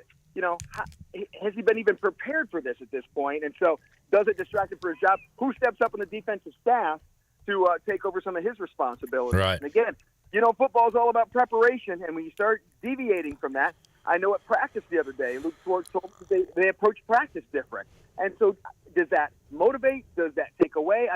I'm very curious to see how this looks because it is very rare to change coaches in the middle of the season. Some other scores right now, Brian, in Blacksburg, Virginia Tech up 14-6 on Georgia Tech. In Charlottesville, North Carolina, 17 second quarter points. They lead Virginia 24-6. They are not ready to have Mac Brown hang it up quite yet. You remember, Brian, when they went to the Coastal and Atlantic divisions and they separated Miami and Florida State so they'd play in the championship every year, and they never did? Right. That was funny. Hasn't happened yet. Yeah, they meet tonight in Miami on ESPN. And then the better game will be on the ACC network. I hope it's a good game. SMU and Duke going on in the ACC today. Contrast in styles, right? SMU's averaging more than 40 points per game. Duke is built on its defense. And so, yeah, I'm real curious to see. Duke is 15-2 in the last 3 years at Wallace Wade Stadium. Huh. That's a home field advantage. SMU is the unknown in the conference. We know they have money. We know what they've done with that money in the past and how quickly they can build things. And so they seem to be all in right now in Dallas. And so now we get to see the product in the field against a Duke team that a lot of people have just kind of been not paying as much attention to just because they've been kind of scuttling along playing Friday nights and late Saturdays and just kind of weird times. So now they get a good primetime game for first place in the ACC. North, we'll let you get back to kid duty. Thank you for joining us. Have a great rest of your day, and hopefully you can enjoy some football as well. Wasn't the homecoming I was hoping to be at today, but Real life. Thank you, Brian. Blake, I've got as many challenges as Blake Harrell today trying to keep these kids in line. No kidding. When you're the head coach today. You're calling the shots. Good luck. Oh. There is Brian North joining us, Big Rock Power Sports Live Line here on the Bud Light Pregame Tailgate. All right, let's take our final break. We'll come back. We'll have some fantasy picks and get ready to close up shop here on the homecoming edition of the Bud Light Pregame Tailgate. Back with you after this.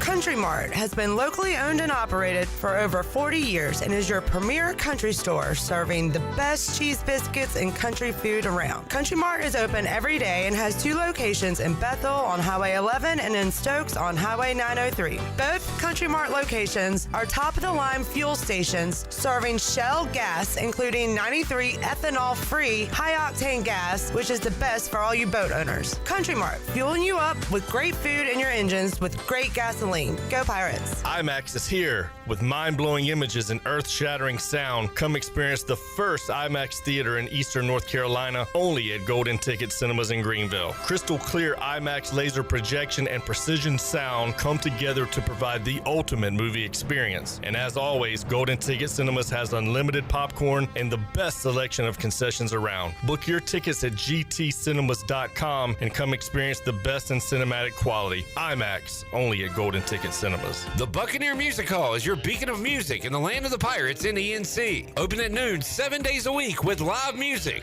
Come enjoy sports trivia with me, Clip Rock, every Monday. Tuesday and Wednesday, it's live local acoustic night, along with line dancing from 7 to 9 on Wednesday. Thursday, there's a brand new lineup with Singo starting at 8, followed by karaoke with DJ Dog. Ladies and free both Friday and Saturday nights with the best local bands in the area. Finish the weekend with free games and DJ Kids Scene. Y'all come get bucked up.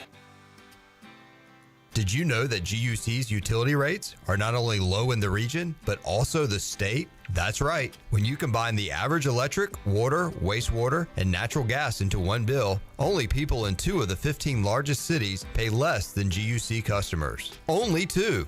Low rates and high reliability. Working in the best interest of the community rather than shareholders. That's the value of public utilities. That's the value of GUC. The price is always right at Doug Henry of Greenville. Doug Henry of Greenville has over 300 vehicles to choose from and brand new inventory arriving daily. Doug Henry is easy to find on the corner of Greenville Boulevard and Memorial Drive and always online at DougHenryGreenville.com. This month, Doug Henry is giving back for Breast Cancer Awareness Month, and with every vehicle purchased, they will donate $100 to Eastern North Carolina Cancer Services. Doug Henry of Greenville, right on the price, right on the corner. Go Pirates! Pirate Towing is now the exclusive towing partner for East Carolina Athletics. Pirate Towing has over 20 years of experience, open 24/7, and they can always assist you. Don't be stranded and wait for hours. Pirate Towing offers all roadside assistance to come give you a tow or jump start on game day or any day. Save Pirate Towing in your phone today and let the stress of car trouble go down. Pirate Towing, 955-4670. That's 955-4670, and also on Facebook. Pirate Towing, the preferred towing partner with ECU and Pirate Nation. Save a load on a new John Deere compact utility tractor and loader from Quality Equipment. It's never been easier to get the best brand on the market at an unbeatable cash price or with great financing at our lowest ever monthly payment. Now is the time to get that tractor package you've been dreaming of to get your next job done right. Stop by one of our 36 locations in North Carolina, South Carolina, and Virginia, or visit us online at QualityEquip.com. Mount up. Dank Burrito is your ticket to adventure in a tortilla. We combine bold flavors to make new kinds of burritos, tacos, and bowls, like honey truffle buffalo chicken or teriyaki shrimp. Once you're Dank, you'll never want the same boring burrito again. Dank Burrito is also the official burrito of the ECU Pirates, which we all know and love here in G Vegas. 108 Red Banks Road in Greenville. Come join the Dank Burrito Mafia. Hope to see y'all soon. Hey everybody, this is David Glenn, and you're listening to my favorite station in Eastern North Carolina, Pirate Radio, the voice of the Pirate Nation.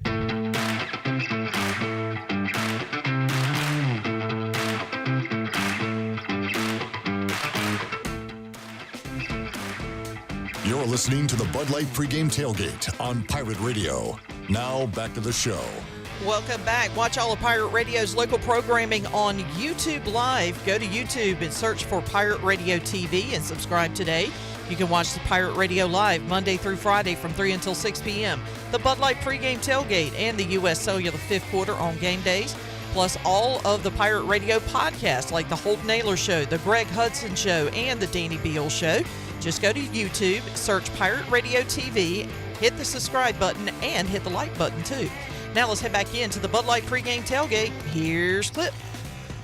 All righty. Young Joey says, Clip, where are we watching the game? I said, I will be in my bed, and you aren't invited. Like, there's a lot of places I'll watch a game with you, Joey. That's not one of them. What you doing tomorrow? Let's buck it up. Go watch some Manders and Bears. Go watch some Raiders and Chiefs. Yuck. Dolphins and Cardinals. Tua back. Tua back. Guardian hat free. Mm-hmm. All right. I don't agree with it, but it's not my place. By the way, happy birthday, Antonio Pierce, just in case he's watching. Antonio, I was a fan. You were another one that got away from Washington. Ryan Clark, Antonio Pierce, just had a bunch of guys that were kind of just guys that turned out to win Super Bowls with other teams. Sucks. All right, let's make some fantasy picks. I went a little out there with mine, but I'll say what the hey. Tyler Savage gets in the end zone. My problem is, like, he only has, like, one catch. So I got to have him, like, 3 for 42 and a touchdown to have a chance today. Sounds good. I think he can do that. Yeah. All right, Shirley. Let's go. You know what? Let's go Winston Wright. Dub. Jarrett. Rajay Harris going to break a big one. Rajay Harris. To the house. RC is taking Temple plus the points today. I can see it. Gun to the head. I would go Pirates. Gun to my head, this is probably the last thing I'm thinking about. The game line. Right, but the decision you have to make is about the game. I'll go ECU. Okay. Die with my team. Scott says the biggest got away was Champ Bailey. That's different. He was already really good, and he was traded. And we got Clinton Portis, who really carried us to 2 playoffs. So I hear you, but, like, we actually got some in return there, and it was really good. And Clinton Portis is one of my all-time favorites. He was kind of a nut job. But, hey, I like the Commander's chat. Prayers for Jaden Daniels' ribs, says Ben. Hashtag raise hell. Preston says, I like that T-shirt. Preston also a Conley grad. Conley Lost to New Bern. The Bears. What Farmville do? We lost by a field goal to Green Central, which grates my you-know-what. Ooh. That is our rival, and I hate it when we lose to Green Central. I'm seeing some tweets that the crowd stinks today. Yes, I mean, I get media's on the field earlier, but I saw a video from Zach Kaplan. It looked pretty bare bone. Yeah. I wonder if it's going to fill up, if it's going to be one of those types of crowds where they're out in the tailgate lots catching up with old friends. It is homecoming weekend, so I'm sure there's going to be a lot of catching up and then maybe a late arriving crowd. I think it's a lot of tailgate, and we'll watch the game there. I think the highlight of today is tailgating and catching up and not ECU versus Temple. Yeah, I can agree with that. Yeah. But I tell you what, we'll be here after the game on the U.S. Sailor 5th Quarter Call-In Show, taking your calls. Myself, Holt Nailers, Cade Norman, Shirley Rhodes, J-Bone, the Big Dog will all be here with some dank burrito. Would like to thank all of our sponsors for this great 4-hour program. Bud Light and Carolina Eagle Distributing. We had stats on the UBE stat sheet. Boy, UBE was rocking and rolling today. Go to pirateware.com at any time. We had the United Bank Coaches Corner, the Orthopedics East Injury Report. Scores on the Bucs scoreboard. Brian Bailey gave us our Papa John's Pirate Preview. Ryan Wallen was on the Advanced Moving and Storage Opponent Preview. Also, we stayed active and energized with Celsius, which you can find at your favorite retailer and at ECU Games. Celsius, the official energy drink of Pirate Radio, proudly distributed by the Minges Bottling Group. And we went out to the Big Rock Power Sports live line. Thanks to Country Mart for the awesome pregame spread. Got us going good this morning with some sausage dogs, cheese biscuits, fatback, bacon. It was awesome. Shirley, J-Bone, thank y'all. Big Dog, everybody else who helped and participated in this program. We'll be back after the game Our next edition of the Bud Light Pregame Tailgate will come to you. I'm stalling. November 7th. We got a ways. Yeah. Thursday, November 7th will be our next edition of the Bud Light Pregame Tailgate. But we will talk to you again in a few hours on the U.S. Sailor 5th Quarter Call-In Show. For the crew, I'm Clip Brock. We'll talk to you then. Go Pirates. You've been listening to the Bud Light Pregame Tailgate, powered by Bud Light, the official beer of the ECU Pirates. Stay tuned and join us after the game for a complete recap and your phone calls on the U.S. Cellular 5th Quarter